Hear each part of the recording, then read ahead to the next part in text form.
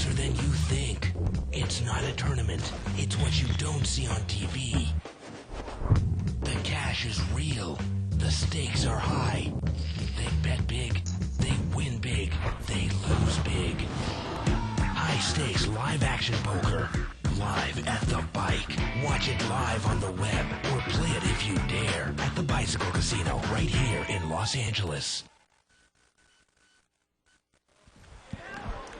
Hello, everyone, and welcome to Live at the Bike, brought to you by the Bicycle Casino in Los Angeles, California, the first and only webcast of real-action cash game poker. My name is Bart Hansen, and I am joined by David Tuckman tonight. How are we doing tonight, Dave? What's the deal with the wardrobe? I can actually say wardrobe is done by Isaac here. Oh, yeah? Yeah. It's a line by Isaac, huh? Exactly. Well, tonight, Dave, we are going to be doing our 5-10 no-limit game, $500 minimum. Of course, it's an unrestricted buy-in game. We have a featured player tonight, Super Mario Esquera. Yeah, now, yeah. Super Mario has been consistently one of the best, I would say, mid-limit tournament players in this area over the last few years. I mean, I'm looking down at the stat sheet here, and he's cashed in, over 50 tournaments in the last 3 years, maybe 4 or 5 firsts, all games, the whole gambit. Yeah, so we're going to really see how he adjusts to a cash game. Right. He is one of the most feared tournament players in California right now. Yeah. And he's probably got, over the last 5 years, probably 30 final table finishes. Wow. I mean, it's amazing. He's got 5 this year right now. Yeah. He's finished in 3rd place at the World Series, $1,500 limit hold'em event a couple of years ago. And he's definitely a force to be reckoned with in the tournament games. Well, we're primed up. Let's get to the action. And there he is in seat number 5. Let's go around and introduce the table, Dave. Yeah, in seat 1, we got Mike there. And there he is, number 22. Boom. And seat 2 is Maria. There we go. And seat 3, we've got Steve. Steve-O. Steve 4, we've got Hone. Seat 5, we've got there he is, Super Mario. He actually likes the name Super Mario. He's actually already won his seat for the Legends of Poker. He's a great satellite player, and he wins most of his entries into the big tournaments, playing those super satellites, and I know he's already won his entry into the Legends of Poker main event. Seat 6 is Philip. There he is. Seat 7, we've got Parvis. Seat 8, we've got Sam. And seat 9, we've got Mr. Kara. Mr. Kara there. Yeah. Lining it up in seat 9. So, Dave, when we talk about seat numbers, from this angle, it goes around in a clockwise manner to the left of the dealer, seat 1, and, of course, going around to seat 9. Right. And that's when we talk about, we'll interchange seat numbers, names, etc. If you want to follow a live thread that is posted on the internet and make comments, suggestions, questions, you can go to 2+2 spelled out, click on forums, click on World Poker Tour and other televised tournaments, and we are right there. Again, tonight's game is 5-10, no limit, $500 minimum, unrestricted buy-in game. The yellow chips are $5 chips. The purples are $25 chips. The whites are 100s. The blue ones are $1, and sometimes you'll see a big green, which is our thousands. Mm-hmm.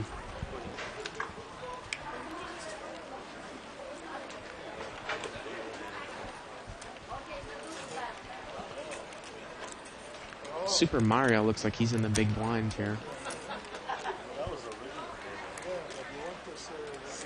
And it looks like this is the first time he's been on the show. Have you played with Super Mario a lot or no? I play with him in the 20 game sometimes. Yeah, 20 limit game, yeah.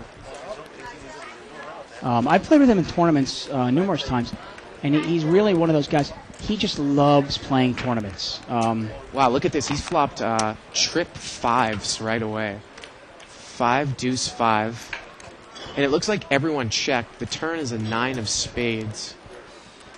And now, seat 4, he's going to bet on the Jack 9. He's bet $45. And let's see what Mario does here. Wow, did he just smooth call there? Just Dave? a smooth call there. Wait. Again, we're talking about, with flop trips once in a while, I like to make a good amount of value on the hand. The river is an ace, and that's going to be kind of an action killer there, I'm sure. And just with the lone Jack 9, I'm sure Hone is going to be difficult to make the call. Well, he's going to bet 75, and look at this. He's going to make the call without even hesitation. And Super Mario is going to take it down there with trip 5s. And there he is. Yep. Super Mario taking that. One thing Super Mario's style, I've played with him numerous times in satellites and tournaments. He likes to play a lot of hands. And a couple of things that he's really good at is, first of all, it's hard to put him on hands in a tournament. And he also really knows how to extract. He does take risks. Like in that case, he could have gotten drawn out on, had a 9 come on the river. And he takes some risks, but in the end, he knows how to extract the maximum amount of chips from his opponents. Now, I'm not sure how he'll adapt to a cash game. It'll be interesting.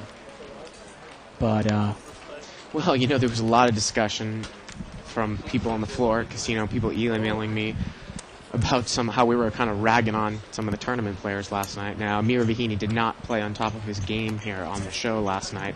And then we made some comments about, well, really, how good are some of these high-level tournament players at cash games? Who would you really put your money on? A person like Mo or someone like Jesus Ferguson that doesn't play a lot of cash games? Of course. It's not even a debate. I'm not. You and I aren't here to rag on people. We're not here because, I personally don't like this guy and I want to make a move. Look at this. The button raised to 40. Mario called in between, and Philip's going to go all in with Jack 10 for 250. He's trying to pick up those late position raisers, and I'm sure he's probably going to take it down here. And I got to tell you, with only $200, that's not a bad play. It's kind of a tournament play, but he figured, hey, the button raiser doesn't necessarily need a real hand to raise. Yep. Super Mario didn't show any strength because he only smooth called. Maybe my Jack 10 is. Maybe I can just take it down right now. Yeah. And if he does get called, he figures he probably has live cards. Not a bad play. But like I was saying, you and I, we're not here to rag on people. We just we talk about things as honestly as we can. And we're not going to hold things back. Right. If we see somebody make a great play, we'll say it. If we see somebody make a bad play, we're going to say it. We're going to be honest. Yeah. I don't know. I think we might have a new segment on this thing. Maybe we'll invite the best tournament pros onto this game and watch them all crash and burn. Seat number 1 here is going to raise. He's got 6 deuce suited. He made it 35 to go. He's going to get cold called here by Jack 8 offsuit. Looks like we've got quite an action table here, Dave, at least in terms of pre-flop hand selection. Pocket 10's over there in the big blind. It looks like he just calls. So we got 3-way action here. Pocket 10's chose not to re-raise, and here we go to the flop. King 9 queen, 3 flush out there, Dave. And Pocket 10's is in the lead, and he has the highest heart. He also has a straight flush draw here. It's an $85 bet by the original raiser there, Mike. Of course, he's just got 6 deuces spades. Wow, and Hone, he's going to make the call with the 8 of hearts and a gut shot. Again, queen, 9, king, all hearts on board. Wow. And Pocket 10's is going to make the call. This is now, if you're Mike in seat 1, what do? You got to just kind of shut down, huh? Realize the bluff's not working. And the turn is an 8. Wow. So Hone there, he's picked up a pair now. Yeah, it doesn't help him at all. And now is 6 deuce going to continue to lead? No, he's going to check. He's shutting down. But Hone, he's going to bet on bottom pair here with the 8 of hearts. So he's got a pair and a heart draw, but so does Parviz. Oh, yeah, I think Parviz. I'm not 100% sure, but I'm going to guess it's Parviz. And Hone bets, and he's going to take it down there. Yeah, the way he played it, I mean, it's hard to call that down, you know? If you got Pocket 10s. I was telling you, Dave, earlier that I actually sat after the show in a different 10-20 no-limit game last night. Lost about $1,000 pot. I had a king-high flush, and the other person had an ace-high flush, and there was an ace on the flop with 2 clubs. And he had the ace of clubs and a pair, pair and a flush draw. And he checked the turn. Top pair and flush draw. Top player and a flush draw, and he checked the turn. Right. And I bet when the club came on the river and he raised me all in for another 1,000, and I just played the hand back in my head and I said, why would the guy check the turn behind me? Right, you put him on a smaller flush. Yeah. It's tough to get away from that hand, It was $2,000 pot, 1,000 for me to call. I just couldn't lay it down. Yeah, king high flush, you got to look at it and go, there's only one hand that can beat me. Right. Does this guy have that one hand? Pocket 6s, I believe, has limped in here. Seat 4. And 3 pairs out there. It's just limped around. People are trying to hit their set cheaply. Here we go to the flop. Ace, ace, 7. Pocket 8 is in the lead here. That's not a bad flop for pocket eights. You got to look at it and go, okay, nobody raised pre-flop. There's two leads, aces out there. And he leads right out. He's going to bet 75, nice bet. and he's going to take it down. Real nice bet. And again, more at an advanced level, which of course this game is an advanced level. I mean, even if you're a recreational player, you're probably looking at the top 5% of No Limit Hold'em players here on the table, even if they're not professionals, Dave. I mean, a lot of people aren't going to throw $3,000 on the table if they don't know what they're doing. A lot of those times, as opposed to a restricted buy-in game, you're not going to see people be playing ace rag necessarily. You don't necessarily have to worry about that much. As opposed Generally to a $100 not, yeah. game. Again, we talk about the good players like Mo and some of the other players we've seen. They would, I mean, there's more value to see deuce 4 of hearts than, say, ace 7 offsuit. Generally, yeah. And that's a good bet there anyway, because if somebody does have ace rag in that case, well, you want to find out right away. Yeah. Now, seat 1's picked up pocket rockets.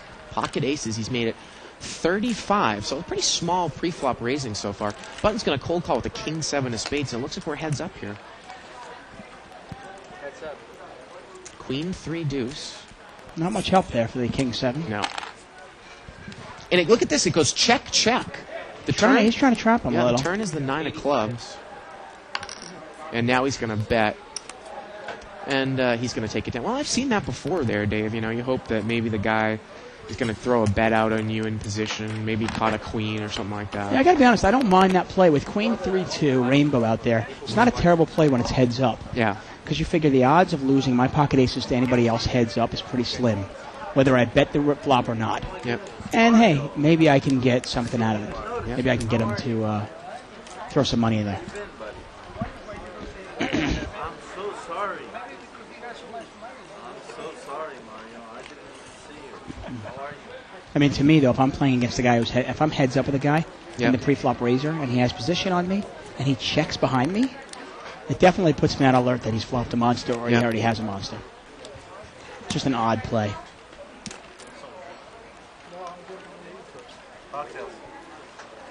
Once again, we are live at the bike. This is a $500 No Limit Hold'em game. Blinds are 5 and 10. We are unedited, unrehearsed, completely live. I'm David Tuckman. I'm here with Bart Hansen. 4-way action here, 7, 9, 8. Couple of diamonds. It gets checked around. The turn is another diamond. Wow, can you believe Mike checked that with top pair and an open-ended straight draw? Wow. Well, now he's going to bet. He's going to bet $85. And maybe he was looking for a check raise there. He was under. He wasn't a big blind. Yeah, he was early position. That's a pretty big flop for 9-10. Time to get paid first. You have a Then he's going to take it down there, it looks like. Yeah. Only the nuts. Rabbit Cam shows 4 of clubs. Mike would have had the best hand anyway. Come on, too. And this game's players still kind of feeling out each other, right? And seeing where they're at. So we talk about Super Mario. Again, just oodles and oodles of tournament places and caches. You know, it's really conducive.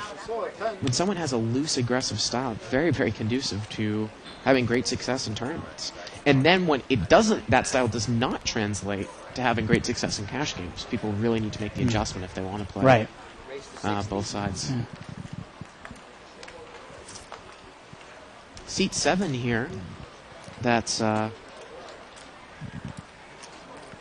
Parviz. He's going to raise here with pocket 4s. Couple black 4s there and get called by King Queen, Super Mario. Now, Super Mario is the kind of guy, he doesn't carry out of position with a hand that could be dominated by King Queen. Right. He's going to call that. Well, Ace Jack 6. Let's see if pocket 4s fires in position he is. And he's pretty good at reading people. And look at this. Is he going to smooth call here with the King Queen? Oh, my goodness. He's got a gut shot. He's got backdoor clubs with his Queen. The turn is a 3 now, Dave. And now you got to wonder if pocket 4... Yeah, pocket 4's checks right behind. Now an ace comes on the river. Let's see if Mario might be able to bet it off. And I believe that he threw... Mario did bet. Yeah, he threw a bet there on the river, and he got the worst hand to lay it down. Well, if you're sitting there with pocket 4s and he called the flop... And now a third club comes on the river. There's nothing you can beat. Yeah. There's nothing you can beat. You got to look at it and go, what can I possibly beat? If you had a flush draw, he got there. If you had an ace, he was already there. Yeah. If you had a jack, he was already there. I mean, I love the bet by Mario because that was a great card. Now, the ace is a copy of the other ace, which makes him less likely to have an ace. But the third club coming out there, it's a great card to bluff at. Yeah. And that play right there is Super Mario in tournaments in a nutshell. He loves to play heads up. Right. He loves to be able to read the opponent, whether he's in position or out of position. And he's just as likely to have ace-jack in that position as king-queen, which is what makes him really difficult in a tournament. And so far, we see him making a nice adjustment so far. Parviz is going to bring this one in for 70. He's got ace-king, offsuit. Queen-jack suited calls. And look at this. Mario's in there, like you said. Oh, let's see if he's going to make the call. He's got ace-10 offsuit. And he's going to make the call, Dave. So like you said, he's not really worried about being dominated here. Nope. Ace-10 offsuit out of position. Here we go to the flop. Jack, jack 4. Wow. Holmes flop trip jacks right away in seat 4. And it looks like he has checked. And Parviz is going to throw a bet out. He's going to bet 180 That's here. a big Dave. bet. See, that's where I always talk about betting. He didn't quite need to bet that much to get the information he's about to get. And Hone is going to check raise here. Yeah, Hone's sending him a big fat message. Your ace-king is no good. Check raise, I think, to maybe 380. Yeah. And both players lay down their ace. And you see that Super their Mario, ace-pink combination. And Hone he takes it plays down. two questionable hands. They're ace-10, king-queen. But he gets away from the ace-10 with no problem. He doesn't even think about it. And the king-queen, he makes a nice bluff on.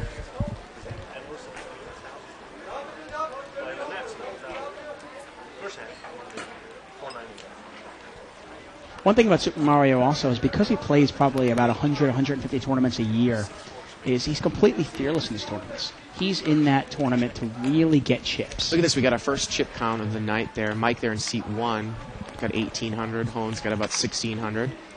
Mr. Kara's 1,100. Sam's got 1,000. The rest of the people are under 1,000. Boy, there's not a lot of that much money on this table for this game, Dave. We've seen a lot more in the past. Mm-hmm.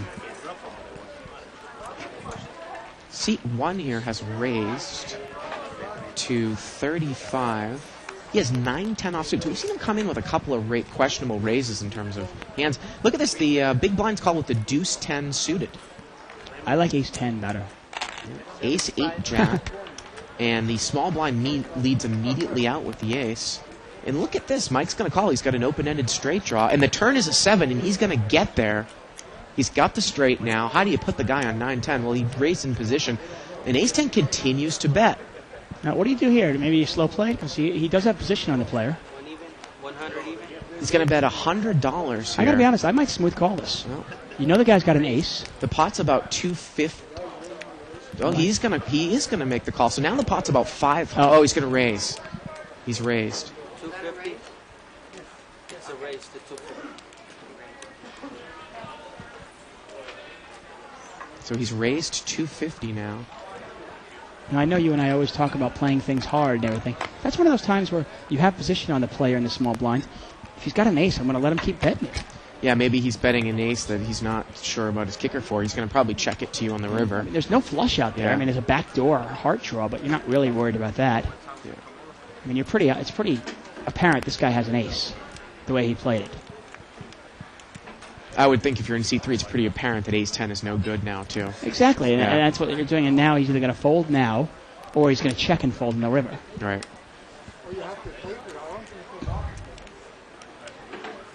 There's just not much ace-10 can beat. The Can't beat. pot is about $750, and it's $250 for Steve to call. And he's drawing dead to win. He can tie. And he throws it away. Yeah, 9 there would chop the pot Right. on the river. And that's one of those times I just got, if your head's up there, and the guy, he has to act before you, Yeah. Because what you can do is if the guy checks to you, you can bet the river, and it might look like a little bluff, Well, it seems like this is going to be an exciting night, Dave. I mean, you can just feel the table out. I mean, the first 15 minutes of the show, we can see people are going to be playing a lot of hands. I'm It looks excited. like. I had that really tingly feeling inside. Oh, yeah. Yeah. Kind of like climbing the rope in gym class.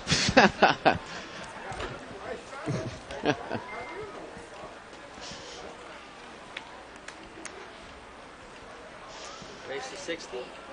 Well, seat number 8 here, he's got King-Jack suited. He's going to make it 60 to go.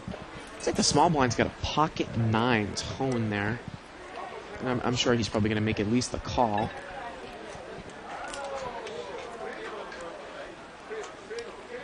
Looks like he has called.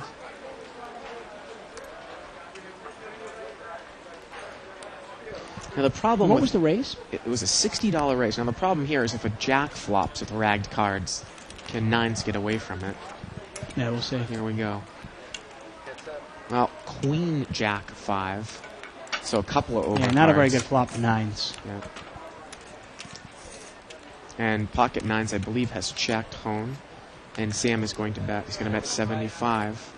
So that's about half the size of the pot. I like the bet there. I mean, he's the pre-flop raiser. And look at this. I think that pocket nines 125. has check raised. And I was going to say, I'd rather see him do that than check call, Dave. Yes, definitely. And wow, King Jack is going to make the call. So here we go. We got about a $400 pot. A 7 comes on the turn. 200. And it's a $200 bet here on the turn from home. Yeah. And boy, if you're King Jack here, all you're looking at is second pair That's a pretty small bet. $200? into about a $400 pot. And look at this, King Jack mucks.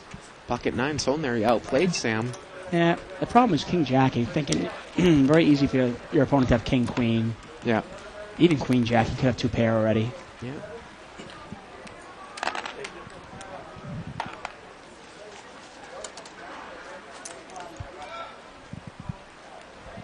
Recently, the Bicycle Casino hired a very attractive new prop, actually, named Nicole. But she cannot play poker for a lick. I mean, she's such a fish. Gosh. Oh, my God, I didn't even see her. She's in the booth with us right now.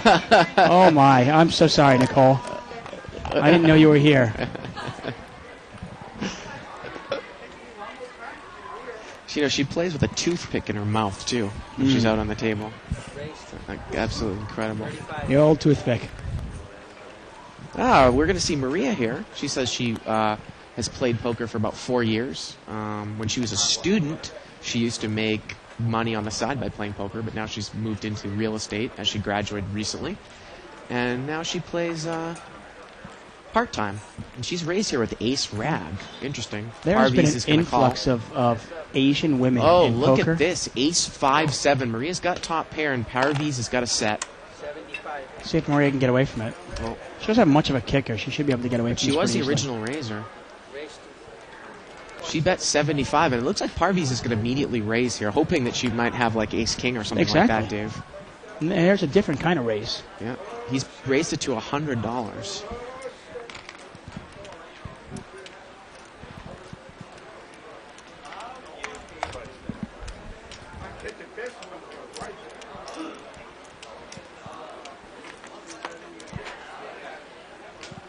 Oh, she's going to make the call, and she's in big trouble, Dave. Yeah, let's see Even what if another happens. ace comes in here, she's going to be in real trouble. Oh, look at that. I called it. Another ace comes.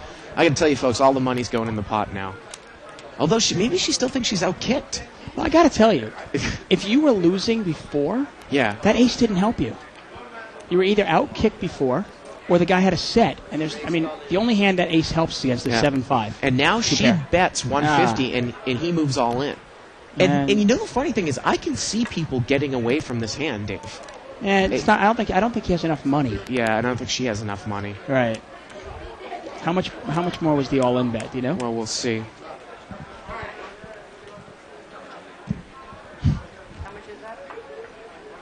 I'm going to estimate. It looks like about $400 more. So it's a $150 bet, a call, and then a raise. So the pot, Dave, it's got to be about $1,000, $900 to $1,000, and $450 to call here. Well, it's a real. Maria looks like a sweet girl and all, but it's an inexperienced play. When you flop an ace and a third ace comes out, or you hit your trips on the turn, to think that suddenly really improved your hand. Well, how about if she lays the hand down, though, Dave? Give her a break here. Let's see I'll what be she impressed. does. I just didn't like the bet into him. Well, I didn't like the call on the flop, to be honest with you. Look at that. She's going to lay it down. Wow. So there you go, Dave Tuckman. Shove that one there. I just don't understand a bet though on the turn. Well, she gets away from it. Give her Yeah, credit. I'll give her credit. I don't know about raising with ace-6 offsuit in early position, though. Yeah.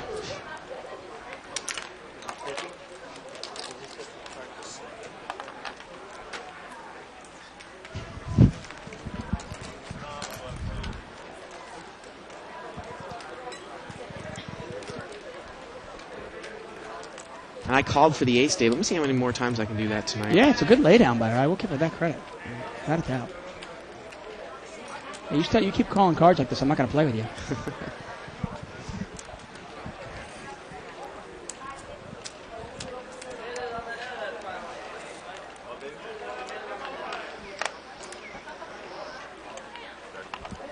Race to 35.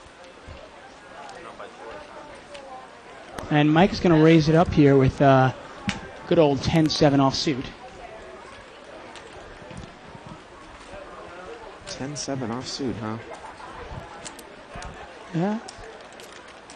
I actually know for a fact that's actually one of Nicole's favorite hands is 10-7. She likes to play it suited, though. And rarely does I think she raises with it, actually. Ace 5-8, couple of spades. See if Mike bets it here. Now, kind of odd there. Mike raises it pre-flop 10-7. Hits an ace, but he checked it. And Mike is betting here at $85. And I think he's going to take it down. And he is. And he does. Oh, Maria said that she made her money on the side playing poker, so that you'd assume that she's a winning player. Oh, I have no Oh, doubt. I have no doubt. I've actually never seen her play, so I'm not going to really comment on her play. Just that one play. I've seen a lot of inexperienced players play trips like that. You know, the flop comes out jack high, they have jack 10, then suddenly another jack comes out, and they think that's really, really improved their hand. And obviously it has in the sense they have trips now, and they can beat two pair. You know, the other two pairs, theoretically, like in that case if you had 7-5. But if the guy had a bigger ace or a set, she's still behind.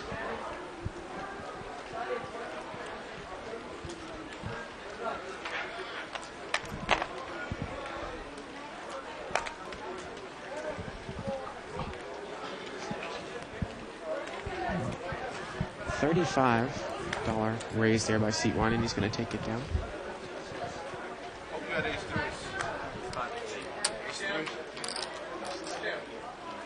And seat 8, actually, Sam is going to rebuy for another $500. He wants to reload.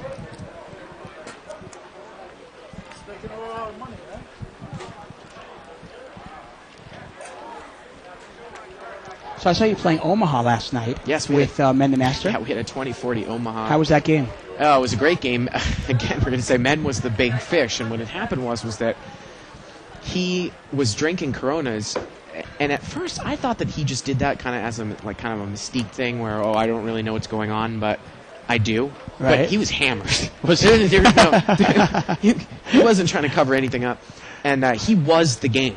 And unfortunately, he had almost to the point where he had too much to drink. At seat 4 here is ace-king suited.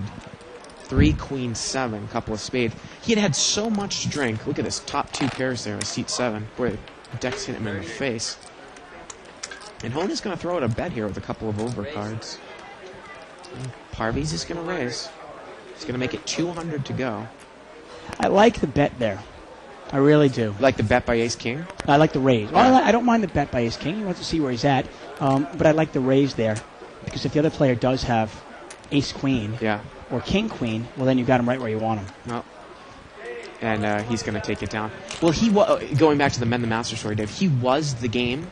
And unfortunately, it had so much to drink that one hand, he bent the cards, got into a fight with the dealer, and I think the floor man either escorted him out or gave him a break, and then he just decided to leave. And we were all unhappy. You know, we don't like dealer abuse, but usually when you've got a guy giving away money, you want him to stay in the game. Of course, yeah.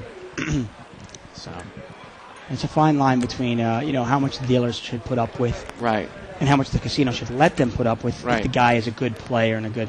But at the same time, these dealers, they work hard, and it's not really fair if they have to put up with abuse. Yeah.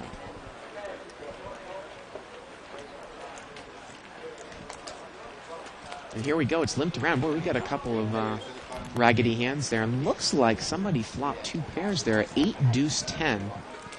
And Maria's got two pairs, and she checked it. Now she's going to bet. A jack comes on the turn. Oh, Steve is going to call. He's got an open-ended straight draw. Wow. Yeah. And the river's an 8. Maria has filled up. You got to thinking, how much can I bet? Yeah. And you want to say, you can't even bet $1. And she's going to bet again. And Maria's going to muck. You know, Steve made a call there on the turn, Dave, and I'm going to tell you why that is the absolutely wrong play to make. You've got an open-ended straight draw, and you have one card to an open-ended straight draw. So any card that comes that where you get it on the river, it's going to be obvious. It's a 4-liner on board. Right. So you're not going to get paid off anymore. So you're calling $35 basically for 8 outs with one card to come, and if it comes, you're getting 1-to-1 on the call. Right. On the turn. Well, and whatever's put in the pot. Right. So, So maybe it's either 2-to-1. a fold or a raise. Right. If you think that the opponent's relatively weak, like she has one pair or Right. something, and she's trying to take it down, and you think she's weak and you can take it away, go ahead and raise her. Yeah. But yeah, I don't like the call play there either. Yeah. Now, obviously, we know that raising wouldn't have been a good move Right. either. But Wow, someone else has flopped 2 pairs. Queen Deuce, seat 3, and he is going to lead right out. Queen Deuce 9 on well, we the saw flop. seat 3. Now, you can kind of pick up habits on seat 3. This is Steve in seat 3. Yeah. He bet out with his ace. He bets out with his 2 pair. He bets his hands. Look at this. Mario's calling with the King 8 of diamonds. Is that right? Holy smokes, Dave. Doesn't look like he has much on the flop there. No, he likes to mix it up, though. Okay. Backdoor diamond draw possibility. a draw He's to a picked draw. up the draw. Deuce, Queen 9. Now 3 comes on the turn. That's a Mario special. And Steve is going to continue to bet here. He's got top and bottom. And if he makes the flush, Dave, it's going to be pretty difficult to put him on that. That's the fear of Mario, I tell you. When he hits his hands, when he goes on that rush, it's hard to put him on anything. So it was a $120 bet there. So here we go with the river. Oh, the river's a king, and Mario's probably going to make the call now, Dave. But he might have been thinking that. Oh, look at this. It gets checked to Mario. And Mario, it looks like he's going to move all in here, Dave. Oh, my goodness. Are we going to see the end of Mario? But look at this, Steve. He's going to muck it. No, Did he call? calls. Oh, he called. He called. What was Mario thinking there, Dave? I think he thought the other player was a little weak. I'm not sure, to be honest with I mean, you. why would you bet there that amount? You're probably only going to get called by a hand that beat you. I guess a great check to induce a bluff there by Steve on the river. And it looked like Steve muck because he put the cards over. Yeah.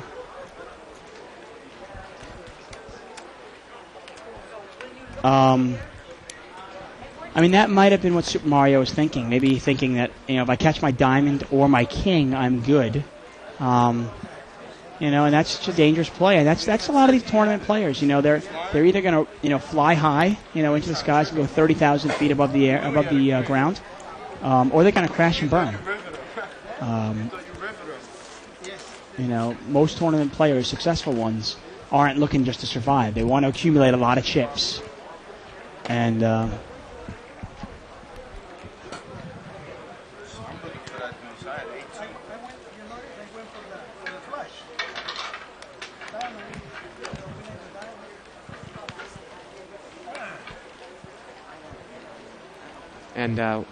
trying to how much did Mario lose there on that hand, Dave? he lost about $250 extra on the river. That was so. It's probably about a $700 pot.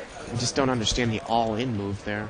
I mean, that's almost a no-brainer check behind with when you picked up their top pair. I gotta be honest. Actually, I might have bet there, putting the other guy at a queen, and bet it for value. Oh, okay. You know what I mean? You put the guy, you don't put him on 2 pair, you put him on a queen, and now you didn't catch your diamond, but you caught a king. But if you throw out a $75 bet, maybe he pays you off with his queen. Yeah. But to move all in, obviously, it's you're only going to get called by a hand that dominates you, kills you. Yeah, Not a bad flop for ace-king there, huh? Uh-oh. Oh, and Mario has moved all in with the ace-9. Oh, my goodness. He's got backdoor spade possibility. No. Oh, boy. And boy. there we go. Another tournament pro. Crashes and another burns. tournament pro. And when I say, you guys saw Amir Vahidi yesterday. You see Super Mario today. You can look these guys up. These guys are successful tournament professional poker players. And they pretty much they play it, right on the edge.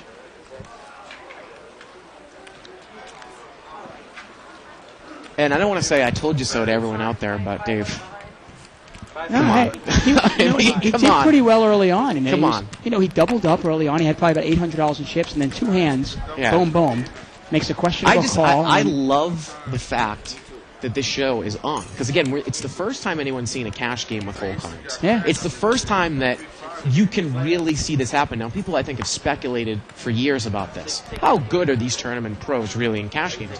Well, we really never know. You can't really ever tell if someone's winning or losing in a cash game. I mean, you can, but you don't know what they're doing. You can't see their cards. You're 100% correct. Yeah. It drives me crazy, and I don't want to take anything away from tournament pros, but it's a different animal. It drives me crazy when I see Card Player or I see Bluff Magazine or somebody, and they do a ratings of who the best poker players are for the year. Yeah. And it's the top 50 tournament pros, and I really wish they would say it's the top 50 tournament poker players. Right. Oh, absolutely. And that's why, actually, I think Barry Greenstein says that on his website there, too. Kind of lists the top players, poker players, not tournament players, which is, kind of It's a completely different animal. Yeah. These the two games, and you got to know that. And Mario has rebought. I think he probably bought in for $500 or $700 there. When I play a tournament, I literally I sit down for a couple of 10, 15 minutes. I really think about a game plan, and I think of how I'm going to accumulate all the chips in this tournament. Cash game, I don't have to do that. Looks like the blind raised there with seat one raised there with ace-6 of hearts. Got He the got best hand. called, a couple of spots. 3 players. Wow, 10-9-3, pretty good flop there for Hone and seat 4 on the button. Top two pairs, and he checks it there, Dave. The turn is a 4. I don't mind the check there. He thought maybe he'd get a raise from seat 1, I think. A bet from seat Bet 1. from seat 1 maybe on the turn here. Yeah. And now he's going to bet. 90. He's going to bet 90. And I can't imagine anyone's going to call. Well, there goes the wheel draw. Yeah.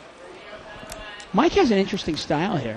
He likes to raise pre-flop with somewhat questionable holdings. But not continue. He doesn't follow through with Right. them unless he hits. I remember we were criticizing one of my buddy of mine from home that came out here maybe 4 or 5 months ago, who did the same thing. I mean, it's like you're gonna raise under the gun with ace-3 suited, or raise out of the small blind with ace-3 suited, and the flop comes ace-king-7. Right. Why wouldn't you bet? That's the hand I mean, are everybody you puts kidding you on. me? Yeah. So.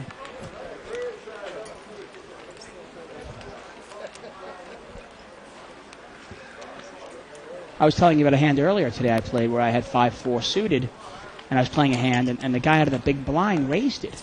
And it was limit hold'em, so I called along with 5 other players.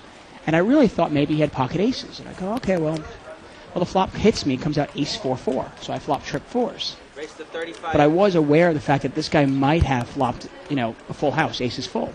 Well, sure enough, the guy check raises me on the turn. And that's the hand I really thought he had. Turns out he just had ace-jack, It was a $35 raise here by Hone, I believe, with 7-9 offsuit. Well, here we go. The flop is ace-king-3, so he's going to fire at it. Right, and he's probably going to get Mario, Oh, my God, Mario. He's got second pair with it. Oh, my God. well, he's got the best hand. Jeez. Well, he's going to make the call.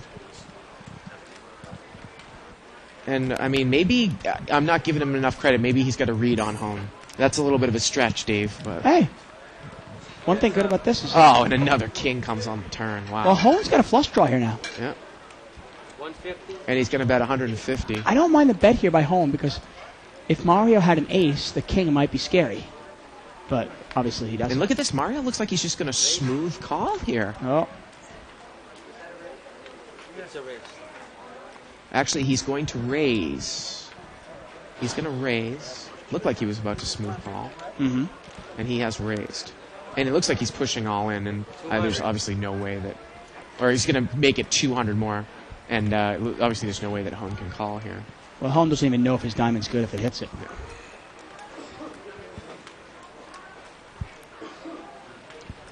Oh, my God.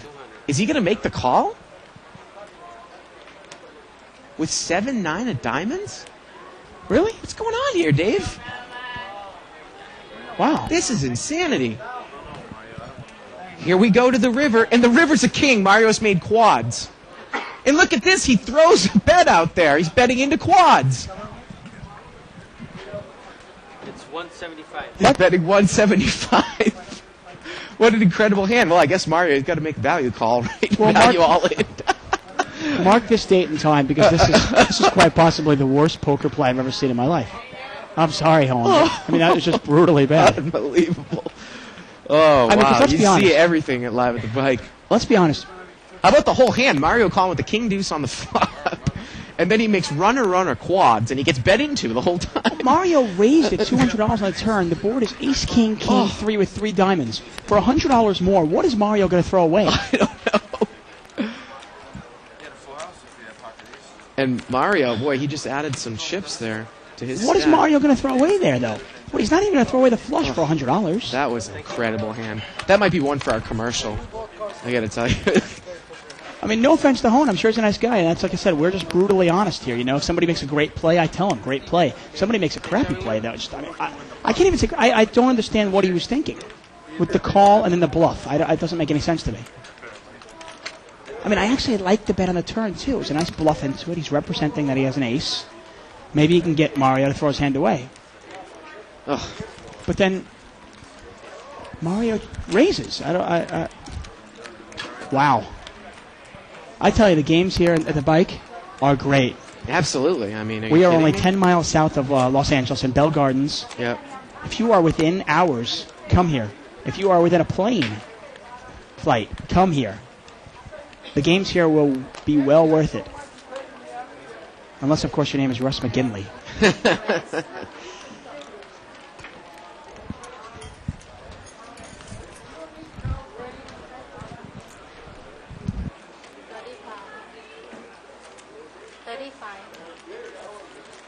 Get no action for your raise, huh? It's a $35 raise here by Maria there in seat 2. She's got pocket jacks. We saw Takes her it make down. a nice lay down before, Yeah. and she takes it down. I'll tell you the one thing about no limit hold'em, as opposed to limit hold'em. In limit hold'em, you can make a really strange play, a really bad play, basically, Yep. and get away with it. Because okay, one bad play, you lose a couple $100. Okay. In no limit, Hone was lucky that that Mario didn't have that many chips. I guess. I don't know. I think he's got to replay that in his head a couple of times. Just not sure what he was doing. Yep. Well, there you go. Mario goes from 500 to 800 to felt, and now back up to 1,500. Unbelievable. So he's up 500 for the night. And true to form, he is another human roller coaster.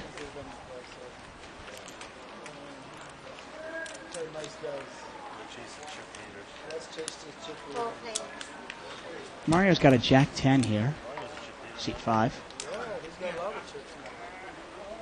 But Kara, Mr. Kara, in seat 9 has got top pair. He's got a backdoor diamond draw as well. Well in control of the hand. Let's see if Hone goes on tilt a little bit. Pocket fours is going to bet $85, seat 1. Uh-oh. I think maybe Hone's bluffing, is steaming a little bit. Well, if I'm correct there, Dave, doesn't Hone have the best hand? Actually, Excuse me, Kara Kara's got the Mr. king Kara. there. Yeah, Mr. King. But Kara's look, got the and king. Super Mario calls. He's got the gut shot straight draw. And he's going to check raise there. Nice play. Mr. Kara's going to check raise. He's going to Nice raise to play. 200. And obviously Mike's going to go away with pocket fours. And Mario. Well, you know what? With all the dead money, in the pot, hey, Mario's going to call with a gut shot straight draw. he can represent spades Oh, as well if goodness. if it does come off. And look at this, it's a queen on the turn. Unbelievable. Now it's a queen of spades. So Kara should be. Able And to it get goes away from check, check, and now Mario's lost all his value. It's a 1-card straight to the board. Yeah. He's going to bet, and there's probably no way that Kara's going to be able to call. He didn't bet the turn. 75. Dave, I'm flabbergasted here. And he's going to bet $275. Yeah. And this is one of those things where Mr. Kara's got to look at it and go, what can I beat? He called me on the flop. What can I beat? But Dave, it comes back to the fact that if you're going to call for a gut shot, don't you want to get some value out of it? I mean, he's done the implied odds where he's kind of reversed himself into nothing. He received no odds because he's not going to get paid off. He does that sometimes. He wants to really confuse his opponents, so his opponents don't know what he has. And he's willing to take the risk that he might lose some action on the river. Yeah. Let's say another spade comes out, or Yeah. a jack comes out in this case. Yeah. Because let's say a 3 comes out right now on Yeah. the river. he might get paid off Yep. because Mr. Carr is confused. And in this case, look at Mr. Carr. He's really trying to figure out what this guy has. And he's going to muck it. King 9 of hearts. And Super Mario. Super Mario takes down another pot. You know, you can go to 2+2. Go to, click on forums, click on Tournament Poker, Live Poker, and other televised tournaments and post questions, comments, suggestions. There's a comment here by the big bad rook on 2+2, and I think he's posted a few times. He's got a whammy avatar. And he was saying that we didn't really have a lot of respect for Amir and Men the Master from the story I told tonight and from the way that Amir played last night, that it was obvious that they played bad and that we shouldn't point it out. That's actually our job. We're And commentators. I was gonna say that. I mean, it's poker and the game is obvious. So Yeah, but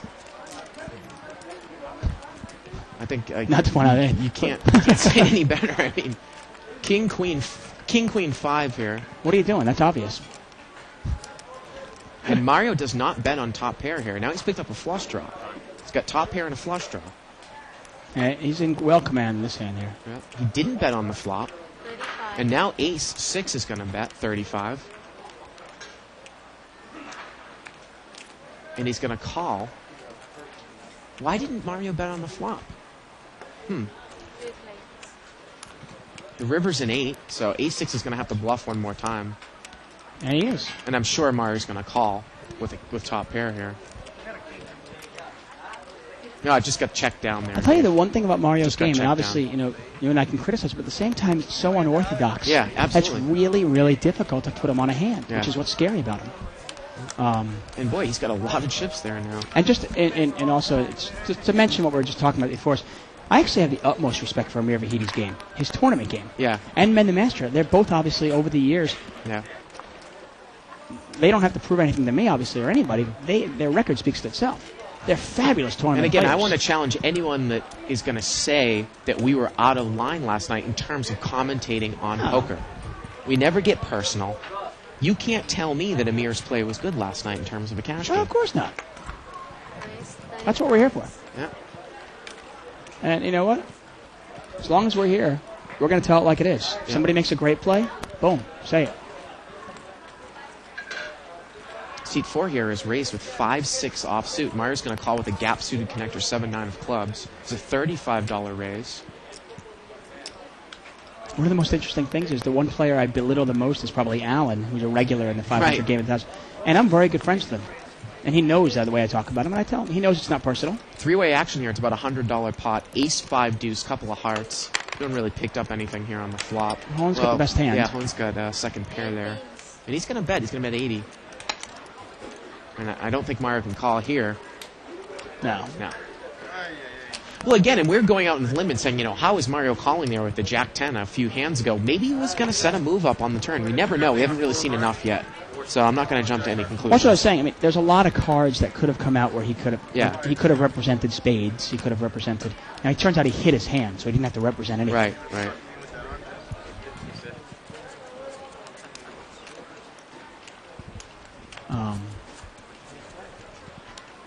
I mean, in tournaments, you do not have the luxury, obviously, of playing 5-10 blinds all night. Yep. The blinds keep escalating, and you have to play hands. You can't just sit around and wait for aces all night, or wait to hit sets.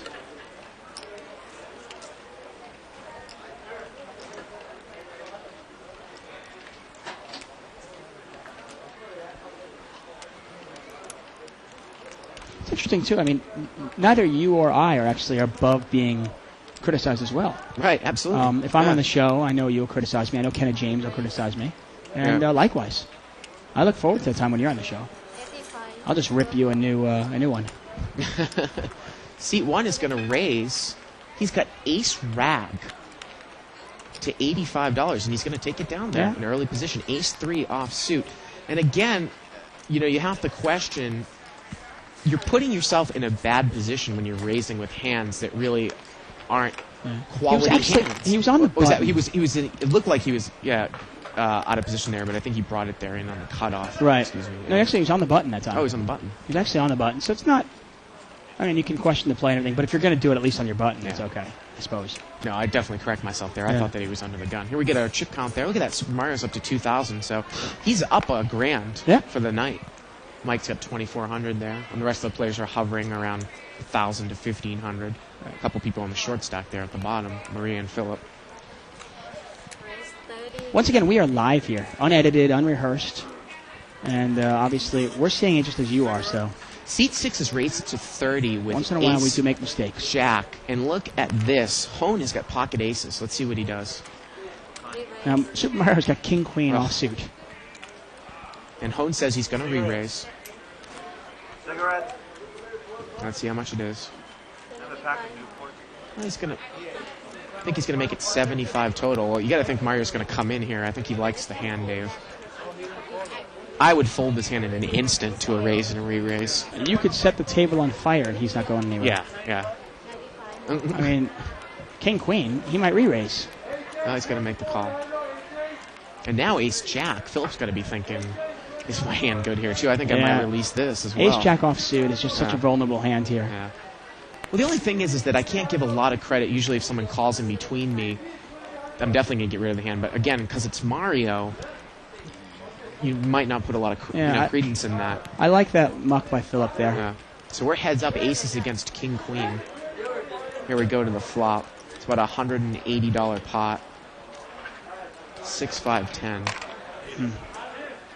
Oh, look at this. I was going to say, we haven't seen Mario in a position where he's going to peel off for overcards. But he's going to bet 80 Hone, and Mario quickly calls. I mean, quickly calls. The turn is a 7. So let's see if he's trying to set up some play. He's drawing dead. Mario, Hone bets 150, and Mario calls again. Yeah, I don't understand the Oh play, my to be honest with you. goodness. I like the key. I like the bets by Hone here. And now you think he might shut down. And look at this, 6 pairs up on the river. Now, I gotta be honest, you put him on a 10 here. There's no, you know what I mean? And now he's going Or to bet. maybe you put him on 7-8. Now he's going to bet 300. And I get Dave, that Mario was playing that hand like it was limit hold'em almost, where he was peeling off bets with Yeah. overcards. Yeah, I don't understand the play really. I mean, maybe you think he has ace 10 or jack 10 or 7-8. Yeah. I like the continued betting by Hone there. Really nice. Well played. And those are our purple chips, the $25 chips, and our yellow chips are $5 chips.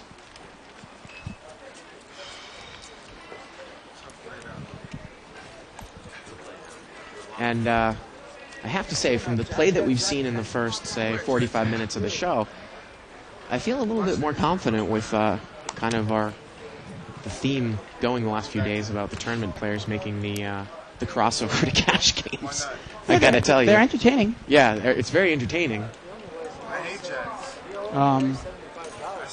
I mean, most successful cash game players are pretty dull. Absolutely.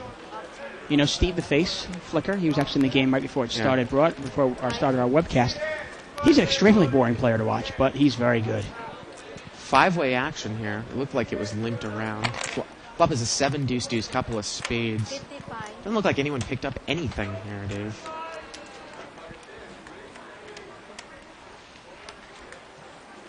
And it looks like seat 1 is going to bet here with a couple of overcards. $55 Takes it down. is going to take it down.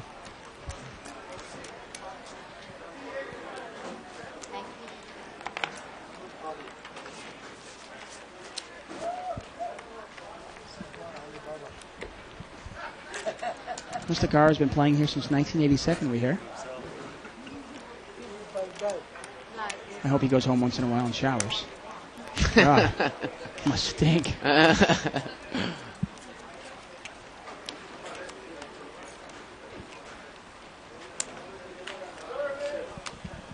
This is an interesting table. Nice dynamic to the table. You got a couple of bluffers. You got a couple of solid players, a couple of rocks. And Super Mario in the middle. But in Super Mario, you can characterize him as just totally unpredictable. Yeah, I mean, it'd be very difficult to put him on a hand. I mean, the same way you put when you're playing against Jesus, when you're playing against Super Mario, you know, he plays so unorthodox and he calls in such weird spots. You cannot put him on a hand, and that's scary to play against. I don't know about you, when I'm playing poker though, one of the first things I do is I try to put my opponents on a hand, and if I can't do it, well then I'm a little, you know, off kilter. It's limped around here, and we're going to see Queen 8, Jack, couple of diamonds on the flop. Philip there in seat 6 has picked up a flush draw. Looks Mario's got the best hand here. Looks like it's going to get checked Oh, no, out. actually, Mr. Carr's got a jack.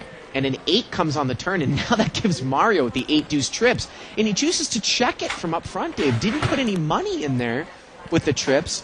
And the river is a 4 of clubs. And you'd think he's probably going to bet now. He's going to bet 60. Might get a call here at the jack 7. Yeah, Kara's over there with the jack 7. Oh, excuse me, Mr. Kara in seat 9. And Horn is thinking maybe his ace is good? I'm not sure. No, he's going to throw it away. And I don't think Kara called. Yeah, No, he Mario's didn't. going to take it down. Wow. But again, I don't know why you wouldn't bet on the turn there, Dave. Unless maybe he was trying to check raise. Maybe he was trying to check raise. I mean, sometimes Yeah. I say, too, off the show, a lot of times, like, you feel like when you want to make money on a hand and you need to protect your hand, well, if you just put out a bet and you make it so big that it's overly, to an amount that no one can call, you're not going to make any money. But at the same time, if you put out a bet and people are getting the odds to call, then they're going to call. So that's when the check raise comes in, where you can actually I'm force done it trying out. to figure him out. I mean, I think that's his strength. He plays it so unorthodox, Yeah. He makes his hand, he doesn't hit. He has a big draw, he doesn't, Mike but is going to he raise calls it. odd hands, and then he bets odd hands. It's very strange. One thing I've seen is he only moves all in when he does nothing, really.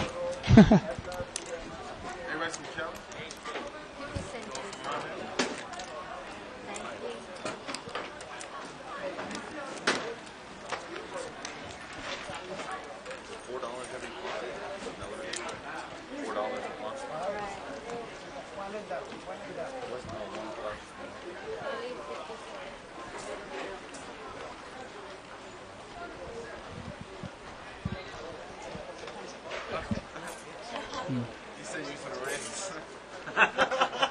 You put on the camera and then you get a race for sure. Press 40. Too many people behind me.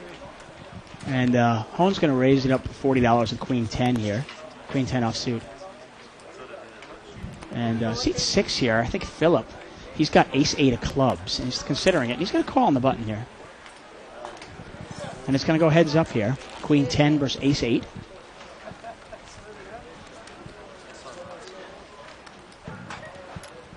Ten, 7, 5, couple of diamonds. Yeah, Hone out flops him. That goes check, check. The turn is a 3 of diamonds, and now Hone's going to bet. 80. $80 bet. Can't see Philip calling here. And you see some things in no limit is a little different, obviously, than limit. Limit, generally, somebody makes top pair, they're going to bet. In no limit, sometimes they wait till the turn to bet it. Obviously, to each their own. I'll tell you one thing about our what I like to call our honest and sometimes cruel and sometimes, very praising commentary. In a world of sugar-coated commentary, I'm glad that we can be so honest. Absolutely. The last thing I want to do is be another Simon from what's that guy's name? Simon from. From the show, from American Idol, Yeah, I don't want to be him, but Simon Caldwell. yeah, thank you. Yeah. Thank you. I never watched it, but Press I 45. I know he's 35. brutally honest and sometimes just rude for no real reason. I don't Mike want is to going to raise here to $35. He's got 8, 9 of clubs.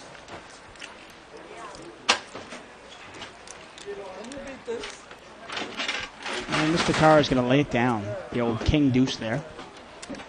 47. And he shows the 8, 9 of clubs, and he's shown, actually a couple of hands ago too, Dave, he showed 6, 7 of clubs that he raised with. I don't know, he's showing that. It's not necessarily a hand that I want to raise under the gun with. Maybe he's trying Yeah. to loosen the table up. I'm not, Yeah. get more action going. You might feel frisky with your connectors. I wouldn't feel frisky, but what if I woke up with aces? Or king? Oh, you feel me? I'm bound to wake up with a hand. That's a dangerous one. Pocket queens here for seat 3. Ace king for seat 9. King jack for seat 8. Press 60. Wow, look at that. And king in seat 1. Seat 3 is made at 60. Now, queens are obviously, normally it's a race in this thing, queens versus ace king. But we see that there are another ace is out, and 2 other kings are out, so queens are a huge favorite. Now Sam there in seat 8 mucks the king jack suited. Ace king's going to smooth call. And Mike has got a king 7 of clubs, and he's thinking about calling there in seat 1. And he's in real bad shape, obviously. Now remember, we know that there's only 1 king left. And only 2 aces Yeah, left. there's only 1 king left and 2 aces left in the deck. Queens is in good shape. And look at this, a set of queens. He's fought the full house. Now- and Mike has got a king high flush draw in seat 1. And I think it goes check, check here, Dave. The turn is a 4. Steve's slow playing the full house. I don't mind the check there. And Kara's going to bet here with the ace king. He's going to bet, looks like 100 and change there, Dave. 150. Mike's trying to think, should I go for it here?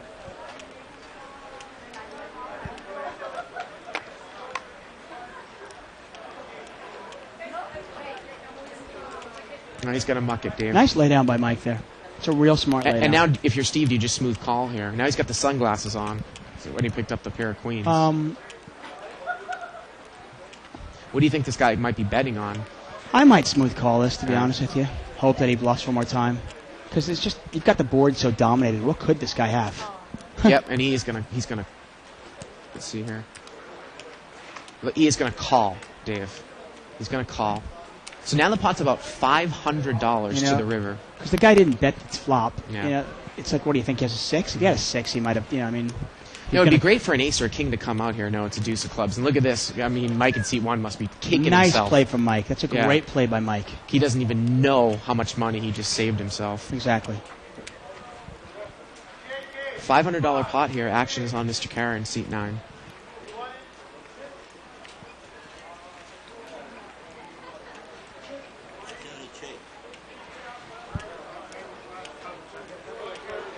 And this is one of those things where Steve just had the board dominated by so much.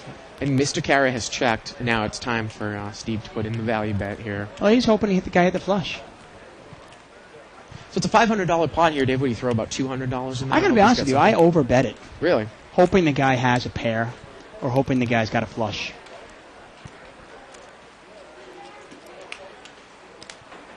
It's obviously not going to make a difference in this case, but I overbet the pot. Well, he's going to bet 200. Raise all in. And look at this. Kara check raises him all in, Dave. He thought he was weak, and Steve instantly calls.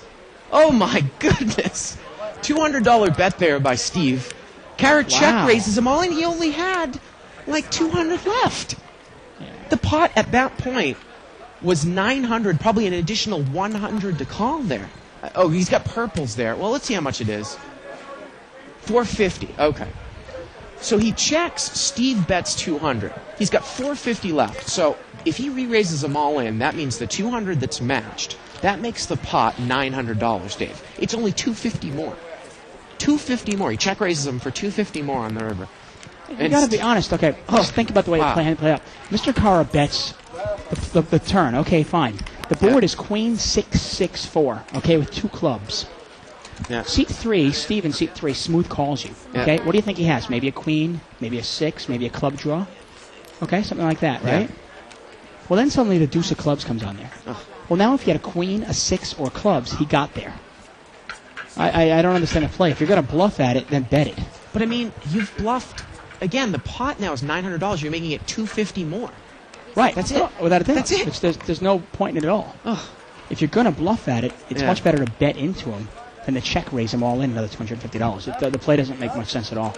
I was going to say Steve, there was no way he was going to get paid off anyway. But it turns out that, who am I to know anything? There you go. Nice play by Steve. Well played.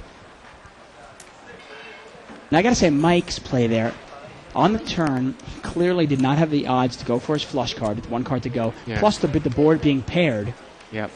He made a great laydown and saved himself. You know. A couple of suited aces heads up here. Seat 6 is the original raiser. He had raised at 35 pre-flop. King 7-6, couple of spades on board. And he's going to bend and he's going to take it down. And Mike's got to know that last hand there. Obviously, he didn't win any money, but the fact that he laid down that flush draw, you can almost see it as like earned money, you know, because it's $1,000 that he didn't lose. Yep.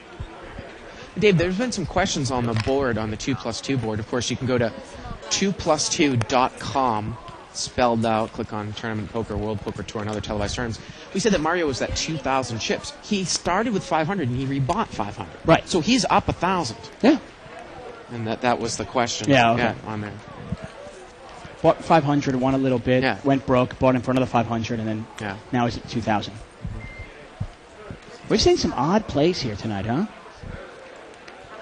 Some very unorthodox playing tonight.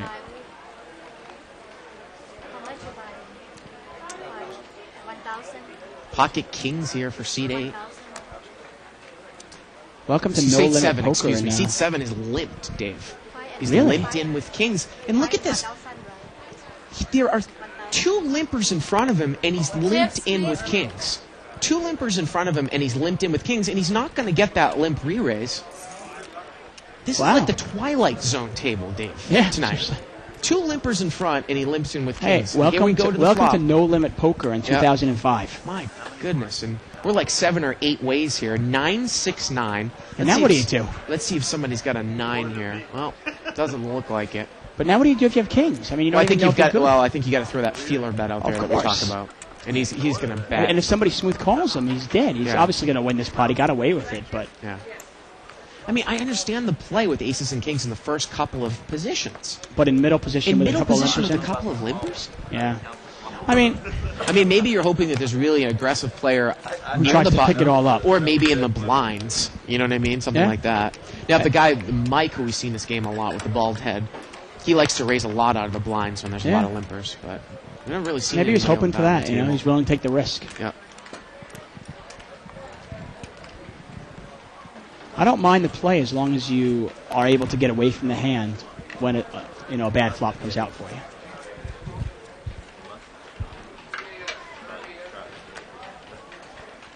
Wow.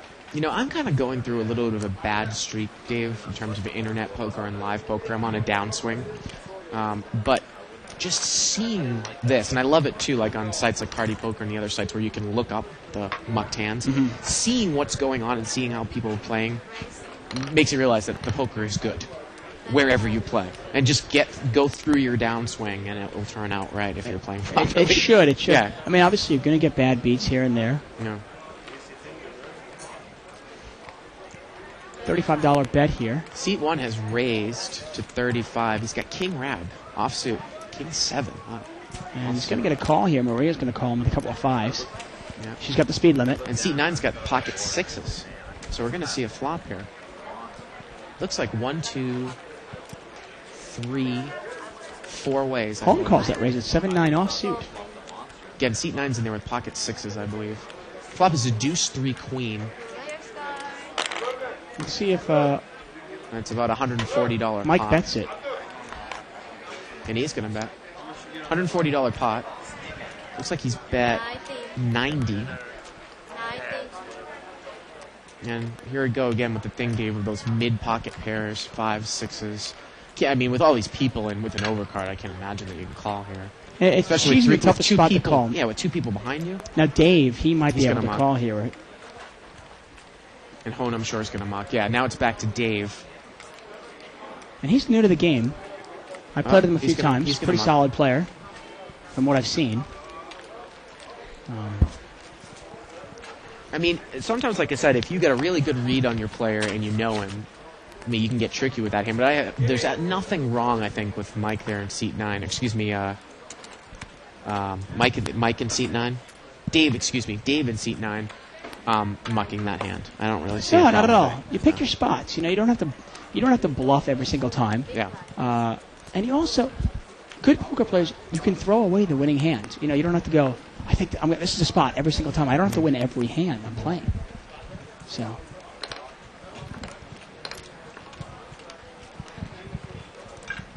I don't quite get it. I don't feel very comfortable. Bart's touching me. Not sure what's going on there.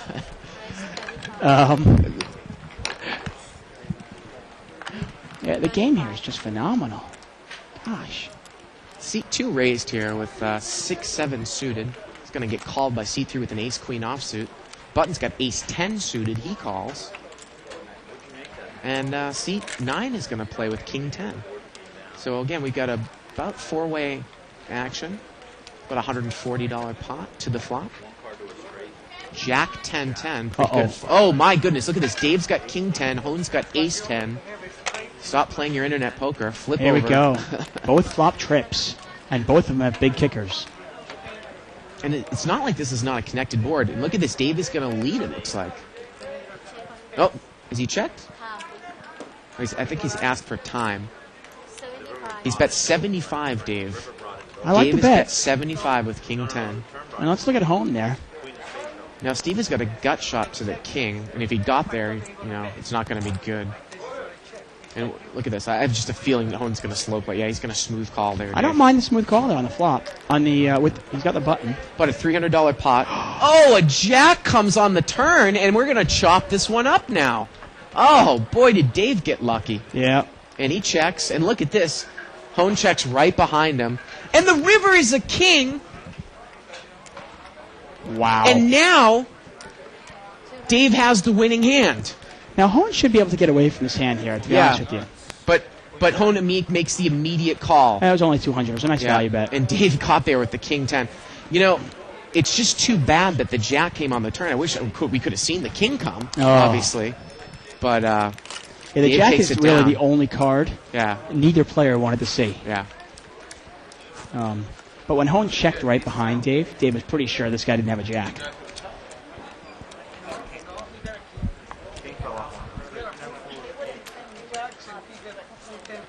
I tell you, normally we like to advocate this game, you got to really mix it up a little bit. Yeah. See a lot of flops and kind of, mix up your game. But it seems like the best strategy tonight is just, wait for a big hand and let somebody bluff into you. Right? Got a new player in seat 7. That's Walter. Phillips got pocket jacks. Walter's buying in for $1,500.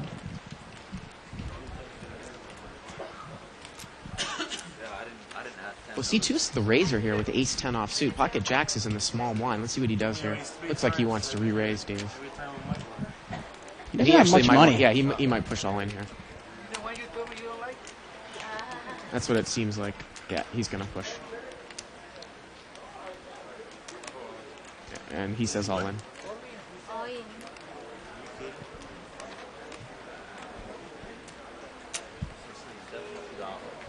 And Seat 8's going to muck here. it's not for that much more, is it? It was a $35 bet, so it is about $200 more. Yeah, $200 more. And he should take this down. And he does. Nice re-raise by Phillip there.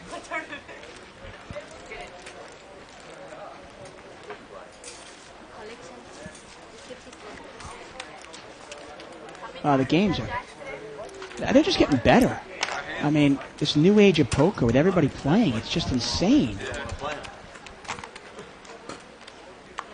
I mean, I'm not sure if people just lack the discipline or the patience to play poker, but we're seeing some really, really strange plays. You attempt to steal my blind this time, don't worry.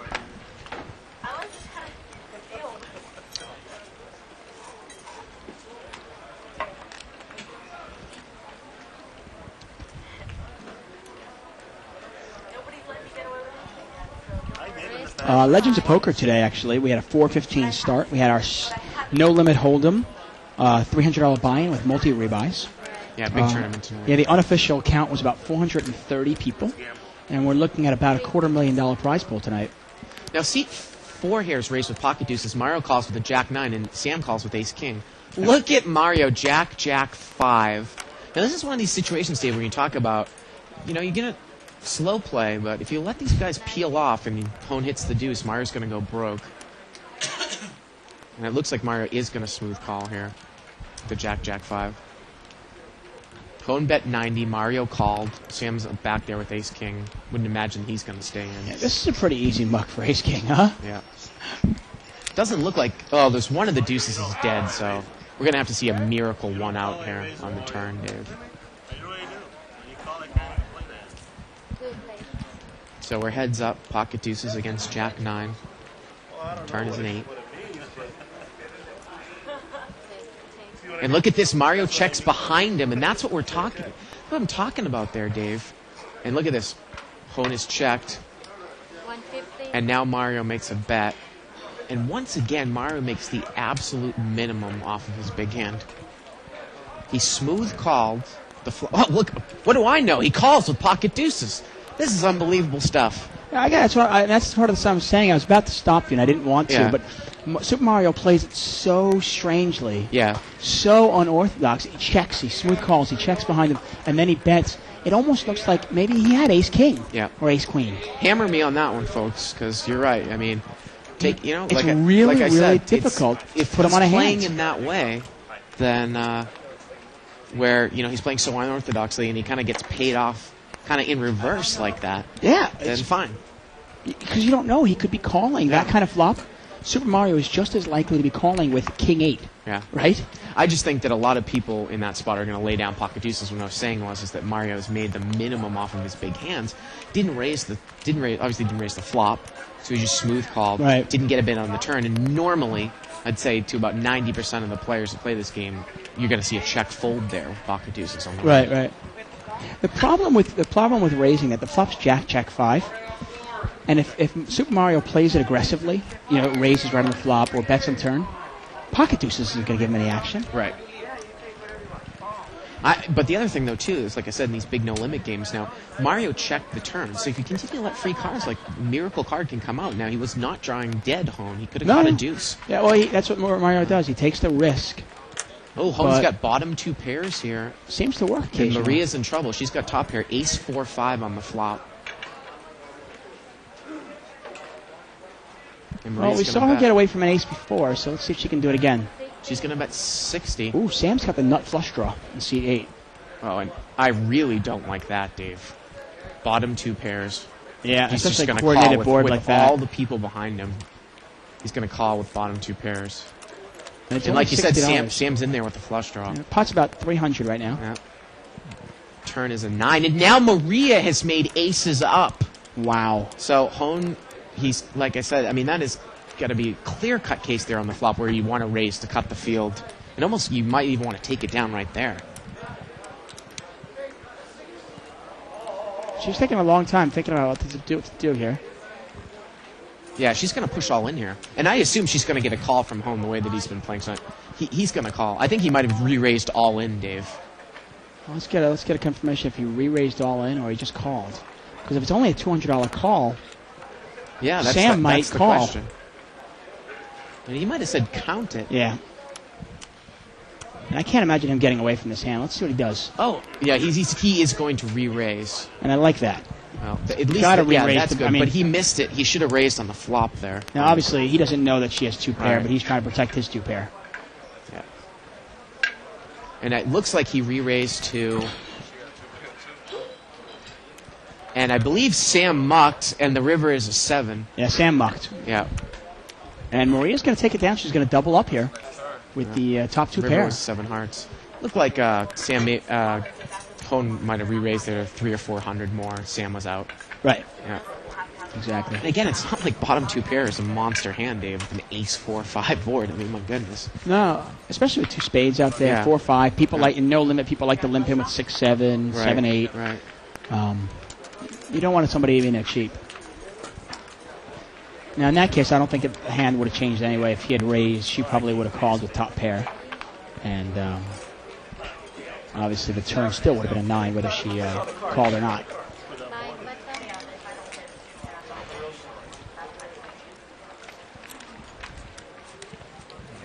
Once again, we are live at the bike. We are unedited, unrehearsed, and completely unscripted. And we are playing a $500 no-limit hold'em game. Blinds are 5-10. I am David Tuckman, and I'm here with Bart Hansen. He bought the bun. He buy the button. You can do it.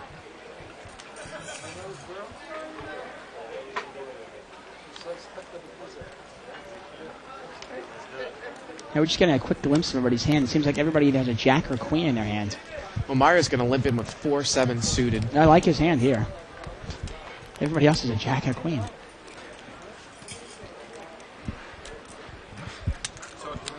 Alright, talk you into it. Option.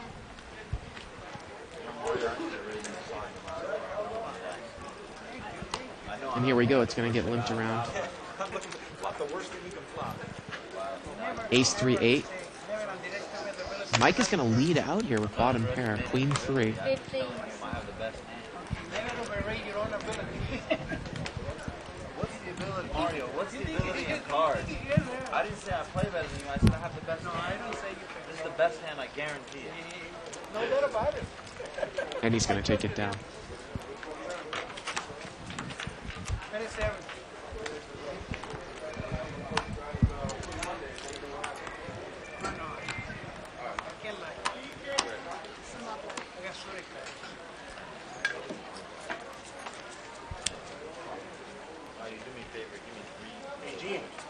Gene, 3-1. 3-1.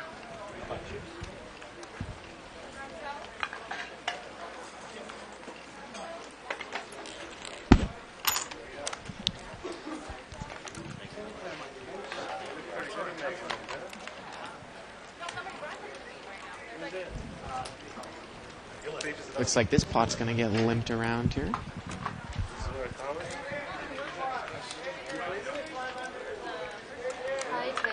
Five-way action. Here we go to the flop. 7 king king. Mike there in seat 1's got trip kings right away. And so does Steve. Yep, and Steve has got the kicker. That's why you didn't make any money. And it looks like the bet came from Steve. And look at this, Mike's smooth calling, thinking he's trapping. And I'm We've sure seen time and time again, Maria's Steve gonna go bets away. his hand straight Yep. out. He does not believe in slow playing. Yep. He did slow play one time when he flopped a full house. The turn is a 6.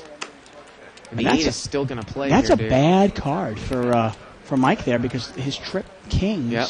the 8 is going to play. 150. And he's going to bet 150. Unless the board pairs And look or at this. 5 comes Mike's out. got more money behind him on the rail there. And he makes a smooth call again. Dave, and again, I don't think it's that he's worried about his kicker. I think he's waiting to the river to push all in. I just have that sense. Could be. Let's see the river. And the river's an 8, and Steve's got a full house now. And I was wondering if Steve might back off because he thought maybe his kicker isn't good, but now he's got to love his hand. Pot's about, I'd say, about $500, and he bets about $500. Well, look at this. Mike's not happy now. Well, that 8 might have killed a little of the action because maybe he thought that he backed into a straight or something, Dave. I find that hard to believe. Well, that would be a He bet a big, king, yeah, king, 7 board with that would like be- 9, 10 or... That would be a reach. I'm just saying Yeah. types of hands, possibly. I don't know if that's what's going through Mike's head. Wow. That would be a reach. Give credit, Mike. I mean, give Mike some credit here. He's actually thinking about it. He's got trip kings. But I don't know if he's making an act or if he's going to push all in. Let's see. I think he might be acting like, oh, I don't know. Oh, I'm all in. We'll see. Yeah, Dave. I think that's what's going to happen. You think here. so? Oh, he's just going to make the call. Okay, he's going to call. Yeah. And King 8 is going to be good here. You're gonna chip behind. And to be honest here, you know, give Mike a little credit. He was Yeah, I aware will. of the fact that his kicker might have some kicker problems. I will give him some credit there. Yeah. And the river card, obviously, Steve liked the river card, but he didn't need the river. As long as a 5, a 6, a 7 didn't come out, his 8 was going to play. Well, I was thinking, just like I said, you see the style of Steve and you see the style of seat 1 that Steve possibly could have gotten raised off that hand at the end. But obviously when the 8 comes, obviously he knows he's good. Right, exactly. Yeah. I mean, if Steve bets on the river, or maybe even he checks on the river and the guy moves all in for another 1,500, Yeah. you know. That's all. I'm not trying to cause a problem there, buddy. I know I get Well, the guy calls once, calls again. You almost got to put the other guy in a king. And you've only got king 8. You're going, oh, shoot. You know the rules of The rules are if you show one, No, you the show rules both. are you don't touch the cards. That's the rule. The rules are you don't throw them all the way over here. If you throw them over here, I got to give them back to the dealer. Don't tell me what the rules are. And we got a local professional that just came in the game there, seat 7. It's not my fault you lost the hand. Don't pick up my hand ever again. Don't look at my cards. Don't talk to me ever again. We'll be just fine. And the show 1, show all rule, you know, it's really been driving me crazy lately. That goes back to the days of Denny and I about 7 months ago. Yeah, but it doesn't make it's. 35. Well, Mike's got middle pair here. Yeah, Mike It drives raised. me nuts here. This hand should be over right now.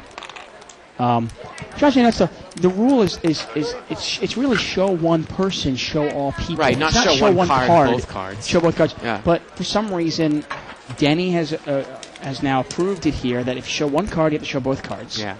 And all the players here seem to abuse that rule. Well, that was an issue where Mike in seat 1 showed the king and threw the other card to seat 7, and seat 7 checked the other card because I think it hit him in the neck. Right. Well, that's a little different there. But I was actually at a final table probably about a month ago or so here. 55. Yeah. And sure enough, he I showed one card. I showed an ace. Mm-hmm. And somebody at the table goes, well, show one, show all. Yeah.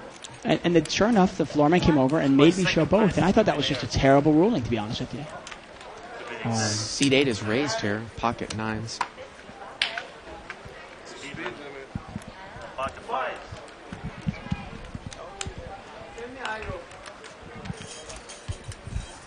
Pocket 8s and pocket 9s here. Maria's got 8s. Sam's got 9s. Sam was the initial raiser. Philip's got an ace-queen offsuit.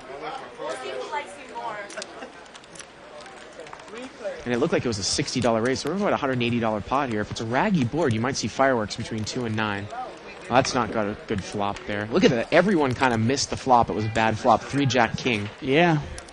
But pocket Nice 9 is going to bet. continue to lead here. Nice bet by Sam. And he should take it down. Obviously, that's a bad flop. for Philip's ace got a queen. gut shot, so if he thinks his ace is good or a 10 is good, maybe he takes one off. But obviously not a premium flop for ace queen.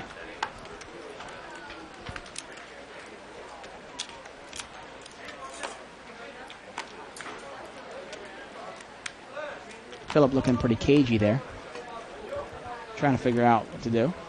Oh, he was looking cagey. Well, if he knew what Sam had, he probably would call. Well, if he Overs knew, and a gut if he shot. knew what Sam Yeah. had, he'd probably check raise them all in. Absolutely. Problem is that Philip doesn't have enough money to make a move, really. Yeah. And back to Walter in seat 7. There you see with his glasses. He's a local professional poker player. And he's one of those guys, he'll play a small game if the lineup's good. He'll play a big game if the lineup's good. He really plays lineups. He's solid. He's pretty tight. He'll mix up his game. And he only plays no-limit hold'em now. You'll never see him in a limit game, and you'll never see him in a different game besides no-limit hold'em. Does he play tournaments? Occasionally he'll play a tournament, yeah. But he does make most of his living from no-limit cash games. I don't think he's quite aggressive enough, and quite crazy enough to do well in tournaments. But he does do well in the no-limit hold'em games. Obviously, like you said, just like we had the discussion about how tournament players need to adjust to cash game players, well, good cash game rocks need to adjust to tournaments. Without a doubt. You know? 45. It's a $45 raise here by seat 1. That's Mike. He's got 10-8 offsuit. Now, seat 9, Dave, he's limped with a deuce-5 suited. And it looks like he's going to make the call. And this is the problem with calling with deuce five. He's calling hoping, hey, maybe I can win a big pot. Maybe Mike's got aces. Yeah. But 7-8-7, Mike's flop top pair. 85. And he's going to bet $85. he takes it down. Well, it's one of the things, over the last couple of days, obviously you've heard us criticize tournament players. And that's only because we're seeing tournament players playing a cash game. And obviously if we were doing a tournament, actually very interestingly, Patrick, on Wednesday night, we had a $5,000 freeze out, which is obviously a tournament, a one-table tournament, even though we had 17 entries. And Patrick, who was a pretty good tournament player, but not very successful in cash games, he showed a lot of the cash game players how to play a tournament 45. on Wednesday night as he took it down. Super Mario here, he's going to raise to 45. He's got ace-10 suited. Pocket And- jacks here for Walter. Seat 7, let's see what he does. Oh, he's got a smooth call there, Dave. Smooth calls in the small Wow, blind. heads up. Yeah. Here we go. He's going to see a flop. King 8-3. Walter does have the jack of clubs. I think he goes check here, Dave. The turn is a 3. Check again, and the river's a 5. Now you think if Walter checks here again and Mario bets, 75. he's going to call, but this time Walter throws a bet out, and Mario mucks. Come and play over here. Thank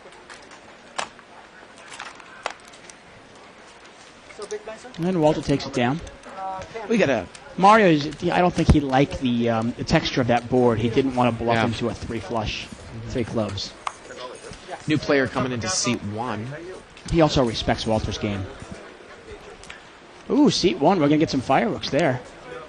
AJ coming into seat 1. Action AJ. Yeah.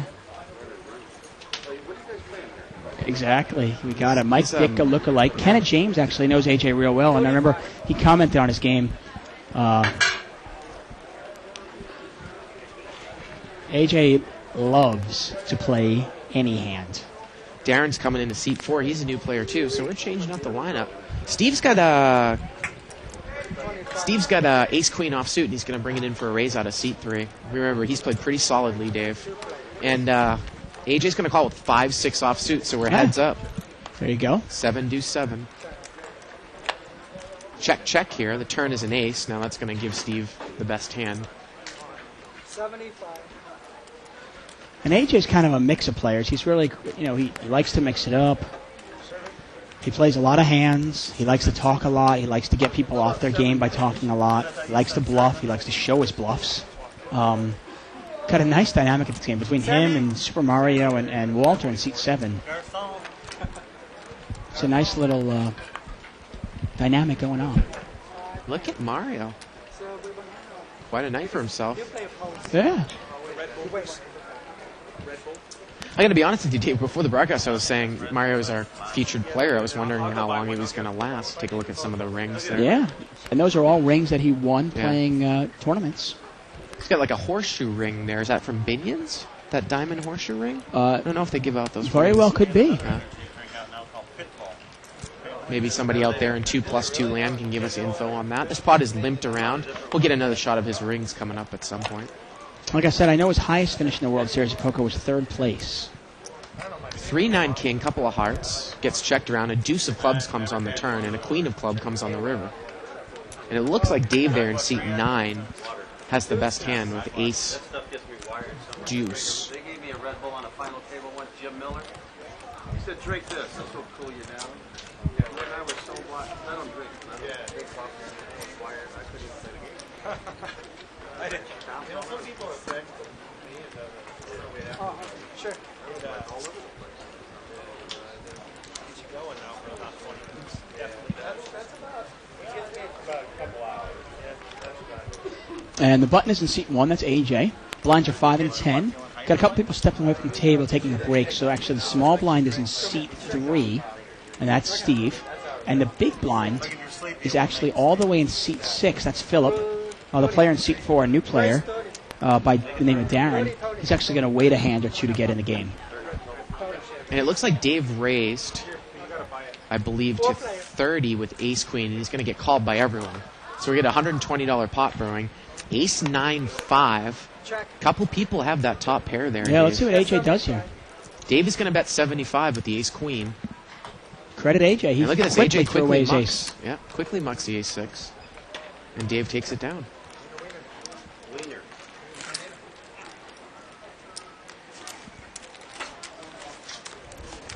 We keep mentioning, Dave, that we want to try to get James Woods in here at some point.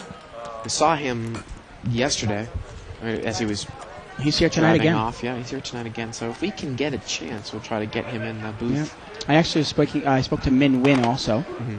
He, big tournament player, Min Win. Midwin, yeah. Excellent tournament player. He had a great World I was Series. going to Won say, a couple of didn't bracelets. he have pretty much the overall points for the He the did. World Alan Series? Cunningham had the Oh. most points, but Min Win, he won about $500,000, $400,000 in the World Series. Had a great World Series. Came in 5th in last night's tournament, which is the $300 no limit here, and he's playing again today. Bet 30. 6-3-3. I wish him all the luck, but if he happens to crap out, he'll probably come in the booth. Looks like Steve there bet 30 with the 6-7. And he got called by Philip with Queen 7. You think Philip's trying to make a move? Oh, look at this. A 6 comes on the turn. Steve's got a full house. And he's going to check behind Philip. And a 9 comes on the river. And now Philip, he's induced the bluff there, Dave. Checking the turn from behind. And Philip's going to bet. And obviously when Steve raises, Philip is going to fold. Looks like the bet is about $60 there on the river. Hey, beware of obvious. We've seen guys check raise all in again. Raise it. And Steve is going to raise. And Yep, and then quickly Philip mucks. Like I said, I love it when I go out to bet or raise and I don't even have to figure out the amount. They just immediately fold. right. Checking to induce a bluff, Dave, I mean, it's done in different situations. It's a pretty advanced play. Checking in position to induce a bluff. Checking from up front on the river when you know you have the best hand to induce a bluff.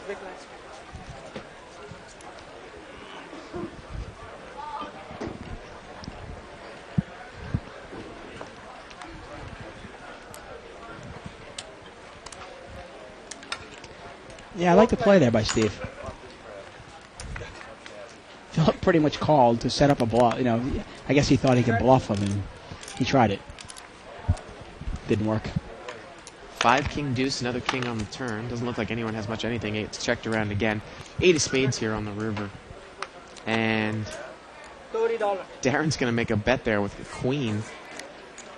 And he has the best hand. You know, it's funny we see that happen a lot. He thinks he's stealing, but he has the best hand. Actually, no, he didn't. Actually, Philip had an ace high. Oh, Philip had an ace. I Yeah. thought that Darren I mean, had the best hand there with I the queen. thought it too for a second. Yeah. I saw the same thing you did. Nice little play there. Philip was on a button on that hand too. He probably could have taken it at any moment. Once again, we are live, so we're seeing it as you're seeing it. Once in a while, you know, Reality poker. it's sometimes it's tough to follow. Oh, yeah. Raise Button's going to raise here. $50 quarter. Looks like he's got ace jack suited there, Dave.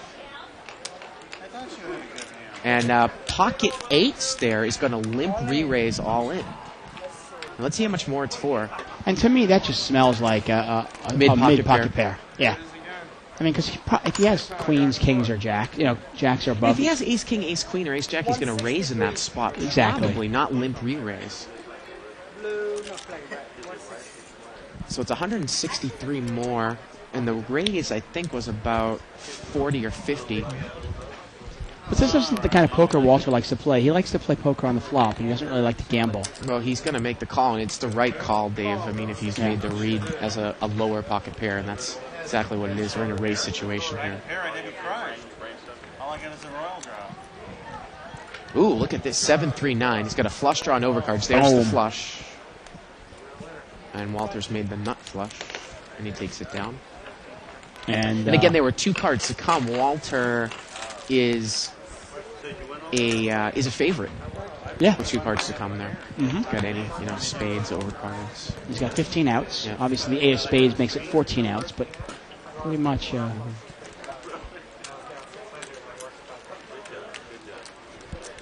Pretty much 50-50 there. We're kind of playing short here.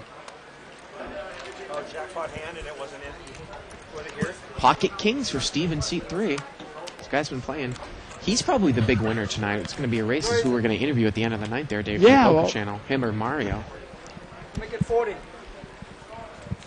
Pocket kings is going to raise to We 40. shot the jackpot yesterday. The jackpot in this case. Haven't heard much from Maria, huh? Yeah, there's a jackpot here. How much is it? Aces. And he's not going to get any action here, Dave. And there's some respect there. Okay, 28, 30, 29. And Mr. Carroll looks like he's making a Somewhere in there. comeback. He's going to buy in for 1,000. What do you think about buying in for 1,000 this game? It looks like the players are pretty short stacked here. I just Ace king and I the don't other know. guy had king jack and the flop came ace queen 10 with 2 clubs. The guy had king jack of clubs. With 5-10 blinds, 1,000, I guess, it's a little short. But this game, like you said, a lot of players only have $500-600. So And get the jackpot. pocket queens for seat 7. Walter, he's going to raise 40. it. He's going to make it 40 to go. Close to no. Gets called by an ace jack offsuit there in seat 9. Yeah, I guess so. In position. Runner, Two players. That's Dave there in seat 9. So he heads up Walter against Dave. Queens against ace jack. Oh, 8-6-9. Walter checks. And Dave is going to bet there. It looks like. Again, we're just Walter against Dave, seat 7 against seat 9. He bets $100. Wow, what? Walter check folds there. yeah, Walter's a pro. He's not, he knows how to get rid of queens. And that's the problem with calling a professional poker player like that. Like Dave calls Walter with ace-jack offsuit. And the problem with that is there's no implied odds. So you're drawing to 3 outs possibly. If you're calling a raise, he's probably got your ace-jack beat, which means you're probably going to 3 outs, maybe 6 outs. And if you hit your hand, there's a good chance you're not going to get paid off.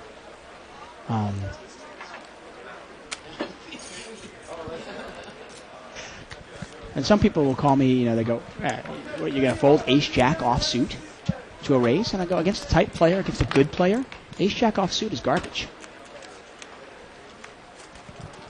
Isaac, you want to... and Isaac doing the little dance there in the booth. Yeah, we've got all sorts of entertainment going on here.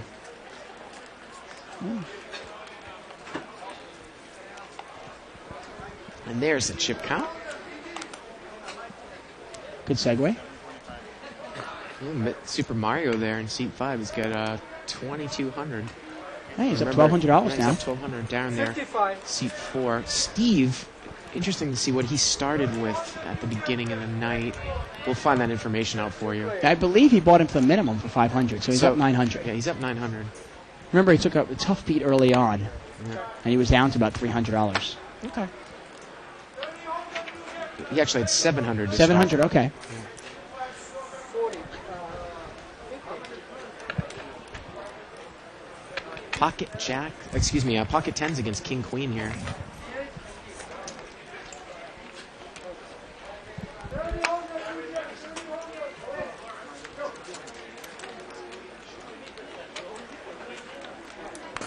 Mario, buy button.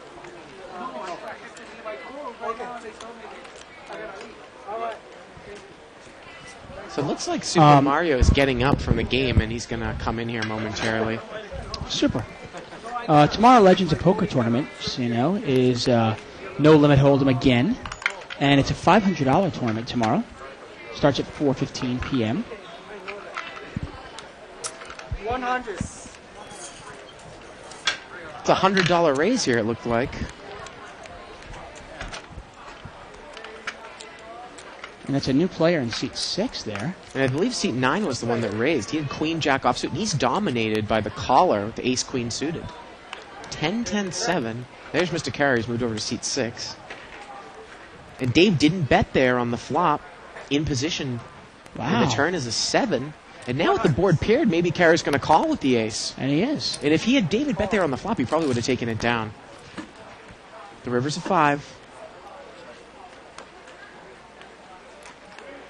And look at this. Carey's going to come out and bet. He's going to bet $300. I love the bet by Mr. Carr. That way, if Dave has an ace also, Yeah. Mr. Carr is really putting him to the test. Right, to chop. Exactly. Right, yeah. And it's really odd. Dave would raise $100 with Queen Jack and then not bet that board. Yeah, that's a little strange.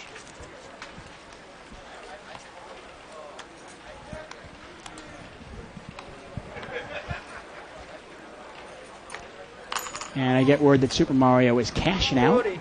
taking his $1,200 profit, Raise 40. and he'll be in here momentarily. Ace Queen offsuit here, seat 3.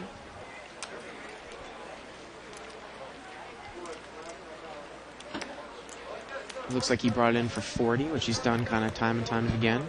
Standard size raise. Maria looks like she wants to call with 7-8 offsuit. She's really short there, Dave. Again, when you're really that short, you don't really want to necessarily be playing those types of hands. And here we go to the flop. Look at this ace, king, queen. He's flopped top and bottom. Dave has got an ace in seat 9. Not a very good flop for 4-5 there. HA should be able to get rid of this pretty And easily. ace queen is going to bet. And boy, ace 6 really should get out, and he does quickly. Yeah. And Steve takes it down. Steve's going to take it down. Really nice. So Mario, Super Mario is coming into the booth right now.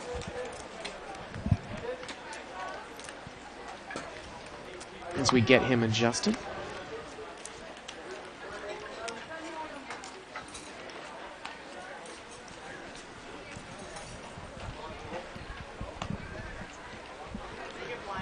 So, Super Mario Yes, sir. Congratulations. What did you win? About $1,300 tonight? How you know that? How do I know that? We've been keeping track. Are you kidding me? It's incredible. I remember, you went down to the felt, I think within the first 30 minutes of the show, and then you came back, and one of the most incredible hands we've ever seen on Live at the Bike, there was an ace-king 3 flop, and you held king deuce of clubs. Now, you bet, the guy to your right bet, Hone, and you called.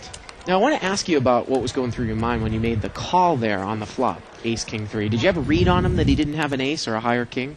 Well, I noticed at the beginning he was gambling a lot. Yeah. You know, he was drunk, and it's the first time I saw it. But I noticed in the first 5 hands that he was betting a lot. He was one of the carry the table. You know?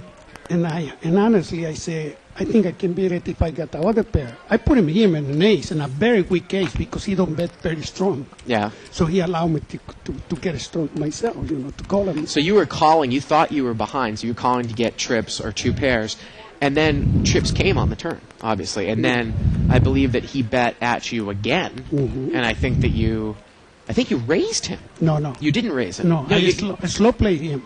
I believe that actually, because we were thinking, you actually raised him because it was a 3rd diamond that came on board. He only had 7-9 with the 9 of diamonds. I'm almost positive you raised. And the most amazing thing that Dave and I were saying was he called with the 7-9 of diamonds. He had no pair. He had the 9 of diamonds in his hand. There were 3 diamonds on board. And then, of course, when the 3rd king comes on board, he bets into you and you're sitting there with quads. So have you ever had anybody in a cash game bet into you and you have quads like that? Wow, like I told you, he was overplaying. The guy, he's young kid, he got a lot of things to learn. He need a little experience, I think. But he's a good player, don't get me wrong. One of my mottos is that I never underestimate the ability of another person or never overrate my own ability. So consequently, when you play, you have to learn something. So tell us what you think the difference is between cash games and tournaments. Do you play in this game a lot? How did you change your strategy up for tonight as opposed to when you play in tournaments? Well, when you play tournaments, you have to beat the less up to the less guy. You see what I mean? And you never can catch out. Like right now, I get up, with almost $1,300. To be exactly, was $1,265. Yeah. $1,266. And then you can get up. You see, because I usually, when I play like them, I charge $400 to $600 per hour to the casino. Yeah. In other words, if I play 1 hour, I win $500 for between 4 and 6. Sometimes you win more. That's your hourly, $400 to $600 an hour? Yeah. Really? What, in that game? And when you play 20, all depends what level you play. For me, if you play 20, $400 to $600 an hour is perfect. When you play 20 to 40? Yes. 20, 40 hold'em. Yeah, this is over here.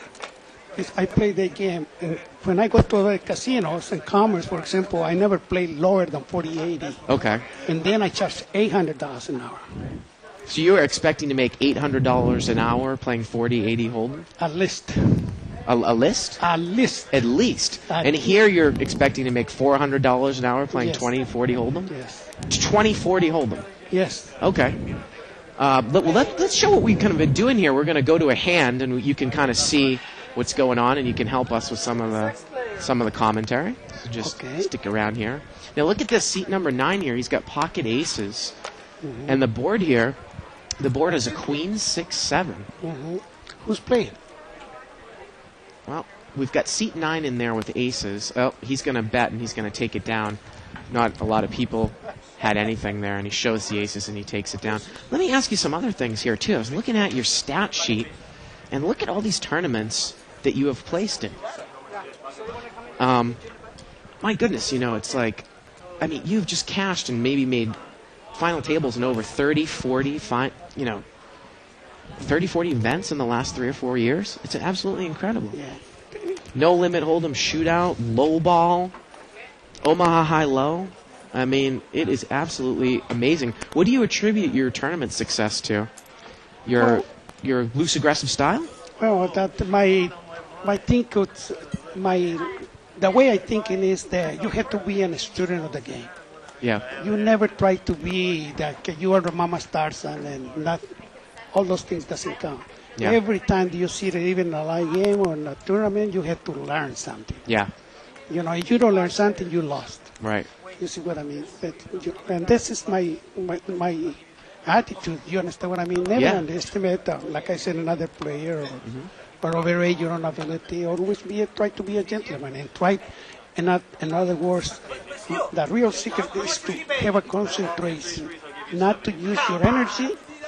Try to look something better than the guy. Oh, the guy gave me a bad beer and stuff. Forget that thing. You know, keep your mind clear. Now look at this. See, I know there's a lot of things going on in this room, but AJ in seat 1, he's got 9-10, so he's made a straight. King, Queen, Jack 7 on board. Osman, who is in seat 5, he had King 3. He chose not to bet on the flop. Look at this.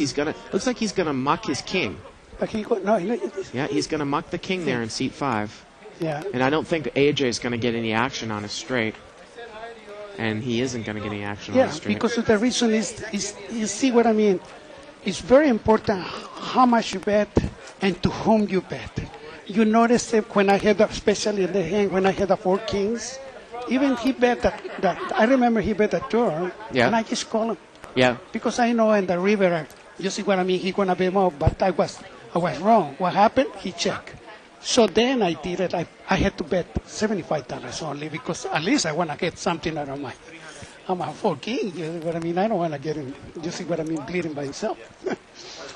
It's funny. I thought that I remember the hand a little bit differently, but you were at the table, so you're probably right about that. So we got three-handed action here, and it's limped around.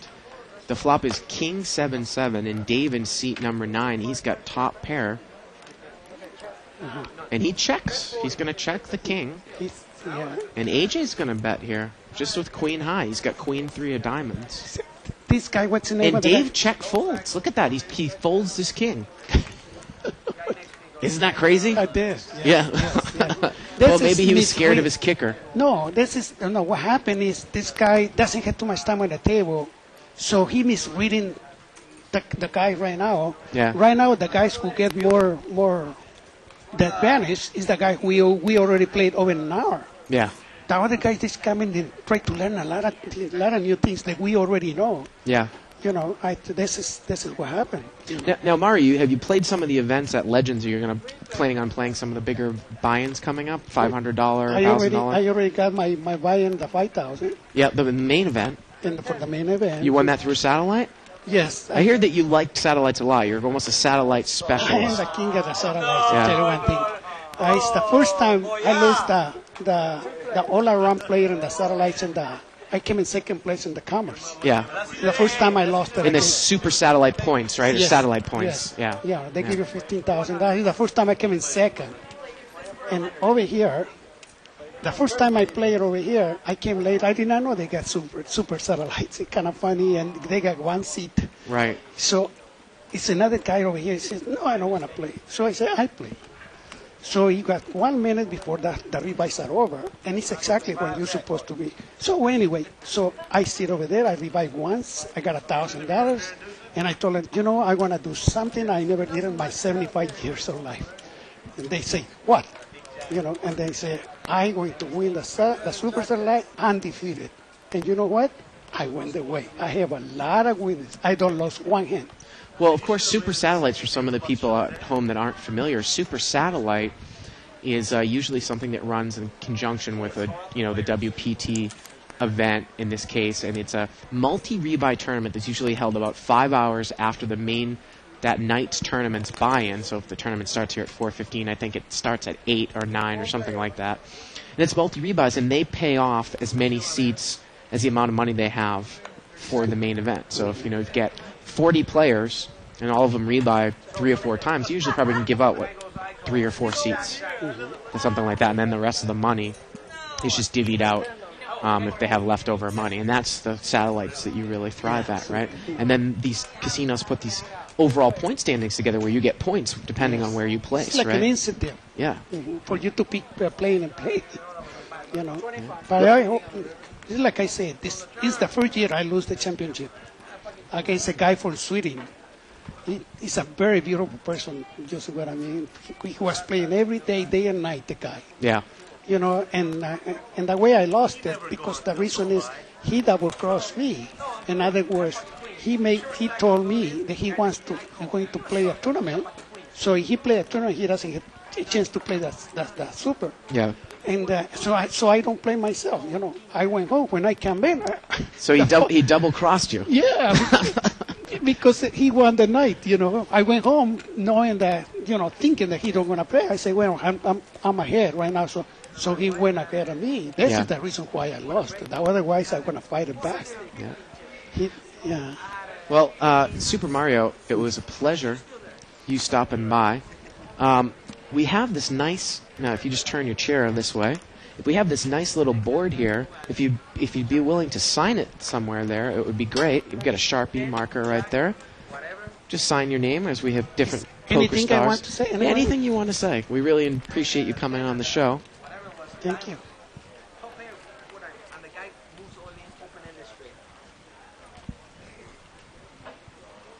God bless. $40.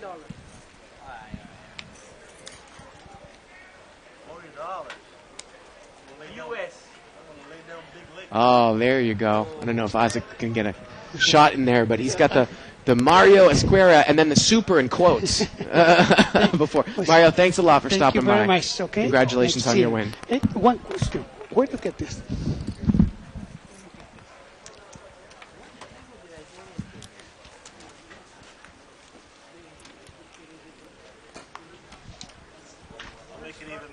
Well, there it is.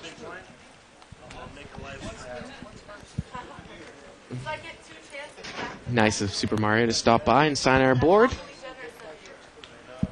I think that it got a little bit confused, or I'm a little bit confused when he was talking about the hourly rate of his limit hold'em sessions. I think he probably meant he hopes to make $400 in a session of 2040, because $400 an hour would be quite the rate. Quite the rate, but I think I kind of know what he's talking about. And what a nice guy for him to come by and join us. So there you go. More and more stars coming on live at the bike. We got a raise here. It looks like Maria came in for a raise with Jack 9 offsuit, I want to say, from the cutoff. And got called in a couple of spots. AJ's got King Queen. Maria takes a free card. She's got a gut shot. The turn is a 3. And now AJ's going to bet with the King Queen. Steve over there in C3 now has a flush draw. AJ looks like he's going to bet $75.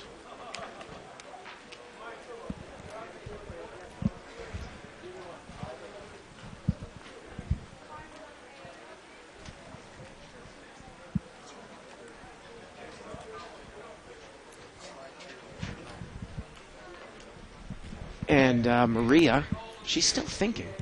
Oh, excuse me. She has actually got. She's got an open-ended straight draw. I was wondering why she was waiting so long. She does not have a gut shot. She has an open-ended straight draw. And she's still thinking about making the call here.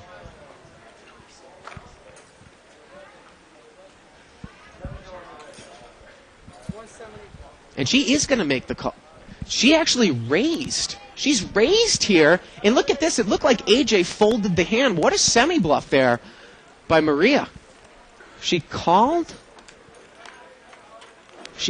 the, or she checked the flop and she raised the turn. And she was open-ended. And AJ laid down King Queen. Unbelievable. What a nice hand. Nice play by Maria there. Surprised to see that she didn't bet on the open end on the flop. I forgot to straddle. Yeah, you did. He's coming in. And we've got another special guest coming into the booth. And she's been on the show before. Kathy Liebert. Hello. How you doing today, Kathy? Good. How you doing? It's nice to see you again. Thank you. It's good to be here. I hope that did you play the $300 multi-rebuy tournament? I just got knocked out. You just got knocked out. Oh, I'm sorry about that. But it's glad to see that you've come here and going to be playing the Legends events. Of course, we saw you at the Rio at the Lifestyles Convention. And, boy, the World Series of Poker over there this year was quite the spectacle, wasn't it? Amazing. Too many people, actually. Too many people? Well, I was commenting that, the women were saying that it's the one time when they went out in the hall and the line for the guys' bathroom was longer than the female bathroom. Yeah, well, the guys started using the women's bathroom. Yeah, oh, really? Yeah. Now, did you get I saw a lot of the famous poker players got, you couldn't even take a couple of steps and people would want your autographs. Did you get a lot of attention when you were there? Sure. Yeah. No, it's kind of tough when you're on break, but right. It's Well, because recently, I mean, obviously the poker boom's really only been around for a couple of years, and you didn't get this type of attention before. It's really only been in the last couple of years. Right, So how have you adjusted to it? Oh, well, you adjust. I mean, you sign autographs and you do that kind of thing. Mm-hmm. And does it ever get tiring after a while? Does it get old? I would think it might get old after a while. Oh, well, I mean, I don't mind doing it. It's not a big deal. But it's nice to have the people appreciate you and stuff like that. But sure, if you're on a 5-minute break or something, or if you just get knocked out and somebody comes up and asks you, it's not always the best time. But Yep. it's nice that poker's being appreciated, and certainly being on TV and everything, it helps, and it's great for poker, actually. Now, always one of the most interesting things I learned about how you started in poker is you were actually low-limit prop in a casino in Colorado. Am I correct? Right. Mm-hmm. And of course, Dave and I, for the most part, we do the commentary now, but we started off as mid-level props here, and we play a lot of limit. We don't get a chance to play a lot of no-limit cash games, but we get to commentate on hundreds of hours of cash games. Do you play in live no-limit games, cash games? I do sometimes, but there's just so many tournaments these days. Yeah. And there's so much online poker as well that Yeah. I play a lot. I'm just constantly playing tournaments and constantly playing online, so I don't really get to the casinos to play in the live no-limit games that often, just because Right. I'm just like to take a break sometimes. Right. Now, do you have a specific site that you always play on that you're tagged with, like some of these other stars? Yeah, I'm being sponsored by Interpoker.com. Oh, okay. Now, is that a skin of Party Poker? No, Interpoker. I think I is- confused that with Intertops. Go ahead. Yeah, it's Interpoker, Okay. Interpoker. And actually, they're having a great promotion tomorrow. At 9 a.m. in the morning Pacific time, but for like $25, and they're adding like all this money, all these trips to St. Kitts for a Caribbean Classic, which is in December. So I recommend anyone that's listening to get on to Interpoker and sign up for this tournament, because they're adding like $40,000. Now, the funniest thing is, I've always wanted to go on a poker cruise, never got the opportunity to. Of course, you won one of the Party Poker $1 million Right. events, right? Yeah. What is that whole experience? And I assume that you've been on other poker cruises as well, probably gone to the Caribbean, the Bahamas, Aruba. I don't know which ones of those off the top of my head are cruises. Yeah, some or of them not. are not cruises, Right. and some of them are the Party Poker every year is a cruise. Right. And I mean, it's a lot of fun, And of course, when you win, it's even more fun. Of course, you don't get to do all the outside activities while you're doing it, because you want to kind of focus on the poker tournament. How about the seasickness going along with the reading of cards? Yeah, the first year, actually, the year that I won, I was a little bit queasy on the yeah. ship, but I guess it worked out okay. It worked out okay? Well, of course, you've been in here before. It's a new setup. If you'd like to stick Yeah, around it's for a cool. couple of hands, let's call a couple of hands here. Of course, this is the first and only show where you see cash games as seen through whole cards, similar to all the shows that are on TV, but they're all tournaments. Okay, And great. Kathy, Dave and I have been particularly critical about tournament specialists that come on cash games, because, to be honest with you, for the most part, they haven't really played all that well. It's very, very difficult for some loose, aggressive tournament players to make that adjustment to this game. What do you think about that? In general, the best tournament players tend to be kind of on the loose, aggressive side, and that generally is not the best strategy for live games. Yeah. The more solid, conservative players usually do better in the live games. They can wait it out, wait for the hand, and people that are overly aggressive, don't tend, you don't need to be overly aggressive. The blinds are small. You can sit and wait for a hand, in general. So, the tournament style is usually a good style when the blinds are big. And I always say, like, if you're grinding it out at the mid levels in cash games, like Dave and I do, that we love it when a tournament player comes to our table, because it's usually butter. Now, of course, our executive host Robert Turner, you're very familiar He's with a him. gambler. He was one of the top the top tournament player in the mid '80s to late '70s through mid '80s, right? And boy, when he sits down on a stud high low table with us, it's just cream. Right. Well, I mean, probably people were playing pretty conservatively back then, and Yeah. the fact that he was playing really aggressively was a good style. So let's take a look at this hand here. We had a King 10 against an Ace Queen. The flop was King 8-9. Pretty straightforward here. It looked like AJ bet out of seat 1. And it looks like he's going to get a call there by Sam with the ace-queen. Yeah, that's a surprising call. He's got no hand, no draw. Kathy, there's a lot of things that surprise you on this show, Yeah, believe if me. I keep watching this, I might have to get in this game. Yeah. This isn't even the half of it. We had Super Mario Esquera on tonight. He was our featured player. And we saw him peel off a couple of boards that were rags with just king-queen. Guy had aces, and he just, he was calling like it was limit. And making calls with gut shots, getting there on the turn, looking like a genius, but in the end, we can see your whole cards here. So Well, if the bet is small enough, calling with the gut shot's not a bad play. Well, if you can win a lot of chips if you get there. If right. you put somebody on a big hand, then the implied odds. The right? implied odds, obviously. Now, the yellow chips in this game are $5 chips. Okay. The purples are $25 chips. The blues are 1s, and the whites are 100s. We're playing with 5-10 blinds. And as you can see, usually people with chip stacks will stack their chips in 20-chip denominations. So a stack of purple is 500, and a stack of yellow is 100. And so that's a little bit of give you a little refresher out there. And seat number 5 there, Osmond. Is there a maximum buy-in as well as a minimum No, this is unrestricted. And I know it's hard, it's a very multitask, but the whole card cameras are over here. I see. And they go 1, 2, 3, 4, 5, and then going across. So seat 5's got a king 10 offsuit. He raised, and he got called by seat 1 with king 4. So Osmond has picked up second pair here in position, and it looks like it got checked to him, and he's going to throw in the bet there with king 10. And it's a $40 bet.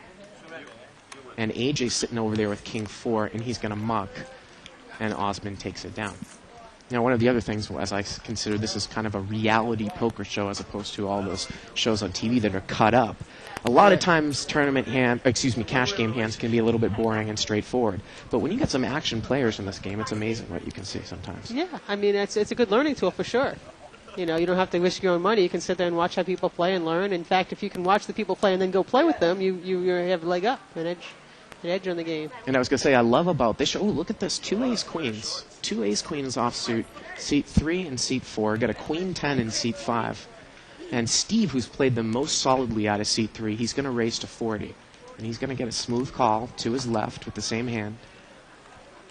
Osmond looks like he's going to call with a queen 10 offsuit.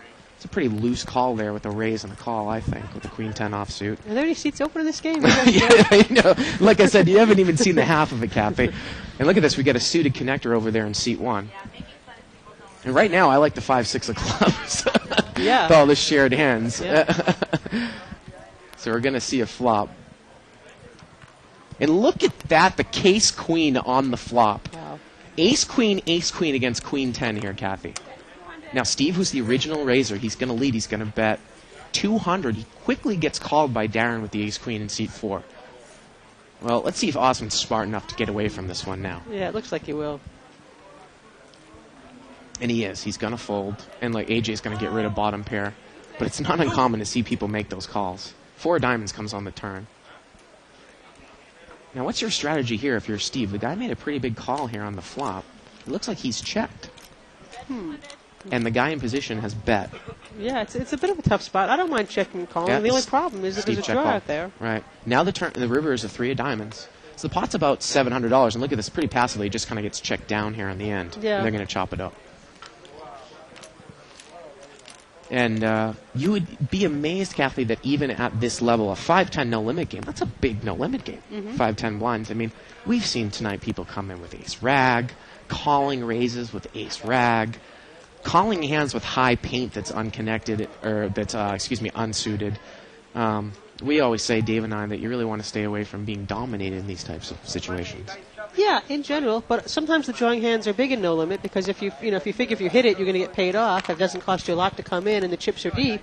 Sometimes you can play suited connectors or marginal hands, and as long as you only play it if you really hit a big hand.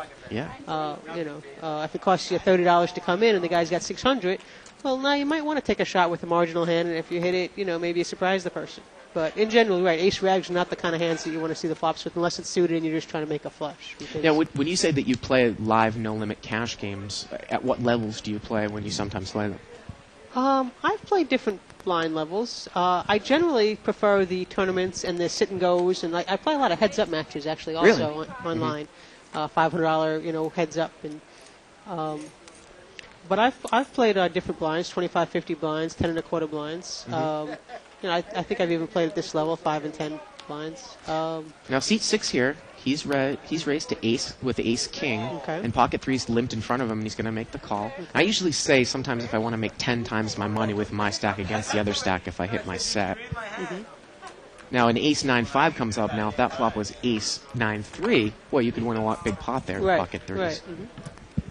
And Osman's going to check, and he's probably going to be able to get away from this one as Kara bets in Yeah. position, Yeah, that's a pretty easy fold when it comes ace high. and he takes it Really? down. Now, have you had the opportunity to commentate on any of these television shows that have gone on? I know No. you've been on the shows many times, No, I've never had the role Yeah. of commentator. and I always tell people that what we do here is really difficult because in all those shows they actually go back and record the commentary after the fact. Right. Yeah. It makes it easy when you already know what happened.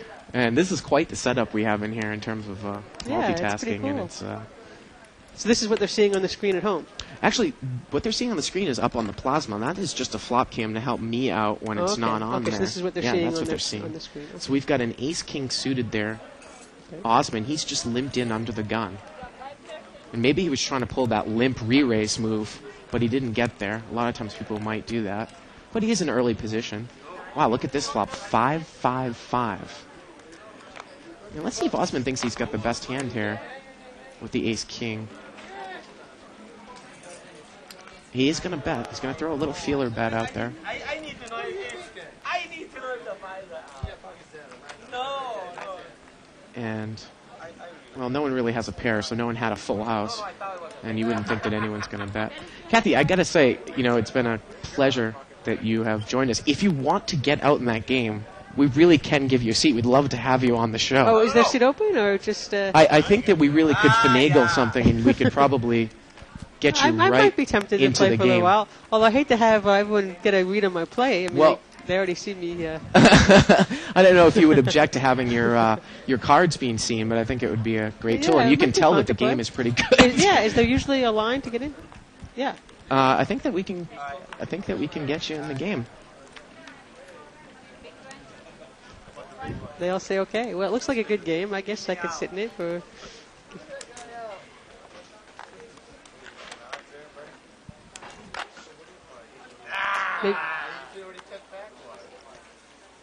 Maybe I should watch him play a little longer. No, it's okay. No problem.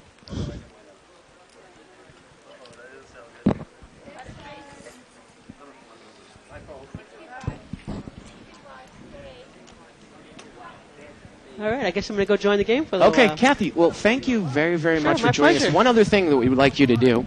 We've got a board back here. Okay. Okay. Sure. And we've got a Sharpie pen. You can keep your headphones on. You can Okay. take them off. All right, it doesn't either way. matter. Okay. Here you go. And we'd like you to sign the board. We've got some famous players that have signed. So here you go.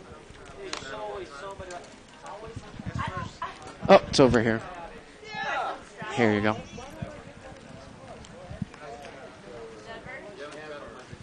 You can sign it anywhere, and you can say whatever you want.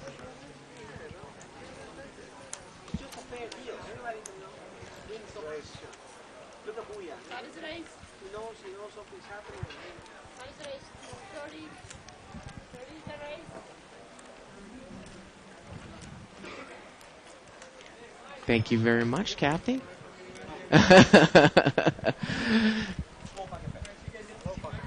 Yeah.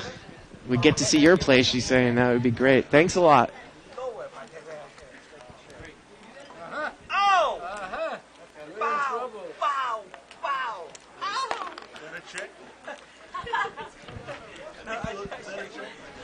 Oh, God, no. That is 75.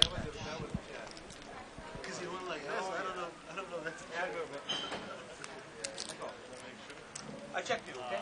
That guy, same guy, right? Friends of mine from high school? Oh, shit. So we're getting word that Kathy's going to step in. Wrong color, dude. But I still... like that so. I don't know if it's any good.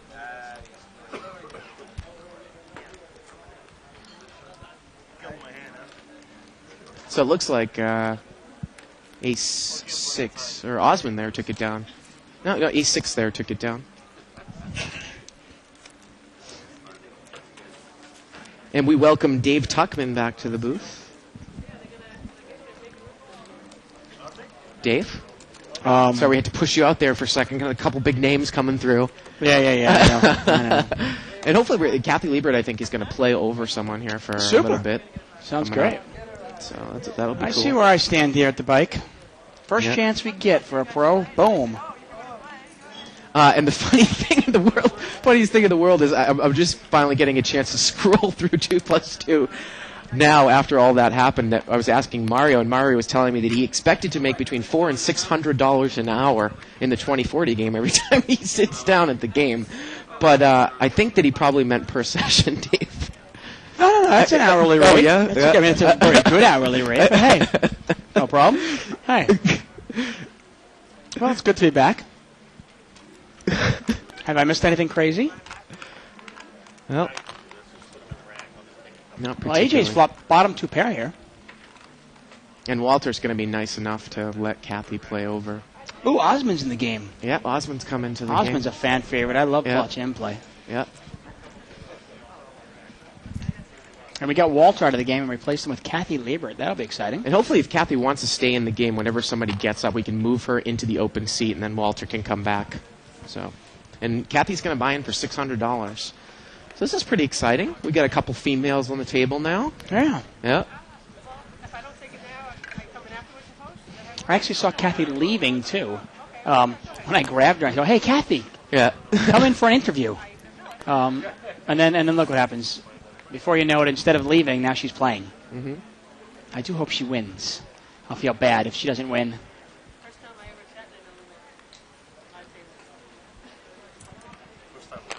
There she is.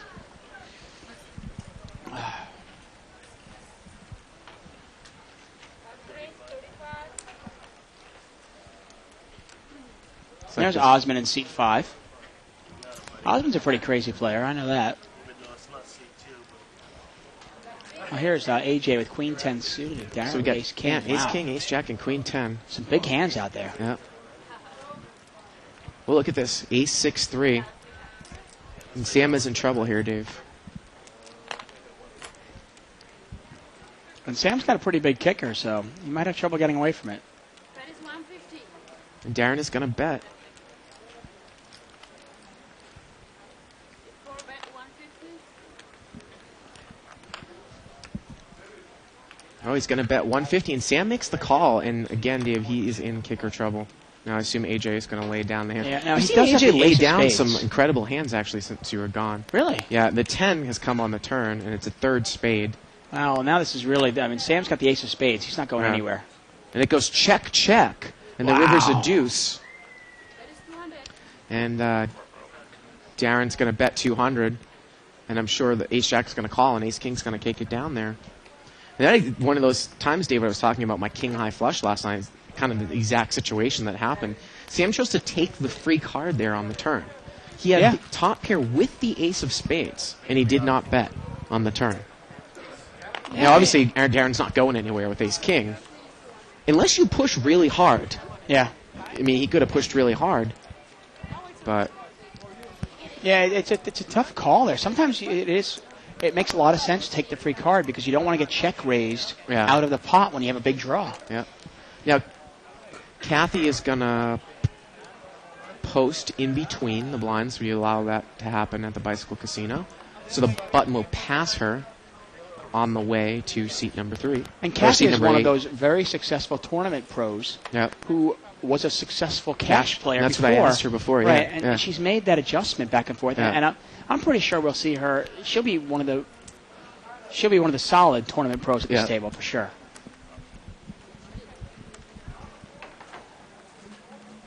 And here we go. Kathy's got deuce 3 off suit. And we're going to see a flop here. King 10-6 rainbow. Now, I don't even think Kathy can do much with this No, hand. no.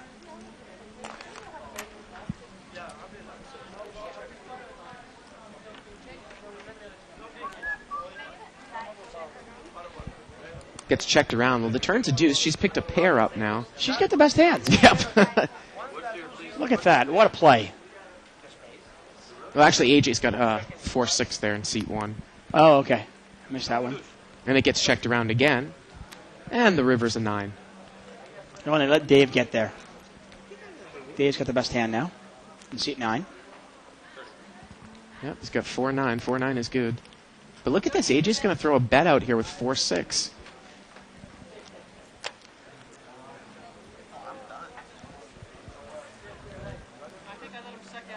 And Kathy says, I think I let him suck on me. And she mucks. And AJ takes it down. So the 9 did not call.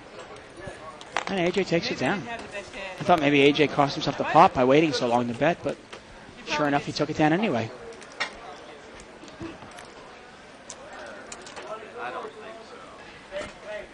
So it seems like the best strategy there. Yeah. Check the best hand, check the best hand. Okay, now let him catch me. Okay, now I'll bet. Yep. Just a little update on tonight's tournament. Once again, it was a $300 tournament with multi-rebuys, about a $250,000 prize pool. Men the Master had a lot of chips. I saw that. Mark Safe had a lot of chips. Of course, Mark Safe did very, very successful, too. Yeah, he had two World Series bracelets this year, and he's got a lot of chips. A lot of tables still left, obviously, about 20 tables still left.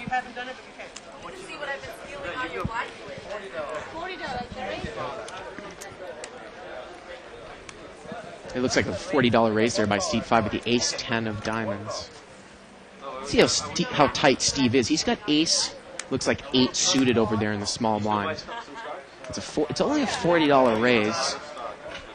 So let's see what he does here, Dave. He's playing tight, I got to be honest with you. Heads up here, I don't mind this if he lays it down at all. I also don't mind the call. I mean, you can go either way with it. He is going to call. Well, the problem here is, though, he's got to be good enough to get away from the ace. Right. I mean, he's out of position. Yeah. Here we go to the flop 3 ways. You know, if you would have bought it when I said. Pretty good flop there for Osman. Yeah, they both hit the kicker. Now the question is, what's Steve going to do? What's Darren going to do, too? You think if Steve calls in between, Darren can't call, probably, with pocket 6s. If you're going to play ace-8 of clubs, it's not the flop you're looking for. Osman has bet $150 here. I do. It's 120 on the pot. What am I supposed to do? Well, Steve's going to bet. Steve's going to fold and Darren folds. I think Steve is complaining that Osman bet too much. And the pot was about $130. He was betting about the pot, maybe a little bit more than it. And I like the bet, actually. You know, he figured he had top pair, top kicker. I'm not going to give anybody a free try to get me. Yep.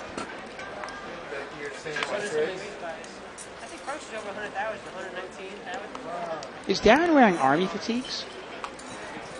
In seat 4? I'm not sure. No, he's not. Okay, it just kind of looks like Army fatigues. Kathy looks like she's got Jack-9 offsuit. She's in late position. Let's see if she's going to limp here. She is. She's going to limp a couple spots away from the cutoff. And it looks like, table's playing pretty loose passive here, Dave. Yeah? It's going to get limped around. Now, seat number 5 has ace-jack. Look at this, ace-8-3. Oh, interesting. He really mixes up a game here. Now, Carr and Mr. Carr could be in trouble here because he's got an ace also. But look at AJ. He's got bottom 2 pairs, and he's going to bet. He's going to bet 80. And now Osman's got the ace-jack, unraised pot. I like the bet by AJ there. Oh, absolutely. I love the bet. Kind of screams I have a flush draw, you know what I mean? Betting a draw or It something. looks like Osman wants to raise here. Couldn't tell there. Looks like he's raised 80 more, I think Sierra said. And this is the problem with... And now Kara's probably going to need to go away here, Dave. And this is the problem. Like last hand, Osman raises, and he got and with the ace-10, and he got rid of all those like little riff-raff hands like 8-3. And here we go. AJ's going to push over the top. Looks like for another... it looks like he's moving all in. It's less than 400. Let's figure out how much more it is here. And I don't even think Osman's thinking. He's just going to call, it looks like. That's only about $125. Looks like.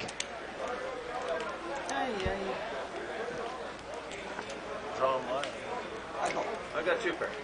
And Osman's got some outs here. And Osman already said call, Dave. Yeah. He already said call. We're looking at a pretty big pot here. Yep, there's some outs. Turn is a 10. River's a deuce, though. 8-3 is going to hold up. Osman could have caught a You know, he could have caught an ace, he could have caught a jack, he could have paired the 10. Right. But no good. No. And that's the difference between. It's one of the reasons to raise with ace 10 or ace jack, and it's really tough to put somebody on 8-3, you know? But in an unraised pot, guys can have anything. I think it's very, very difficult to take heat with any hand that's just one pair in an unraised pot. Yeah, oh, without a You know? doubt. I mean, Doyle Brunson, he lives by it. He goes, never go broke in an unraised pot. Now, obviously, Osmond didn't go broke there. right. Not really a big deal. He only lost about a $300-$400 pot.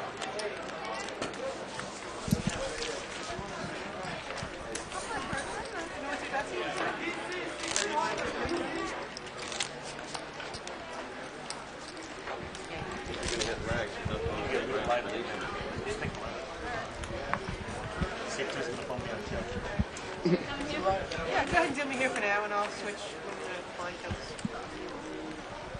So Kathy's going to move over to seat 5 momentarily.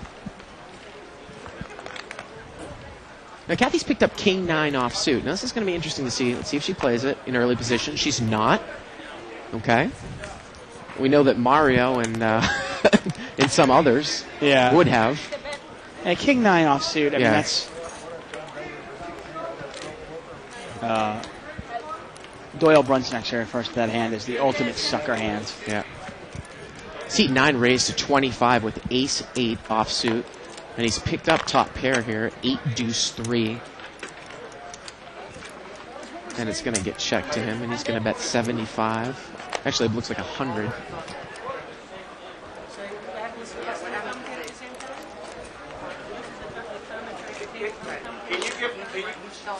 Can you give Kathy a piece of paper so she can write her email down for me? Thanks.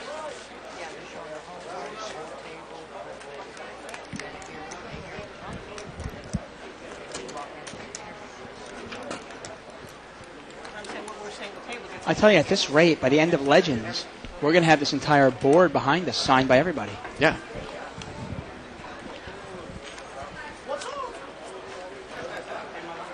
Ace King there in Seat 8. Seat 8. That's Sam.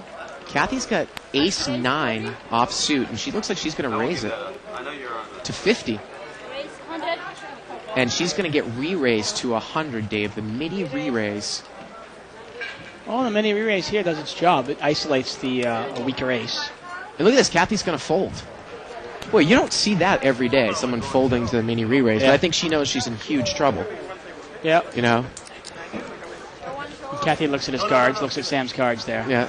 It's always nice when people show you your cards. Well, it's one of those things somebody goes, well, $50, I'll call. But now you're calling a hand where you're really dominated and out of position.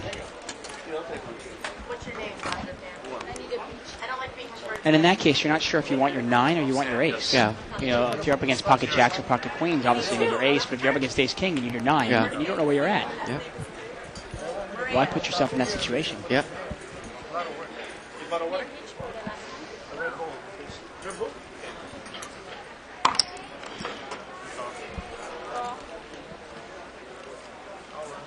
And Kathy's going to move to seat 5, and we're going to welcome Walter back to seat 7. Walter was very nice of him to let Kathy play over her. And so what I was hoping would happen. Somebody got up, so now Kathy can have a seat. This pot looks like it is limped around here. We've got 5-way action. Ooh.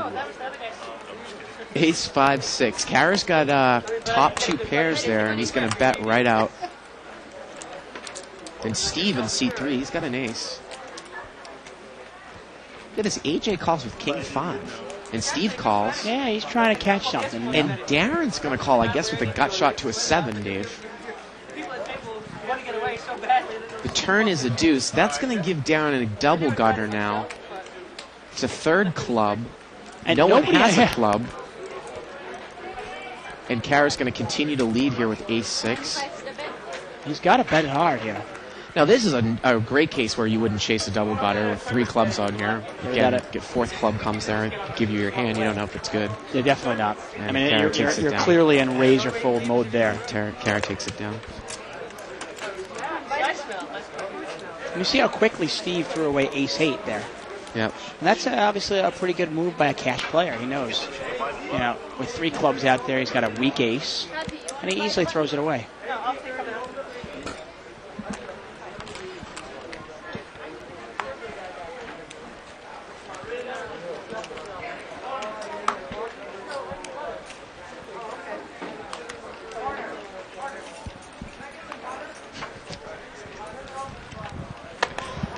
Kathy's calling for butter. I don't know, maybe she's eating some toast or something.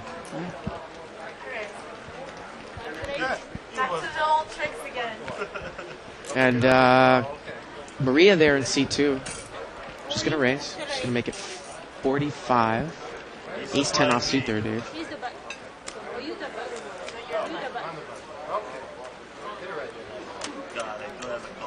Dave in seat 9 here. He's got ace-9 suited. Seat 8 has a hand. We can't quite tell what he has. Oh, he's got pocket 3s. What he's not going to call. Maybe he doesn't have enough money in front of him. That's really tight play there, Dave. Yeah, that's strange. Well, no, she does have money in front of her. Oh, that's interesting. Well, anyways, ace-10 against ace-9. Wow, look at that. Maria gets outflopped, 8-9 king. But if she bets here, you know, she could take it down. Look at this, though. Dave is going to bet out immediately. See if she has a king. I like the bet here. Would you have played it that way if you had ace-9? You probably wouldn't have been in there with ace-9. I got to be honest with you. I like that. I make that play very often. I like it. Yeah. I don't want to make a checker. I don't want to give her a spot to... I don't really love my hand. Yeah. And the reason I like it is you got to understand, if she doesn't have a pair, she's only going to get a pair after the flop 1 out of 3 times. And especially if an ace comes, too. If you think she's got something like ace-queen or ace-jack now. Right. It's going to be great for you. And my hand is vulnerable. If she checks behind me and a 10, a jack, or a queen come out, I don't know where I'm at. Right. And look at that, he takes it down. I want to give my opponent a chance to lay the hand down. If I don't bet, then I don't give him a chance to lay it down. I've got to win it by either calling him and having the best hand, or getting lucky somehow. I think Kathy's coming back into the game, I believe.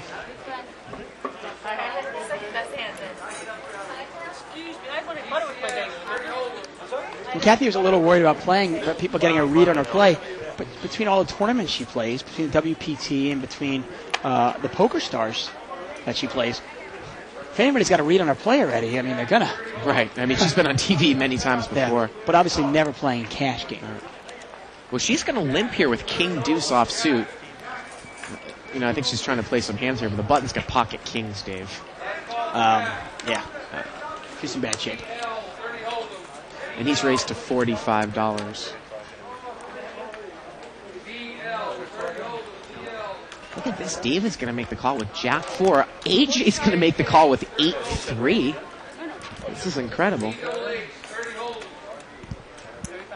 And now she's priced in. Maybe she calls now, but no, she doesn't. No, she's not going to call.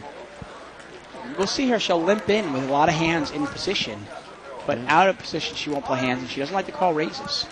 Queen 10-6. Kara should bet and take this one down, I would think. AJ is one of those creatures of habit. He won a hand earlier with 8-3, so he figured he'd play it again. Huh? I think, yeah, that's what it is, isn't it? Not a doubt. Figured, hey, maybe that's my lucky hand tonight.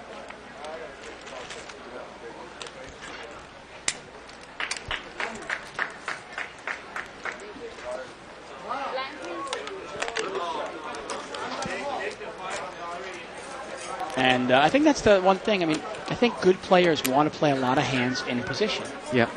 But they're not going to call hands where they might be dominated, which is why you see her limping in with ace-9 and then folding to a muck. Right. You know, limping in with king-deuce, folding to a raise, and so forth.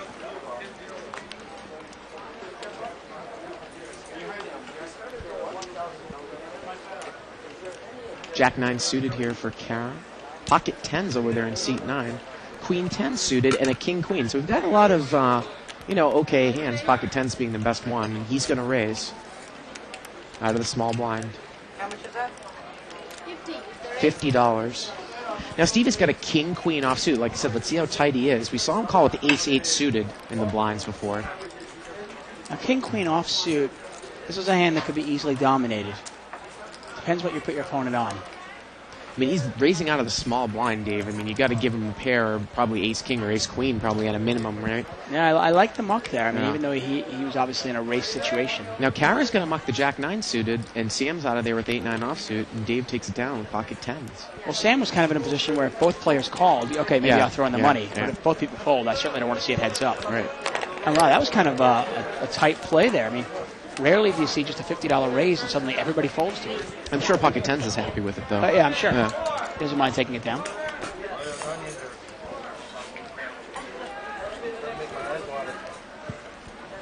Kathy Liebert, of course. I'm going to say, Dave, that she's the leading money female money winner in tournaments. I'm not 100% positive about that. But You're saying in the history of tournaments? yes.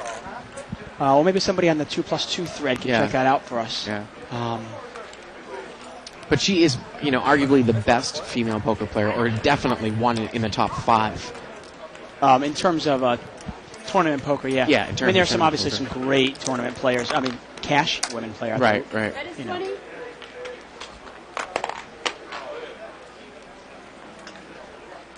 But I have a sense, though, Dave, like you said, she used to make a living in cash games, just by the way that I've seen she's playing. Yeah. She's not going to be one of these tournament players who just throws money down the drain in a cash Clearly game. not. Yeah. King of clubs here on the turn. And you see her, she's a pro. I mean, obviously $600 to her. I mean, she's won hundreds of thousands Right. of dollars playing poker. $600 is what she brought into this game. Right. But a true professional poker player will play the same whether they're playing, 1-2 limits, Yeah. or in this case $600 limits, or it's you're playing for thousands. Yeah. And The thing about Kathy I like, she's still got that New York draw. I think she's from Long Island or Brooklyn or something like that. But yeah, she never lost the draw. definitely looks like a Long Island girl. Maybe a Massapequa. We should ask her. Massapequa was And actually, you, sir, Tom definitely look Cruise's- like an upstate New York boy. Yeah. There it is, upstate New York, in all its glory. I think Isaac was trying to give me a what? Buttons in seat 1 there. AJ's going to raise it. He's got 8-7 suited. Oh, Steve's playing King 9. Well, see, it's a Big different blind. person raising. Yeah. Here comes the flop. He pays attention. 5-7-9, King 9 here. Look at this. Everyone's caught a bit of the flop. AJ's got a pair and a flush draw. Kara's got a pair and Did a it get straight checked draw. around? Yeah, it got checked around. Wow. Now a 4 comes on the turn, That is 75. and now Steve is going to bet. Now, And again, we've got AJ with a pair and a straight draw. Kara with a pair and a straight draw. Oh, it's a complicated board to read here. now, well, Kara's got the open-ended straight Open draw. end, yeah. And he's AJ's got gonna the muck. gut shot. And AJ's going to call. It's a $75 AJ bet. played really strange, I must say. Yeah, I'm surprised To he raise didn't on the bet there. button and then Yeah. not bet with a pair. Second pair and a draw. Yeah, I don't understand the play. The river is a 10. It's probably just going to go check here, Dave. I'd imagine. King 9's going to be good. You know, AJ usually likes to mix it up and everything, but he's kind of on the short stack, and maybe he's playing it a little passive tonight. Yeah. I mean, if you're going to raise it up with 7-8 of diamonds, and you actually hit your flop, I mean, there are a couple of flops I want to bet there. If an ace hits, I'm going to bet, or if I hit my flop, I'm certainly going to bet it. Dave, one of the things that I think that we're hoping to introduce at this show is the fact that obviously the most recognized players are tournament players. But there are some damn good cash players out there that no one knows about. And we're going to try to segue and try to, kind of push them into the spotlight a little bit. And hopefully they'll like it. Now, a lot of cash players are really reserved. They don't want to be known. Of course. But I think that they kind of deserve a little bit of respect. And hopefully as we gain popularity with the show, we'll get more and more of them on. Yeah, Kind of turn them into stars. Without a doubt. I mean, the World Poker Tour and ESPN and Travel Channel have basically made stars out of these tournament professionals. Yeah. And, Kathy Liebert, she's been a great poker player for years. Yeah. But everybody knows who she is. because of the Party Poker $1 Million win, Right. right? And because of her appearance at the World Poker Tour final, actually at the Legends of Poker a couple of years ago that she was on. She was the final table. And that's why people know her. Yeah. Maybe you're right. Maybe we can make those stars. Absolutely. Oh, we got a new chip count here. Darren's still in the lead over there, 2,400. Steve by far is the biggest winner. Look at Kara. She was almost down to the felt, Dave. She got 1,600. I don't believe she rebought. Yeah. Well, she's a he, actually. She's Excuse me, 6. Mr. Kara. I'm sorry, I was confused there. Maria's got 600. There we go. Right, there you go. And look at this. Someone has a flush here. King 9 and seat 4. It goes check, check, and wow, the river brings a 4-card straight flush to the board. 3, 4, 5, 6 deuce. And just a little clarification at home. If one person has an ace of diamonds and one person has a 7 of diamonds, it is not going to be a jackpot because both hole cards have to play for a jackpot to qualify. And the jackpot is actually when it's a bad beat jackpot we pay here, and it's aces full of 10s have to lose to quads or better using both hole cards. And yeah, I've been doing this all night. I see Kara, and I keep looking for a girl. Yeah, it's Mr. Kara.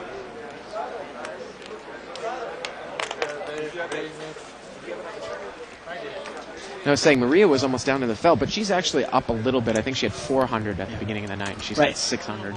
She doubled up when with ace 9. And when you were out of the booth, she made a play. She made a semi-bluff, and there was a queen up there as the top card, and AJ laid down king queen. Really? Yeah. Wow. Well, good for her.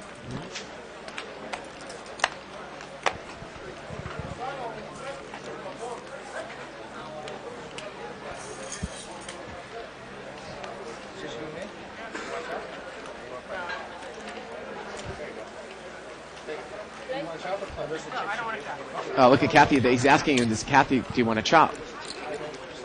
And the guy folds to Kathy. That was funny.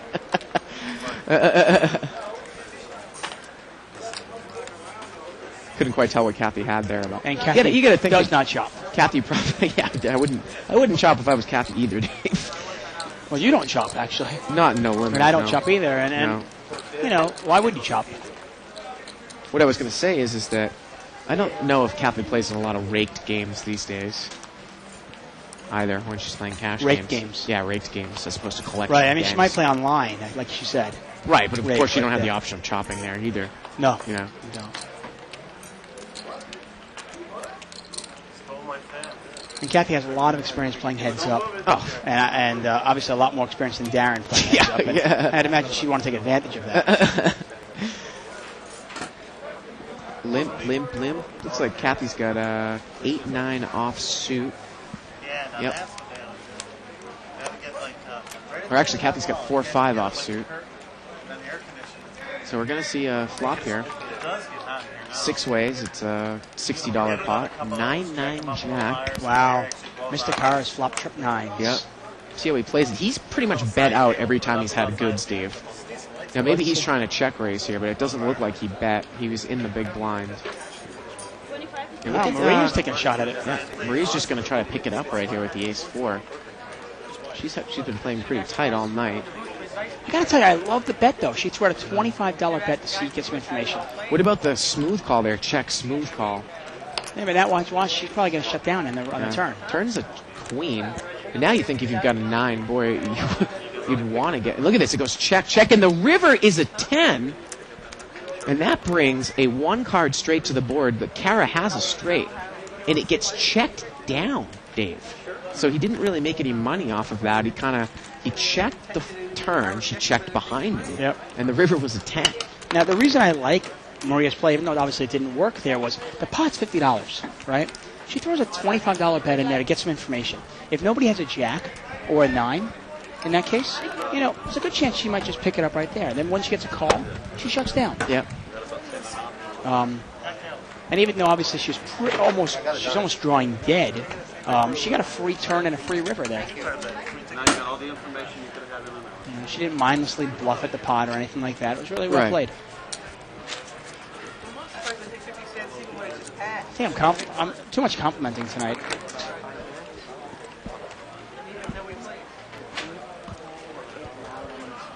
Of course. Thank you. Have you ever played in a tournament with Kathy? And actually, I have, and I've been on her table a couple times, but I was going to say 2+2er Wes Vids, I guess that's how you pronounce it, actually said that Kathy is second to Annie Duke. And it looks like she's actually second by a lot. Annie Duke's got 3.1 million in terms of total tournament winnings. And Kathy's got 1.9. Wow. Yeah. So I feel bad for Kathy. Only 1.9 million. Yeah. Jeez, how's she eating? She'll probably buy her food here. And she has played in a pretty tight brand of poker just from a couple rounds that we've seen, Dave. And it's funny enough, you know who number 9 is? Tiffany Williamson is the person that went, the lady that went the longest in the World Series in the main event as a female. And she's 9th, just from that one place from this year. I don't think she had really placed in anything else. No, I haven't heard of her, obviously. Yeah. I know Cindy Violette, who I see is 7th on the list with about over 600,000 chips. Now, Cindy Violette made a long-term living as a cash game player. She was a big stud player. She is a huge cash games player. That's where she makes her living. Yeah. And she is feared at the cash games. Yeah. She used to play 75-150. I was talking to her in Vegas. 75-150 stud high here. 45. When stud high was popular. Yeah. Really, stud high is almost a dead game now, Dave. Only really played as a mixed game. I mean, you can find it at the low levels, but to play it above, say, 5-10, it's rare. Right. Well, it's either played East Coast. A little bit at East Coast. It's either played really low limits or really, really high limits. Yeah. Larry Flint actually has a regular game. Larry Flint is the only game he plays is stud high. Yeah. And because he's somewhat of a provider, so to speak, all the professionals will play just stud high with him. Well, it's the same thing here when Jerry Buss plays in Yoshi's white chip game. They changed the game to limit hold'em only. Only hold'em, because he only plays limit hold'em. Right. Exactly. But Larry Flint, he'll get all the pros to come out and play. Well, Kathy's got a hand. 35. Not much of a hand, but she hasn't played, so she's got Jack 9 offsuit. She's going to race to 35. Ace 9 right to her left, Mox, and she's probably going to take the blinds down here, Dave, I'd imagine. That's that tight image, and I want to see Kathy get involved with somebody. I want to see if she scares the people at the table. Well, apparently she does. I mean, she throws a little raise in there, and everybody throws a hand away. Yeah. I mean, AJ's been calling raises with 8-3, 6-5, 3 deuce. Yeah. So.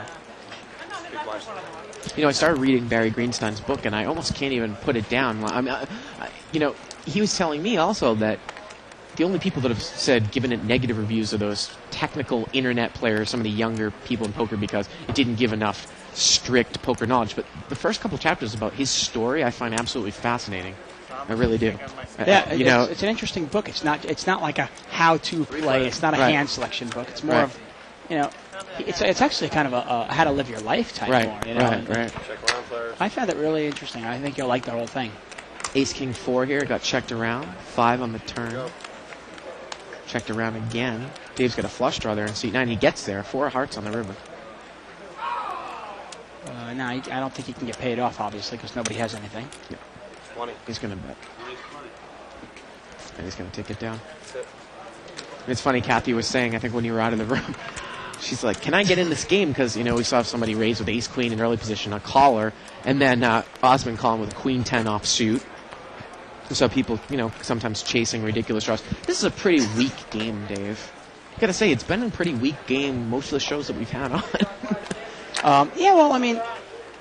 The majority of players are a little tight, a little weak. 75.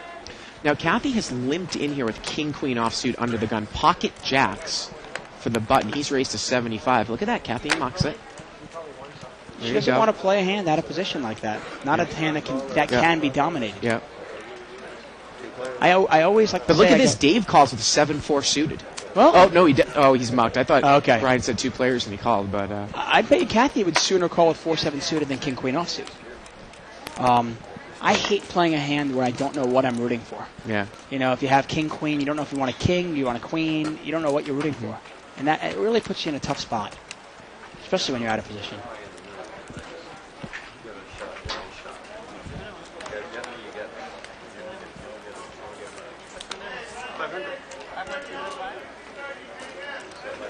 Another person on the top 10 list I saw is Barbara Enright. She's actually in the tournament tonight. I saw her, and I've played with her numerous times, and a very nice lady. I'm acquaintances with her. And she seemed to have some chips, so we'll see. Maybe she'll cash in today's tournament.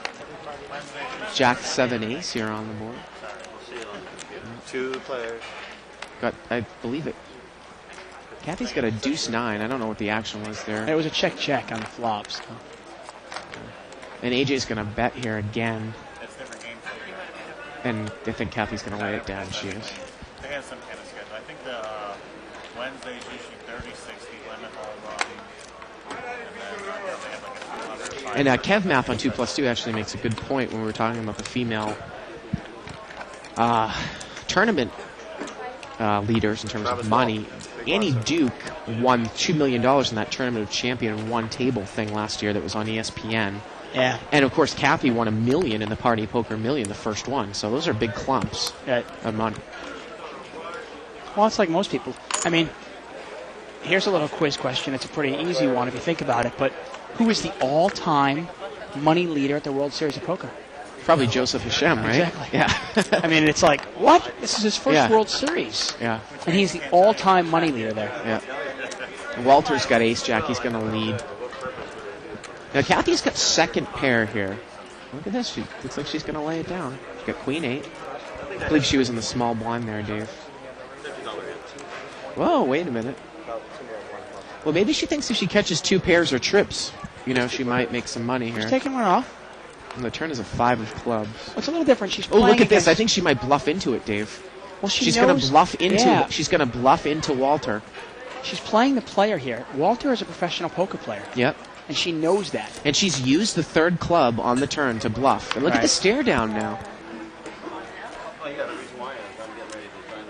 I think she looked at it and said, okay, if I hit my queen, I'm good. If I hit my 8, I'm good. Yep. And if I catch a club, I'm going to bluff at this spot. And look at it. She looked at her cards, and then she looked at Walter. And Walter's sitting there. This is a little pop, but it's a very, very interesting hand. And Kathy's smart enough. She wouldn't have tried this against a person who an amateur. She's trying this against a professional poker player. Look at Walter stare her down. And it's a tough call for Walter because not only does he have an ace, he only has a jack kicker, and he does not have a club in his hand, so he has no redraw. Look at this. He lays it down there, Dave. What a play by Kathy Liebert. There you go. And that's Kathy playing the player. For you. Well done. And that's what some people, they wonder. They go, why is she calling? She only has 5 outs if she thinks he has an ace. Queen More and 8. bluffing outs. Exactly. Yeah. She looks at it and goes, no, I have 9 clubs to catch. I have a queen to catch, or I have an 8 to catch. Yeah. That was fun. I like watching poker superstars kick their butts. And what she did was correctly put Walter on a hand. She said, okay, Walter's got an ace, no clubs. Yep. That was a nice little play there. Because you're stuck also if you're Walter, if you call the turn. What are you going to call on the river with ace-jack, right? It's tough. Without the jack of clubs in your hand, at least, without any redraw, it's really tough to call that. Spot was almost limped got a around. re-raiser. Walter was in the small blind with ace-queen. Ace 10-10. Walter didn't lead here this time. Let's see if he puts a bet on the turn. The 9 comes. He's checked it again, the ace-queen. Playing very, very conservatively tonight, Dave. And it gets checked around. And now the river is an 8. And now Walter bets. And AJ's paired up here on the river. Problem is, AJ can't beat anything. Except a pure bluff, right? Except the pure bluff. If he had queen jack with the straight, he's going to make the call, though. Walter's going to take it down there with the ace-queen. And there we see a difference between a pro and an amateur. The pot was very small, tiny pot, really. And it's a nice little $25 value bet there by Walter. Yep. Making back a little bit of what Kathy took from him. Yep.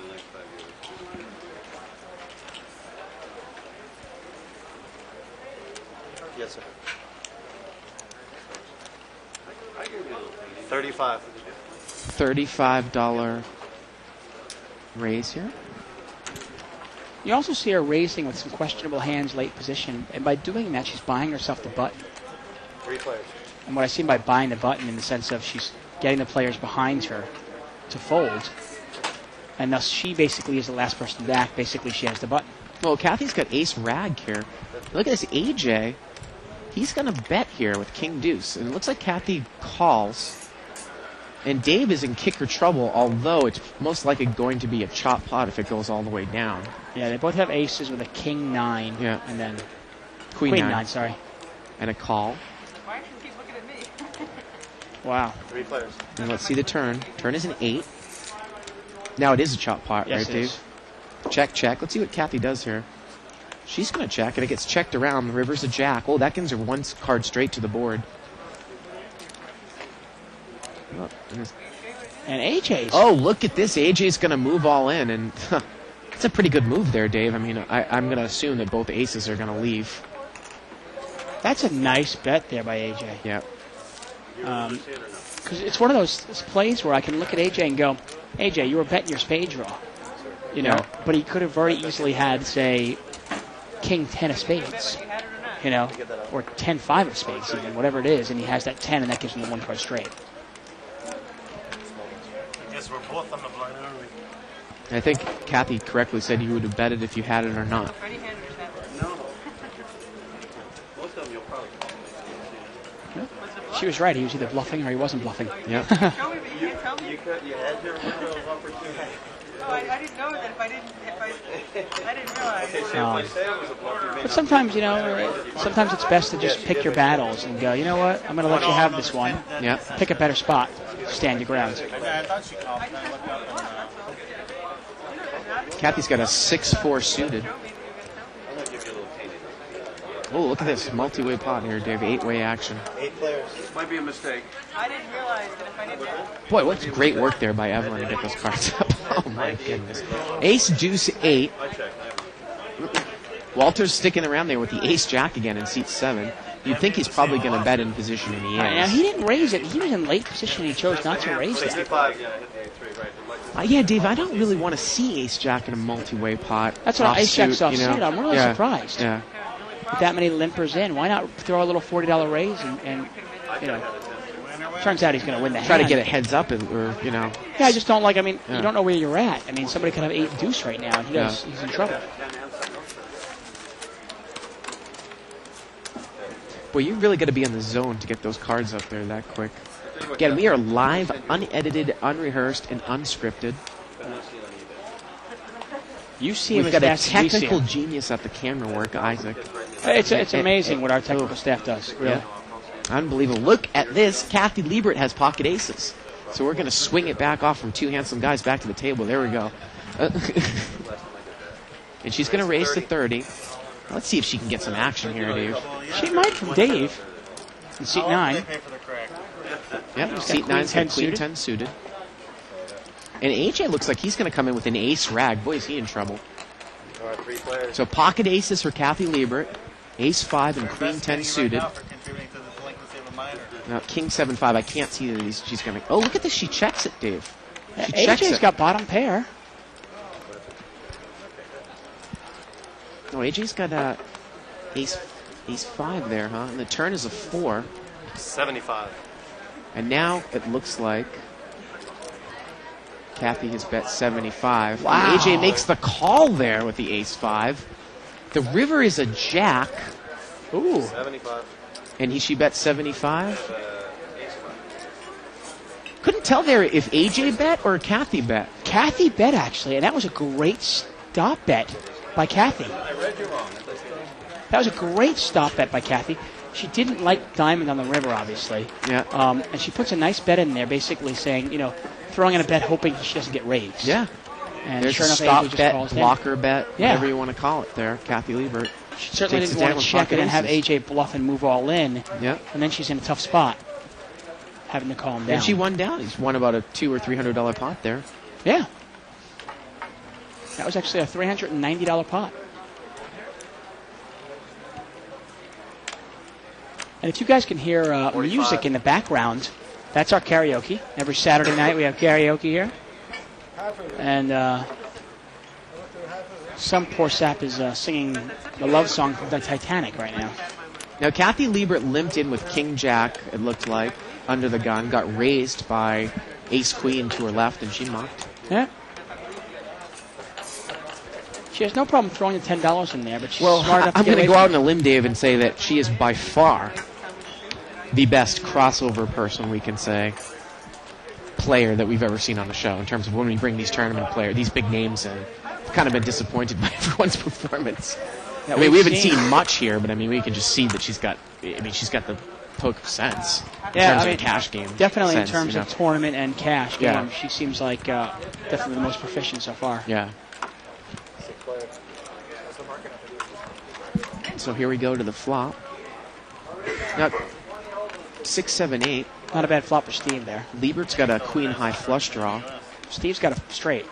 Like 30,000 people a month live in Vegas. and he looks like he's on the button. He's going to bet. He's got the top end of the straight. Let's see what Kathy does here. She's going to call. 30.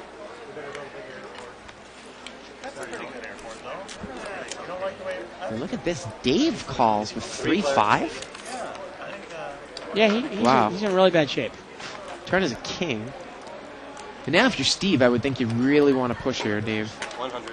Well, or just try to figure out a betting amount to get somebody not getting odds on the flush draw. Now Yeah. Kathy's doing the odds out in her head, and she's not getting the price, and she folds with one card to come. And Steve takes it down For there. $30, it was okay. But Yeah. For 100, no, thank you. Nope. The pot, the pot basically after that $100 bet was a $200 pot. She needed to call 100. She's only seeing one card. And you can just tell by the way, and I actually told her when she was moved, Steve was the most solid player in here, that he's not going to pay her off to the tunes of getting the implied odds to make that call in the turn. Seems somewhat unfair. Kathy got a little inside information Wow. about the table, but hey, But in the beginning, That's okay. and I think she would have figured it out for herself Yeah. anyway. Yeah. Vegas, so people build bigger houses on bigger lots. Yeah, now the houses actually come to Right, small lots. right. Raise it. Because it is a big premium on the land. There's only so much left. Yep. Make it 40 total. Well, they got plenty of land. Seat number 2 here is raised it to I know, but they got all 40 the with way down 7, the state line, 8 they got suited. 30 or 40 miles of flat desert. AJ's got an ace jack offsuit. He's going to make the call. Maria has position. 10 or 20 million people, huh? To get to the state. Wow, pretty good flop there. 7, ace, 10. Both players. AJ's got top pair. Maria's got a pair and a flush draw. I see some fireworks here. Now, this is the problem with ace jack here, Dave. I mean, is AJ just going to call her down all the way? You know what? He's You know? only got a couple $100 in front of him. Yeah. To me, it's a move all in or throw it away. Well, look at this. Just a check call here, it looks like. Yeah. But then eventually, it'll Looked like it was a $65 bet. And he's going to check call. Wow. I mean, he's only got a couple $100 in front of him. So the pot is now $200, and Jack comes on the turn. Well, now he's got aces up. Well, now she's picked up a straight draw as well. Look at this. It goes check, check. The river is a queen. And That was very poorly played by AJ. Now he's not going to get look at any this. It money looks out like of he's checked the river here, too, Dave. Well, Oh, one he's card induced to straight. bluff. Oh, it is a one-card straight there. We raise our prices every week. It looked like she was going to throw a bet in. And And she she is going to is. throw a bet in. So he has induced a bluff. But sometimes we get in this situation, you induce a bluff, and sometimes you forget to call, right? Well, I don't know if he's done this to induce a bluff or he's scared of the king. Well, People make a lot of money doing and it. she calls it. And he calls with the ace-jack. Prices have gone up a lot. The other thing is right along Yeah, combination induce a bluff, scared of the king, whatever. Well, If he's going to make the call, I mean, you know, it's... Well, AJ made me bite my tongue there. I mean, I got to say that he played it terribly Yeah. because Maria didn't get there. He didn't charge her for her draw, and I thought he was going to make no money on his two pair. But it turns out he induced a bluff and made $150 on it. They're going condo, and then people buy them and rent them out. But you know, the way hotel rooms are in Vegas, and especially like the poker players would all want to stay at Flamingo Road. And that was a spot where Maria, I praised her play before. I don't really like the bluff there. AJ didn't have much money. He tends to pay off people. We saw him pay off Walter before, and I just don't think that he was going to throw away any hand that was even close to decent.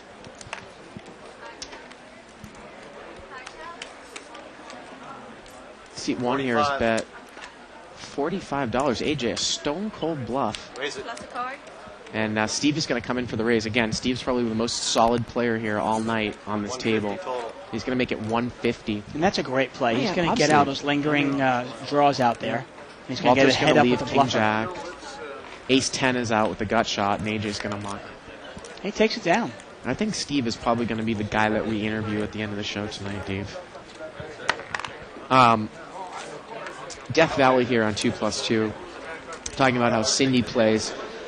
Cindy Violette, we were talking about her earlier. Cindy plays 300, 600 stud whenever it's spread at the Taj in Atlantic City. And he says she plays with Nick Frankos, I think, among others. And Nick Frankos is he's been on TV a bunch of times. And I thought it was really funny. You know, he's got the Atlantic City pride, Dave. When I saw him at the World Series this year, he was wearing the NBA All-Star jersey East on it, which I thought was pretty funny. And he's definitely proud of his New Jersey East Coast. Yeah. The East heritage. All-Star shirt. Look at this. Kathy raised to 30. She's probably making kind of one of those mini raises. She only has 10-3 off suit here. And unfortunately, she's picked the wrong time to raise. But she'll throw it away. Obviously, yeah. Seat number 8 there. He's got ace-king. He made it 130. Funny, with ace-king and king-jack out there, 10-3 is probably going to be the best hand in the end of it all. Well, obviously, she was just trying to... Right. Again, if it's a weak-type table, like you said, you try to put that mini raise in there. She might be able to either steal the blinds or put a bet in on the flop and pick it up if people don't hit their hands on the flop. So...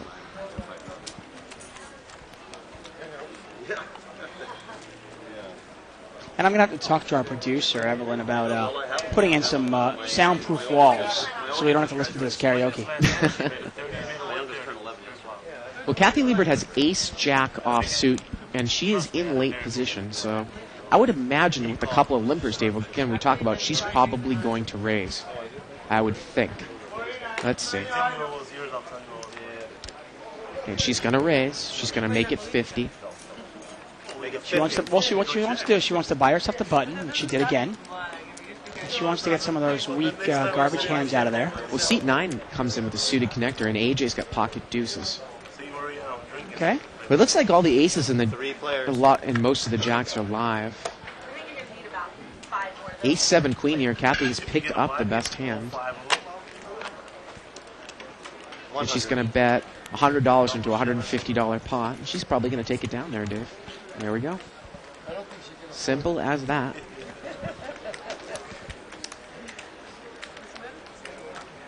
And I think Kathy likes the table. We're probably going to get a chip count in here pretty soon. Remember, she started with 600, so we'll see how much she's up. Still getting over the fact that Super Mario makes $400 to $600 an hour in 2040 Hold'em. That's a really great hourly rate. I mean, if I can make $400 to $600 an hour playing 2040 Hold'em, wow! Can you quickly add that up over a year? I mean, it's what an 8-hour day. It's $4,000 a day, $20,000 a week. You know, 50, $80,000 a month.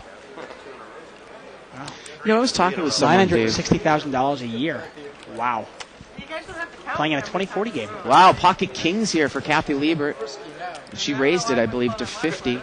Mr. Kara called with ace-10 suited, and Steve's going to call with king-queen. Now, these are a little different. Steve's calling with king-queen suited, and Mr. Kara's calling with ace-10 suited. So here we go, 10-3 jack. Steve is open-ended. Yep. Kathy's got the overpair. And look at this, Kara's got second pair. And Kathy's going to lead here. And she knows it's a scary board. Unlike when she had pocket aces before, she's going to lead right into this board. Yeah, but she's going to bet $75 into a $150 pot. Well, $175. That makes a little more sense, Dave. And now Steve, a couple diamonds out there. You think? Oh, look, he's going to call. Well, he's got the king of diamonds in his hand. Actually, no, he's king of clubs. Oh, excuse me, king of clubs. Kathy's got the king of diamonds. The turn is an 8. Pot's about $500 right now, Dave. And it gets checked, and Kathy is thinking. Wouldn't imagine that she's going to check behind him. I mean, she's kind of still in the short check. She knows Steve is solid, though. She knows he had something if she called him. You know, and she's wondering, does he have ace-jack? Did he have jack-10? Does he have a diamond? I think king-queen, but she does have pocket-king, so it's a little hard to put him on that hand. You know, she's trying to put him on a hand right now. She's figuring out exactly how much to bet against a $500 pot. And she's going to move all in, Dave, so she correctly put him on a draw. Well, even if he has ace-jack here, it's a tough call. Yep. The only hand he's going to call pretty instantly with is jack-10. But jack-10 is pretty unlikely. Looks like it's about a $430 all-in, so it's about a $950 pot, $430 to call. And there it is. She takes it down with the overpair. Nice play. Yep, great Well play. played. Now, I was going to say, she's trying to deduce what kind of hand he might have, right? If he has a set, or if he has jack-10, if he flops two pair, if he has a set, it's very unlikely that he's going to just smooth call behind her because there are two diamonds out there. Yep. Plus, there are possible straight draws out there. Yep. So he played it very much like he had a draw. Kathy probably figured that and sure enough won the pot. Yep. Well done by her. I'm really impressed with her play. I've never seen her play, obviously. Nobody has seen her play No one's cash game. no one's seen her play a cash game. Nobody has ever seen this her. is This the first. is the first time in history. Yep. And she is not disappointed. I thought about the 300, but then I was talking about it anyway. Huh? I'm forced to call if you're easy. I could have given him a slightly Big blind cheaper C3. card. Huh? He might have tried. He's probably getting So we're getting preliminary where Kathy's got $1,250, so she's up $650 here. Doubled less her money than an in hour. less than an hour. Yeah. They play it 4 or 5 times. Oh, Raise 35. I've never played with any of these guys. maybe she'll give me a tip since I got her in the game, huh? Time, we're on the button. Are you regular this year? No. 35. Most of these people are live in the fight. Look at a $50 raise there by Kara with King Jack suited. And seat 1 is smooth called with pocket kings on the button, Dave. And wow, flop is a 9-10 queen. King Jack flops a straight. Wow. Oh, AJ is in trouble here. Yeah, you And think? Kara checks, and AJ bets. AJ thinks he had trapped Kara. Of course. Let's see how much the bet here is on the flop. I don't it's mind a $200 bet on the flop. I don't mind the smooth call by AJ. Yeah. He could have trapped Kara. And look at this. Kara re-raises all in, and AJ just quickly calls with the overpair, and AJ's in big trouble. Yeah. And he's Big running trouble. spades. Well, there's a spade. Let's see the river. Oh, the river's an 8. Tell the commentator that we did. King Jack is going to take it down. I'm done. And that's going to do it there for AJ. Mr. Kara takes down a nice little pot there. AJ was trying to trap, and there was the trappee got trapped, huh?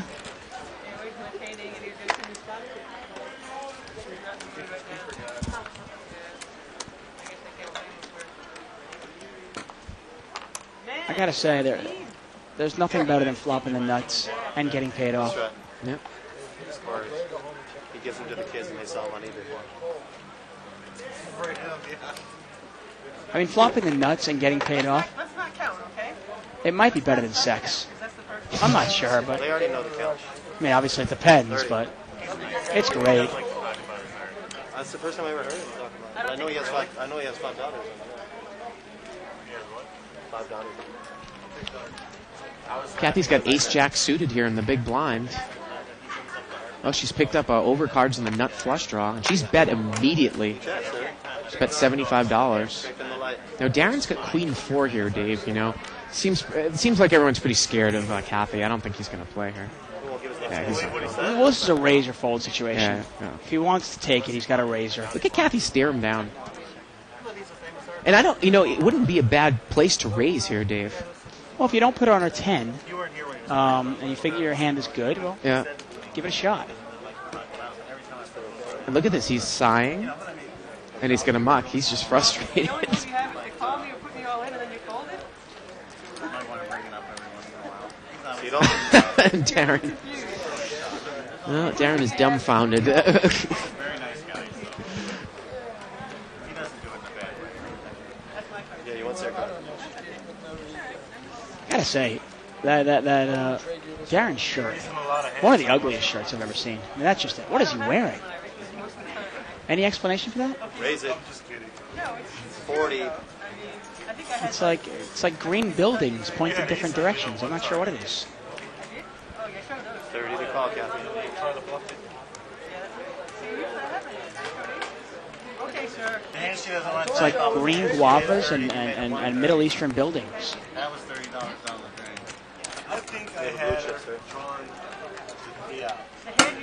No. Okay, you No, tell she's me playing what like I'm 6-8 doing. of her. That is king of hearts. Maybe he should see Isaac, our wardrobe consultant here at the Bicycle Casino. And 3? You weren't even connected? Oh. I should admit what a maniac I am, but I think that's what it was. He's king of hearts. I thought at least you had like 6-8 suited or something. Well, 10-3 is live. They're talking about the hand that I think Steve, the one hand we've seen him play in Seed 8, he re-raised Kathy, and Kathy was telling him, well, I raised with 10-3, I was stealing. Pocket jacks here for seat number 7, Walter. I was going to lie, but... And I believe he chose to limp. He limped in under the gun there, Dave. Ooh, and he's flopped a set, Ace Jack 4. No one has an ace, though. And he's going to bet 40 right into the set. And I like the bet there, Dave, because you hope that a couple people have got aces, but unfortunately for him. Yes, sir. And this isn't the type of table where you get really tricky, because there isn't really an overly aggressive player, especially now that AJ is gone. Yeah, I gotta say, I mean, I like Walter's game, but I'm a little disappointed in here. He's not playing the table. He's not adapting to the table. The table is somewhat tight. I mean, somewhat loose passive. Yeah. And the only way you're really going to build pots for yourself, if you have a premium hand, you've got to raise it before the flop. Yeah. Oh yeah. If he raises that, makes it $30 or $40, he might win a $200 pot. Yeah. But instead, he takes down and he wins $40 to $50. We saw him earlier limping with Ace Jack, and he flops an ace and just takes it down. Mm-hmm. Look at this. Kathy's going to raise here with Jack 6 offsuit. Again, a lot of hands in position, and she's going to steal the blinds, dude. She's on the button. There are a lot of ways for her to win the hand. She shows a Jack. And that's one of them. See, if I show it and say it, then people don't think it's really a lie. Yeah, she's got a good command over this table. Oh, absolutely. Kidding me? Are you kidding me? Forget about it. I would have given you that one too, Maria. 4-3 offsuit. Oh, we're going to have a chip count there. So Darren's got about 2,400. Steve's got 2,000. Kara's got 2,000. Mr. Kara's a pretty big winner. Steve, though, he's up, over $1,000. Kathy's got $1,250. She's at about $650. Sam's got about $1,100. Dave's got $900. Walter has $800, and Maria has $400. Raise it.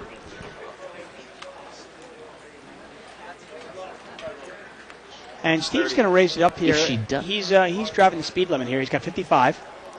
A couple of red 5s there. And I think he's going to get a call here. Sam's got Ace Jack of clubs. Wow, Dave's got a call with Ace 6 here. That's what the flop brings. Deuce 8 deuce. That's a great flop for pocket 5s. Well, the pot was limped around, correct? No. Oh, he raised $30. Oh, yeah. Okay. He Now raised he's $30 going to and bet 75. Call. And that's a really nice. I mean, there's only one overcard. It's not a real scary overcard. But Sam, he's kind of been playing the definition of weak tight tonight, or just super tight. There are certain cards that you might be scared of as an overcard, like let's say a 9, a 10, a jack, a queen, a king, or obviously an ace. And those are like kind of in the playing area. Yeah. And if one of those cards comes, there's a bigger chance that one of your opponents might have that card. But 8 deuce deuce, I mean, short of hitting your set, that's a real nice flop. We got a seat open there. Seat number 1. And it amazes me when people say poker is not a game of skill. You look at this game here, and it's so clear to us watching it, and I'm sure everybody at home watching, that Kathy and Steve have complete control of this table. Yeah. 5 players. And we're going to see 5-way action here, limped around, ace, 7, 8, rainbow. And this is not luck.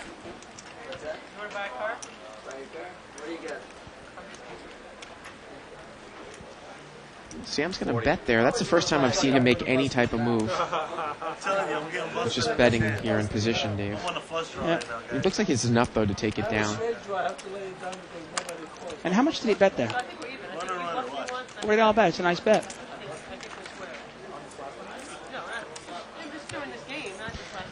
Now, Steve had a 10 jack there.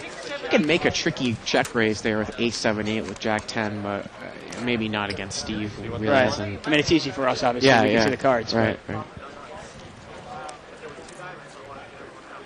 just saying if Steve doesn't have an ace, he's such a tight player, he's probably going to lay down. Oh, without a doubt. Yeah. Yeah. Especially if I'm Steve and I've shown down good cards the entire night. Right.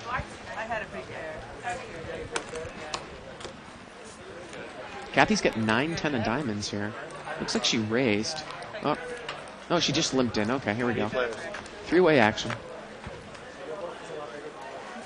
Wow, Maria has flopped quads. And Kathy's got a flush draw. Let's get a Oh, another ace comes. Oh, Steve's going to lose here. And Steve has got a full house. Oh, my goodness, look at this hand. And look at this. Maria is going to bet, and you would think that... Well, she only bets $40, Dave. Oh, 40. God. Maybe Steve puts her on a flush. And you would think that Steve's going to raise. I think I escaped. I checked raise. And she's going to raise. And, dude, and Dave, this is a perfect time for Maria just to move all in. Oh, no I question. mean, you got to move all in here. There isn't a time better than this to move all in. She's got quads. What a turn card. Move all in.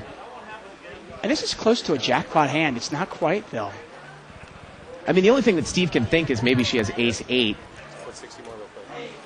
So there's a raise there by Steve. It's a $100 raise. She's going to raise it. And she's going to raise it again. Push. Let's root for her, Dave. Push. She's only got 200 left. This is an easy move all in. You've got to move all in the here. The pot's 250. There we go. And Steve has to call here, right? And she calls, and there she turns over the quads. What a hand! There you what go, amazing hand! Hey, look at Steve. He just does it with a smile. He goes, "Okay, what am I gonna do?" Ace is full of fives. I did everything I could. I'm trying to win an Oscar. And Maria's not going to get an Oscar for her performance, but maybe a Tony, or an Emmy. Hey. Well, I was actually looking at her when the fives came out, and her eyes almost popped out of her head. I don't think you would have fallen for it if you I know, but and Steve's just putting his hands up like, well, okay, whatever. What am I going to do? I mean, actually, it couldn't. Steve had ace deuce there. I mean, if he had a higher kicker and another ace came on the river, then it would have been a jackpot. 5-5 ace ace, and he had a kicker that played over 5. Yeah, it's a difficult one there, obviously. Yeah. And it's once again, the jackpot is aces full of 10s or better, has to lose to 4 of a kind, and both hole cards have to play. What a great hand. And Kathy takes it down. And the jackpot is, I think, about $20,000 for this game. Right now. That's one of the, I hear no limit hold'em stories, Dave, and that is a very, very unique situation and it doesn't happen every day, when you can win a lot of money. When you have quads on a double paired board and someone has the top end of the other full house. It's like, yeah, it's happened to me in the World Series. Remember I told you I had pocket threes. Right. Flop came out 6-3-3. Yeah. Turns 6. Yeah. Oh. I couldn't have been any happier. And a real incredible hand where you're going to win all the money is if the guy holds a full house where the odd card he has as his kicker. So he has a higher full house. Meaning, like if you had 3-3-6-6 on the board, and let's say the river is a 7, okay, and the guy's got 6-7, so he beats 8-6. Yeah. Right? But you've got quad 3s. It's almost impossible to get away from top full house. Yeah. It's really difficult. Yeah. I would challenge the best player to do that. I mean, it's really difficult. Yeah. Now, it's funny when you were telling me that you had that hand there. You said you only bet 1,000 on that hand. We're talking about the 3-3-6-6 hand that you wrote about on the blog on the website. I mean, my final bet was all in. Oh, it was all in. Yeah. Okay. My final bet was all in. If you put the guy on the 6, you got to move all in, right? Well, the funny thing was on the river, the board was 6-3-3-6-10. Yeah. And I had kept a third person in the pot, but the pot was still probably about $1,500 going to the river. And the guy with the 6 put in a nice size value bet on the river. I moved all in, thinking for sure I get one call from the for the first 6, and the other guy, if he didn't have a 6, would throw it away. Right. I got called in 2 spots. Yeah. I got overcalled by pocket kings, which amazed me. But, I wasn't going to complain. Oh, look at this. I think we've got a new player coming into the game. It's Ernie, and Ernie is another pro, Dave, that just recently won a Limit Hold'em tournament here. Really? If I think it's the same Ernie we're talking about. And Kathy Liebert's got pocket threes. Mr. Kara's got 6-4 offsuit. And I think Liebert brought it in for a race here. Wow, well Kara's got an open-ended straight draw here. So Kathy bets 45, and Kara calls with the open-ended straight with draw. 3 hits on the turn, oh, boy, we're going to get be trouble. fireworks. Yep. Let's see the turn. Turn to king. Now, if Kathy continues to fire here, and she is, Kara might lay this one down. She's going to bet 125. Well, what's interesting is, if she put him on a 10 or a 7, the king has got to be a scare card for him. Look at her. I mean, she by far, she outclasses this table. It's not even close, Dave. I got to tell you, I think Steve... And let's see how much Steve's she's going to bet on the river. Let's see what happens here. The river is a 6. Now, he's picked up the best hand. Now, what does she think that he had? And let's see how much she bets. Wow. 375, and you can't think the Kara can call here. No, you almost have to put him on a king. I mean, you almost have to put him on a big hand here. A king, a 10, the way she played it. Dave, the pot now is about, I believe, $900 or $1,000, $375 to call. He had a draw. Yeah. Now, obviously, he didn't know what good shape he was in. Yeah. And now he's trying to think, is my pair good? Did she have maybe a spade draw that she missed? Look at him. Look at her. Look at him. Again, it's about a $900 pot, $375 to call. Get close in on Kathy there. See what a bluffer looks like.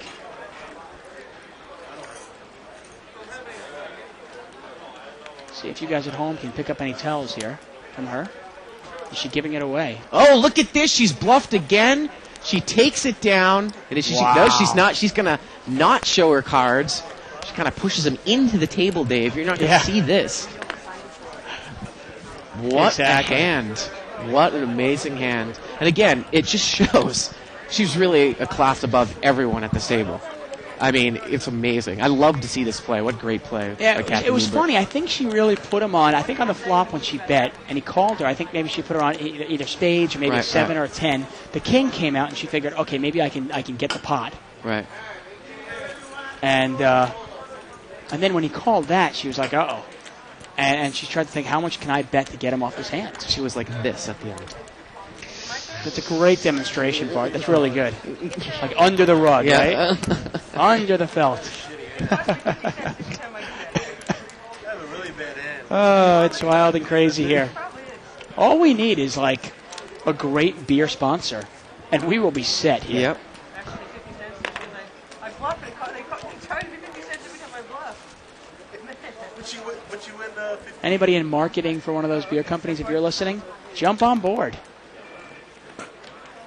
You don't ask for much. It's like Vegas, you can put drinks on the table. Right. But here, you like them on. And Kathy's going to be up over $1,000 now. I mean, she's having a lot of fun here. Yeah, I think she's planning on only playing a couple minutes, but she realizes what control she has over this table. She's having a lot of fun. Yeah.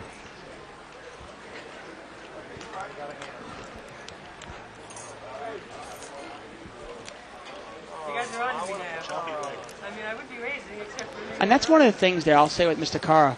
Sometimes it's really good to raise or fold. If you have a draw and you have position on somebody, raise it. You know, maybe you can get him off the hand.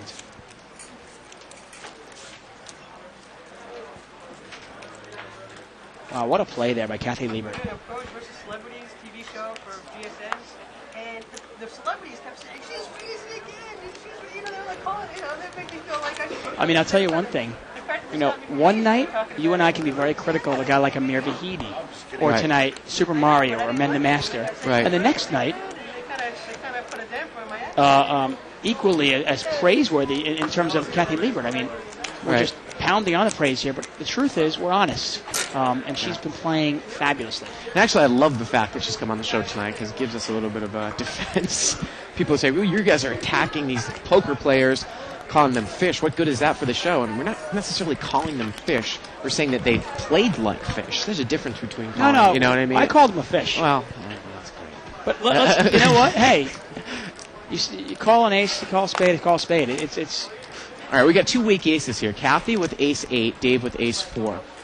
I like the bet by Dave there. I like the bet. I don't know if Kathy's even going to get involved with this pot out of position, Dave. Oh, she's going to call.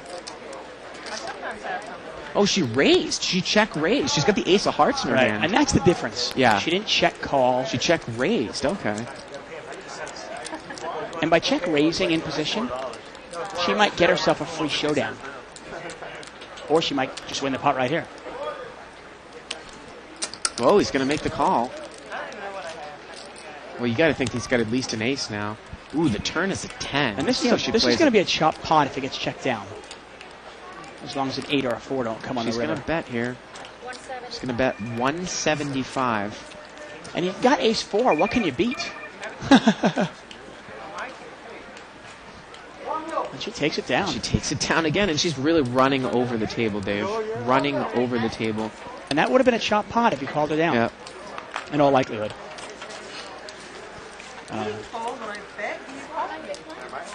But I'm going to stand by what we say, Bart. And you know what? And we're going to continue doing it. We're going to call it like we see it. You know? Absolutely.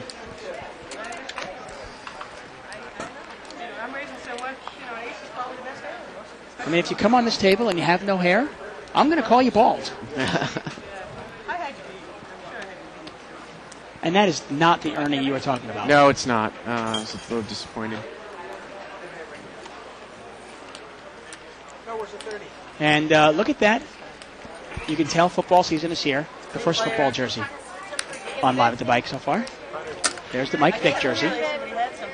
Now, Seat 8 has raised here to 50 with ace-jack suited, and Seat 9 re-raised with ace-queen offsuit. Wow, Nice and play. Steve makes the call with ace-jack suited. Huh. Nice play by Dave there to take control of the pot. Ooh, king 8-6. Sam's got the nut flush draw on Seat 8. He's going to check. And Dave checks right behind him. Boy, he's done that all night, played pretty passively. Now, if you got ace-jack of spades, you'd think he was going to bet here. And he's just going to fold? Yeah. And Dave's just going to fold here? Yeah, that's a pretty passive play by Dave. Nice bet by Sam here on the turn. Yeah. Now, how do you not bet the flop there, man? I just... to be honest with you, it's an abysmal play by Dave. I mean, there. you've re-raised. You haven't just raised. You re-raised. You're representing. Yeah. You're representing queens, kings, aces, or ace king. Right. Well, the flop comes out with a king and gets checked to you. Yeah. I mean, are you that scared of a check? I mean, raise? I would have almost been a little. If I was in Steve's spot, I would almost been a little bit scared that the guy might have been sandbagging pocket kings. Yeah. I mean, at that point, I've never seen somebody re-raise and then check the flop. Yeah. You know. I mean, he almost played it to me. He played it like, I've got pocket queens. I have 2 red queens. Yeah, I don't like it. Yeah. Oh, bet it. I mean, in that case, I think, Sam was going to call with the nut flush draw. But if he doesn't hit the flush draw and he doesn't hit a jack, you're going to win with ace queen high. Right. Passive play like that. I love the play pre-flop, and then he just plays it so passively. Darren's got pocket aces, and he's made it 30. Small raise there, Dave, under the gun. Seat number 1's got an ace-king offsuit on the button. He might re-raise. Yeah, Darren might get lucky. Yeah, and Mr. Michael Vick there, he's going to re-raise. And he's in big trouble. He's re-raised to 130 on the button. Let's see how aces plays. Oh, he's going to re-raise to 500. Boy, you got a smooth call in that spot, yeah, Dave. without a doubt. I was thinking the same thing. We're not big proponents of slow playing, but heads up aces. With a $100 bet, the guys behind you aren't going to call. You got to think that. This is the first game we've seen early playing, but I think that my ace king would go away right now if I held it. Yeah. One thing I'll say about Ernie is I like the play. You get a $30 small little raise, a call, and you've got ace king on the button. Oh, absolutely. Yeah, let's see if I can pick it up right now. And if you're Darren, why not? You're totally right. Yeah. Why not smooth call there? Yeah. You've got it heads up already. And you've got it against a guy who's re-raised. Right. So you know he's got a decent hand, and if you check to him on the flop, he's going to fire. Exactly. And You're setting him up. You're trapping him. You're setting up the trap. Yeah. And ace king folds. And he's probably, you figure, okay, he re-raised. What kind of hands might he have? Yeah. Ace king, ace queen. And not only is it that he's re-raised, it's a little bit different when you limp in with aces and get a raise from behind. Then now you need to re-raise to thin out the people behind you. Because if you call $40, you don't want those people coming in behind you. But you've raised. Now somebody else is re-raised. You can smooth call because you're pretty sure that the people behind you probably aren't going to call a raise and a re-raise to say up to 150. They may. but probably not. I'm willing to take that risk there. Yeah. And that way I can trap the guy and maybe I can double up. Yeah. You know, there are times to slow play and there are times not to. And that might have been one time to trap him. And just like the real Mike Vick, you know, about to get sacked, but he escapes the pressure.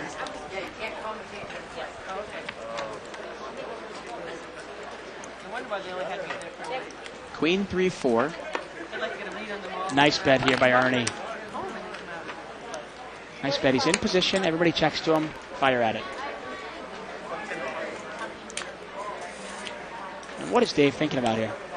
He's got no pair, no draw. So you can see it home and see how good the game is in common play. Yeah. And he mucks it. Ernie takes it down. And just to let Kev Math know, On 2 + that 2. is the Ernie that won Thursday night, Ernie Scherer. And that was his third Legends tournament win. And he's a professional poker player, local professional poker player. And he plays mostly mixed games, cash games. And he dabbles in both. And supposedly, I've only played with him once or twice, but supposedly a very good cash player and a good tournament player. It's amazing the power and speed of technology. People just Yeah, post that stuff we are up like it was nothing. The communication age is just Yeah. phenomenal. To think of all the different people in different countries that are watching this and that can communicate with us We live. have a big Danish following. I said hello to all of our friends in Copenhagen. Yeah? Great. I've never been there, but I'd love to go. Maybe if I go, I can get, meet some people. And they can, show me around. I hate that one. I think I see something on the Well, I mean, it was pretty obvious. The card was sitting there, the whole bottom of it was white. Small blind's got an ace-king suited, chooses not to raise. I think I have 2 aces. Well, here we go to the flop. 5-10-5. Now, it's one thing to choose not to raise with ace-king, but Turn is a 6. Well, now he's got a flush draw, Dave. And now, I was going to say, I wonder if Kathy's going to bet here, try to see if she can pick it up. She's got a gut shot straight draw now. And what did she's she got bet? called- $25? Yeah, she's got called in a couple of spots. Okay, and she bet only 25. Wow, the river's a 6, and that actually gives Dave a full house. Oh, she's going to continue to fire, boy. She's Wow. Yeah, she's in trouble now. Oh, well, she got an information. Dave's moved all in. Quickly all in. I can't beat a 6.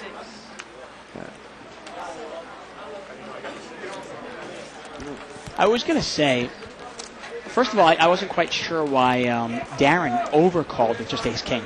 Oh, he had the diamond draw. Yeah, he's got the diamond draw there. But when you bet $25 into the pot and you get 2 callers, not just one, Yeah. to bluff again into it, it can somewhat be, it can be tough. Well, I thought she would shut down there on the river. I mean, maybe she was thinking that people both were on draws there. Yeah, hey, if one of them's got a diamond draw, one's got 7-8, she's going to win it. And she figured it was worth a shot. Betting it too many aces. What a dummy. Look at that. It's pretty obvious. I got 2 calls. I guess sometimes when you're bluffing, though, you got to know when to shut down. And obviously, I think Kathy's been playing fabulously there, but I'm not sure I would have bet that river. See, one is raised here, 60. Now, Kathy had 8-10 of diamonds. She laid it down in small blind. Obviously, no one else is in the hand, so she doesn't want to necessarily take that hand heads up. I mean, there were a couple limpers in front, but Mr. Carr's got Queen Jack of clubs, and this is the type of hand we're talking about heads up, domination. Badly Dave. dominated here. Yeah, domination. Ace 4 Jack. Well, Ernie's in pretty good shape here. they both hit their kicker here, and Ernie's just dominating here. He's got about $150 here with the Ace Queen. It's Ernie out of seat 1. They both have backdoor flush draws. Mr. Karamux. Okay. See, it's one thing if you're going to take one off with Queen Jack, and see the flop, but as long as you're good enough to get away from it when you only flop second pair. Mr. Carra kind of looks like, who's that guy from Popeye who always, wants to get the hamburger on Tuesday, pay for you on Tuesday? Listen, you haven't played a hand since you had the 4-5. Trying to think of that guy. There he is. Wimpy. Does anybody else think he looks like Wimpy? I don't know. To me, maybe. Maybe it's just me. Yeah, the hamburger guy. I hope I didn't offend any vegans out there. If I did, that's too bad. 4-way action here. Limped around. Ace, deuce, 6. Got a good shot there for Sam. Look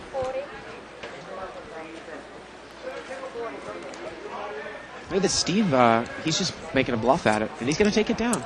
Well He's got a timed. nice table image. Yeah, well timed.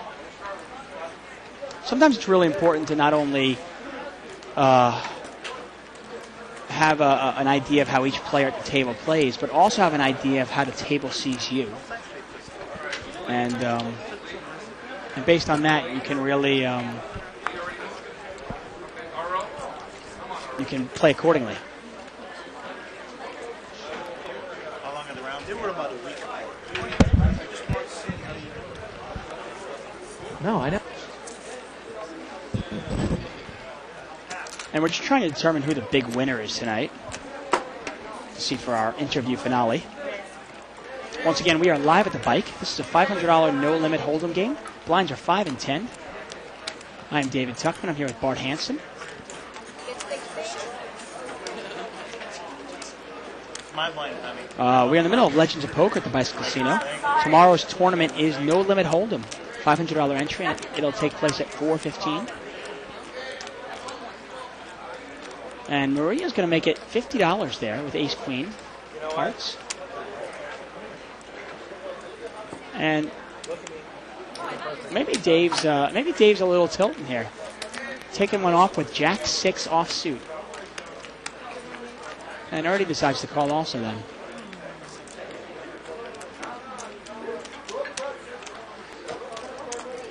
And Maria's still got the best hand with Ace-Queen. Let's see if she bets it. She's got position on these guys.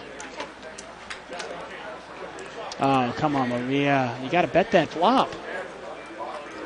And now Dave's picked up an open-ended straight draw. Oh, but Ernie's going to bet it. Ernie's got the worst hand by far. He can't even beat the board.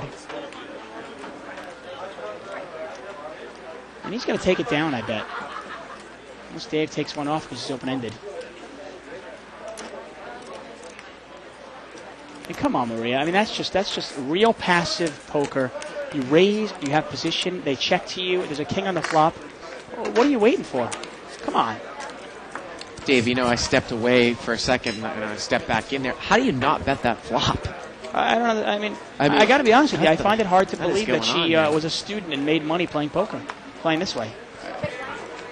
I mean, when you have ace-queen, you don't like to see that flop, but you're in position. Come on, we know because we see the cards. If she bet, she would have taken it down there. You can't play that passively. You can't always be scared of it. Everybody always plays scared of the check raise. Yeah. If you raise, people often assume that you have an ace, you have a king, you have a queen in your hand. If a king comes out there and they check to you, take a stab at it. You've already raised. You've gotten it. Don't give the pot up. Yeah. And what she does basically is she induces a bluff. Sure enough, Ernie bluffs, and she forgets to call. Mr. Kara here, he's made it $60 to go. He's got pocket tens. And just for the record, Maria is not a tournament pro, and we're criticizing her too. Yeah, exactly.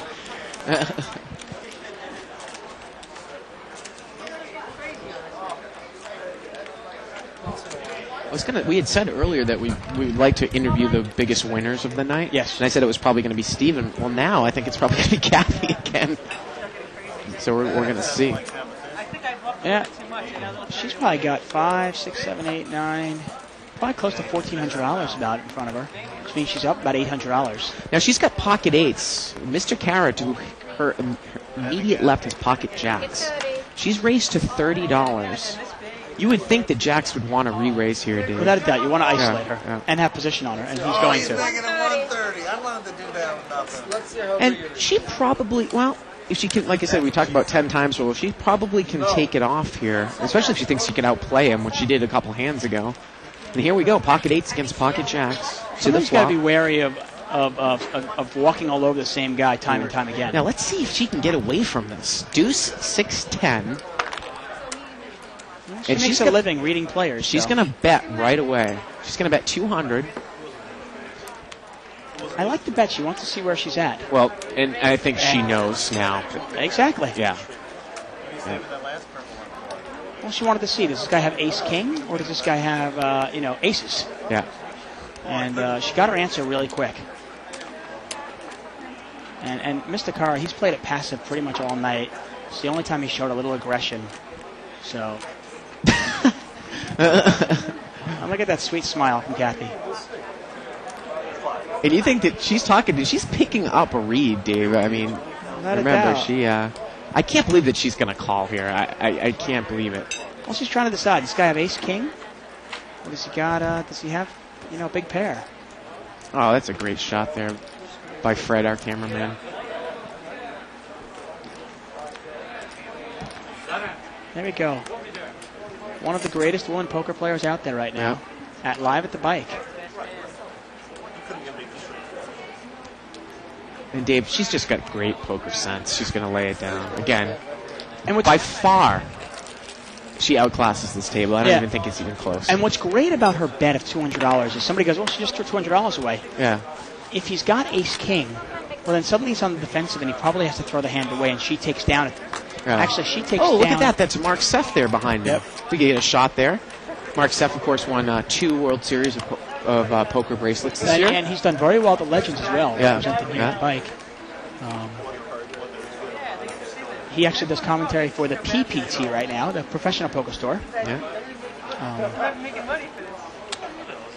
But you see, by betting $200, the pot was about $300. Yeah. She bets $200 into it, and if he's got ace-king, he's in a really tough spot. Yeah. And she gets the answer right away. Now, if she checks to him, look at this. We got she's in a tough spot. New chip count there. Darren's got 2,500 there in seat 4. Steve's gone down to 1,900. Kathy's still up about $700 or there. And the rest of the field's dangling right around 1,000. Maria got a little bit back from her quad fives.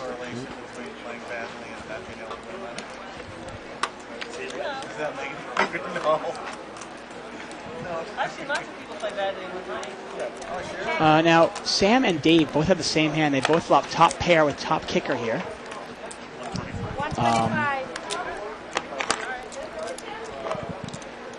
Darren's got a bunch of nothing here.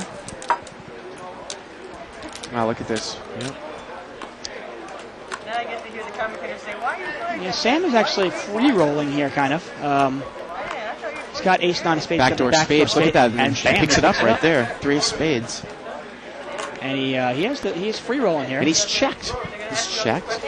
Dave's it's betting. a $100 bet. And I gotta tell you, if I'm Sam here, you got to push there, right? Oh yeah, You're man. You're gonna push big time. Push in the bush. Come on, look at move it this. in He check calls, David. Jeez. And look at this. The river's a king, and he could have gotten Dave off of that. And they're probably just both gonna check it down. Come on, guys. Give us something to talk about, right? I like Dave's play there. Dave bet on he had top pair. He bet it. Yeah. Sam, that's a great opportunity to move there. Got top pair with the nut flush draw. Yeah. What are you waiting for? That is unbelievable. What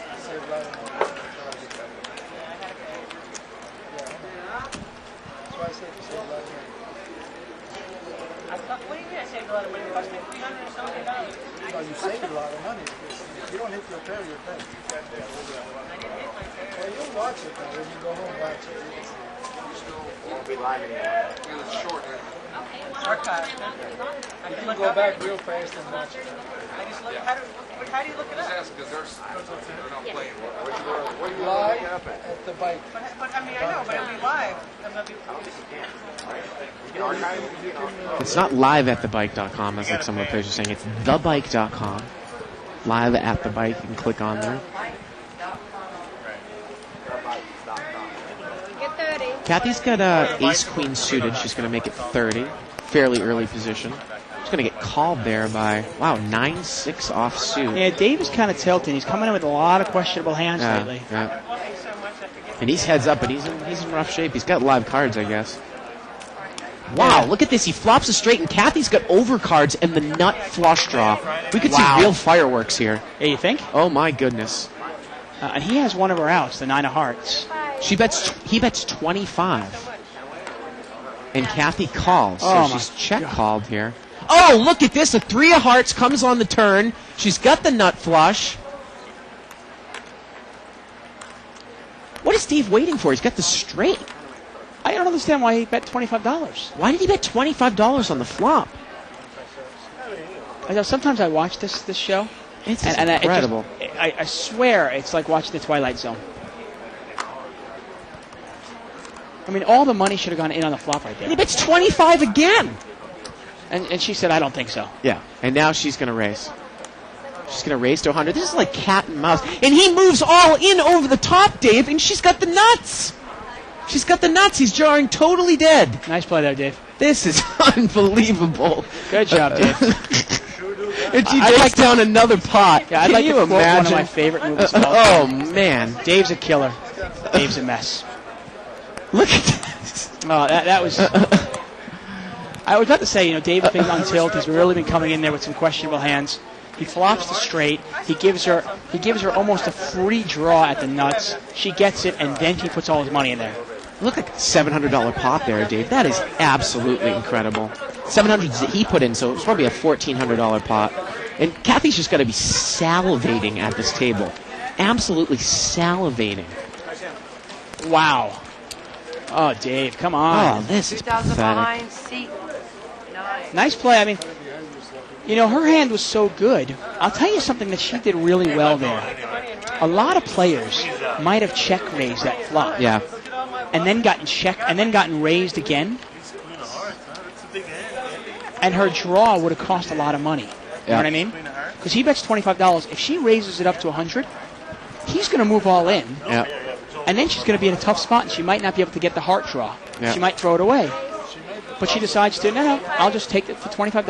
I'll take the free card. Then she hits her hand, and bam, gets paid. Dude, she's up $1,200 I'm hearing now. $1,200 like in, no time at all. Maybe an hour and a half. Wow. Well, so at least I think she probably lost $300 or $600 in the tournament today. So Yeah. she made back her tournament buy-in for sure.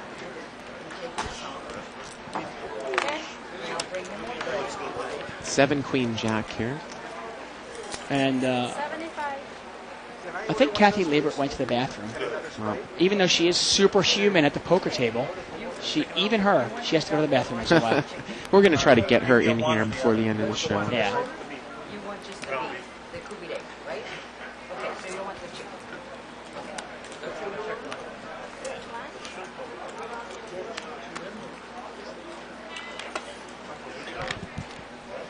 Turn is an 8 of spades here, and the river's an 8.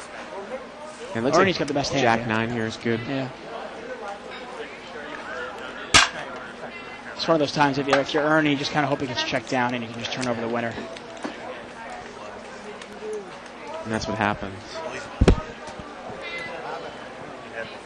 Now there is always that debate about if you're on a big draw in position, do you want to raise him? Because then sometimes you risk the fact that he might re-raise you, Yep. and then you get priced out of going for your draw. Yep. And in that case, Kathy decides to just take the free card, essentially. I mean, $25 it cost her. And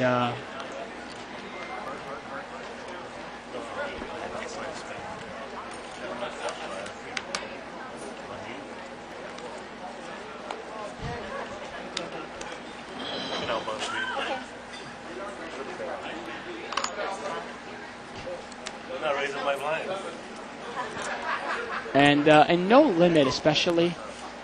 I mean, you got to really be careful when you flop the nuts like that. If there's a draw out there, Yeah. Suddenly a little $25 bet costs you $700. Yeah. Pot looks like it's limped around here. Ace 6-3.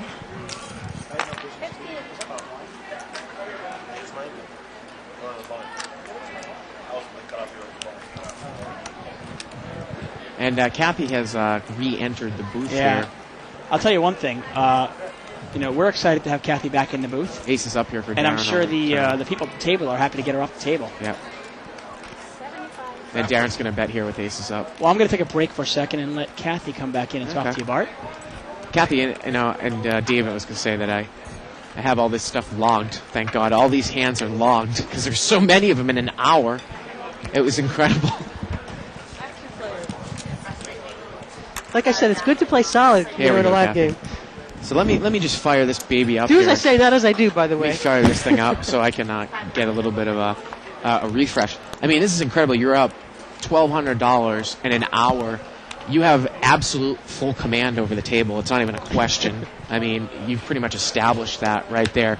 You've made bluffs. I mean, you've made value plays. I mean, I'll just go at the last hand, the most recent hand. The guy flops a straight. He bets you $25. You've got overcards and the flush draw.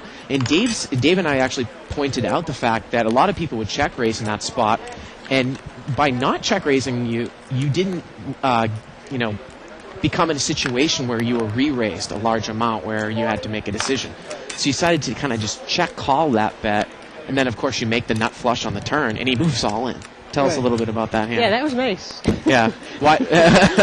And Dave and I were just like, I mean, we just see everything. We see, we see everything here out loud with the bike. It's. Well, I kind of was trying to encourage him to bet a quarter, and he did, and that's kind of a silly bet for him because, I mean, he's got, but. Yeah. Why didn't you check raise the flop? I might have in some spots, but it was only a quarter. I only have to risk a quarter, and I can see at the turn cheap. So why risk a lot of the chips? So it was just kind of a pointless bet by him, pretty much. I mean, in the end. I mean, what would you have done if you were in his spot and he flopped a straight? Do you think he was trying to trap you? Obviously, he didn't know he was if he bets more, I might move in on him. Yeah. Or I might raise him, Yeah. But he just made it so cheap. There's no reason. All I can do by raising him is get him to fold. Right. Or get re-raised. Or, right, so you're trying to make value anyways. I mean, I'm out of against, position if I don't. against a single pair with your overcards and the flush draw with two cards coming your favorite anyways. So it's not even like you want to drive him out of the hand necessarily, right? Like you said for that, little bet. Right, if I raise him on the flop, what is he going to call me with? Right. I'm either going to be in really bad shape, or I'm going to be beat, and if he does have a big hand, why, so I just if he bets big, now I have a tough decision. Either I can move in on him, or I probably would raise him if he got really. I don't know, but the pot is small. Well, let me take you to another hand here. You don't know what the guy to your left had, and I'm not going to tell you until after I ask you this question. You've got pocket threes, okay, and I believe that you raised, and he called to the left. I think you might have limped in. I don't actually remember the pre-flop action, but I believe that you raised slightly, and it was kind of a raggy board. I believe the flop was 5, 7, 10. Right. You bet. And two spades. Yeah, two spades. You bet he calls. Yeah. Okay. The turn is a king. You bet again. Right. And he calls. Right. And the river is a 6. I think you bet either 125 or 100 on the turn, and then you bet 200 on the river. And he thinks about it. I think I bet 375. Actually. Oh, 375. You're right. Actually, it was more than that. Think about it. What do you think he had? What did you put him on? Well, he called me fairly quickly on the flop, so I put him on a draw. Okay. I thought maybe a straight draw, maybe a flush draw, because there's two spades out there also. The king is supposed to be a scare card for him. I'm pretty sure he doesn't have a king. I don't think he's calling me with two overcards. Right. So I bet again. He just smooth calls. Now I'm pretty sure he has a draw. Yeah. And the river, I don't want to just check it just in case he has a 10 or a 7 or just some random, so I decide to go ahead and bet it, but I assume he probably has a draw and I'm not going to get called, and then I might even have the best hand there. So let's figure it out. Now, you didn't have the best hand, and he was on the draw, so what do you think he had? I think he probably had, I thought he had like a flush draw, a straight draw. He had a straight draw, and the river actually made his hand. Okay, so he had like a 4-6. 4-6. Yep, he had a 4-6. And he was thinking and thinking and thinking. And then, obviously he didn't make it. Another hand I want to bring it up to you that I thought was absolutely an expert play, Dave and I were thinking about, is you were playing against Seat 8 Walter, who actually is a local pro. You had second pair, Queen 8. The flop was ace high with 2 clubs. The turn came a club. You used that third club as a bluff card and got him off of top pair. Mm-hmm. A lot of people, like we said, we were saying Kathy is calling here with second pair, and not necessarily she's thinking she only has 5 outs to her 2 pairs or trips, but perhaps she's going to use that club as a bluff card, and that's exactly what you did, right? When I check and call him the flop, he's thinking I probably have a flush draw, so when it comes to the flush, I figure that's another way to win the pot. Yeah. And if I'd made 2 pair, I probably would have check raised him, because I figured he probably had the ace, although the queen might have been good, Yep. So. And another play there, you had pocket 8s, and the guy to your left of you had an overpair. The board was a raggy board. You had raised pre-flop, and he, I believe, put in a re-raise. You raised a 30, put in a $130 raise. You call. Flop is 10-6-3. You bet 200, and he makes it 500. and you kind of get a read at him. We had him staring him down, thinking. You were pretty sure there he had the overpair? I wasn't sure. I thought he probably either raised me with a big ace or an overpair. Yep. So I figured I'd bet the flop and see what he does. When he only raises me 300, I'm not sure what that means. It could mean that he doesn't have it, or that he's a little scared, or it could mean he has it. But he seemed pretty confident. He seemed in a pretty good mood. He didn't seem nervous at all. So I decided that it was probably best to lay it down. Okay. And one of the other hands, one more hand here, too. You had so many hands in an hour. We thought you were playing tight at first. We're like, oh, boy, I do she's going to play a tight. hand. Ace-8, again. She had an ace-8, and the flop was an ace-queen-jack, and the guy there in seat 9 makes a weak bet at you. And you check raise him. And I think that he even, I don't know if he called there. He was in the blind? I think he was in the blind, and I raised the blind. Yeah. And I don't know if he called there on the flop. And then you threw another bet in here on the turn. I think the hand you're talking about, he was in the big blind. I raised his blind. He just smooth called. The flop came ace, jack, queen, and he let out. Yeah, he let out and you raised. And I raised him on the flop. Go. I'm playing a lot of hands, and ace, he could easily be betting out with any pair there and be correct in doing so. So I raised him on the flop to kind of get a sense whether he just called. Yeah. So I didn't think he had a big hand. So when he checks the turn, I'm going to try to pick it up. Yeah, I mean, he had a weak ace. I mean, you guys would have ended up chopping the pot. But, I mean, I think that's a great... if you show weakness against me, sometimes I will take advantage of that and try to pick up the pot. I think that's a great example of, obviously, of getting, showing your position and getting the guy off of a hand. One other time you were actually bluffed here. The guy in seat 1 moved all in. This was the gentleman that left. Yeah. Okay, yeah. He moved all in the river. You had a weak ace. Your other opponent had a weak ace. Right. And he just moved all in the river. And I remember you commenting. You said, well, you're going to bet there if you got there or if you didn't get there. And you actually, I think if you thought he was bluffing, you had the right read on him. I mean, he made a huge overbet on the river, Yeah. And it looks like he might be bluffing. It doesn't make sense for him to make that with the nuts. Yeah. But at the same time, I showed weakness in the turn. I kind of gave up, it was checking me on the turn. I showed weakness by not betting it. So if I'm not going to bet the turn, there's no reason to call off all the chips on the river. I could have made a bet on the turn, but I have a weak hand. If I get raised, I don't like it. Even if I get called, I don't love it. So... Sometimes it's right till you get bluffed. It's not worth it. Well, that's some great stuff, Kathy. I mean, you never really get a chance to get really this deep, and we love to kind of get analytical and keep it light at the same time, as you can tell by David's attire there tonight. But it's great that you had the opportunity and that you you showed fun. your whole cards, and we had a lot of fun. Okay. Thanks a lot for coming on. My pleasure. Thank you.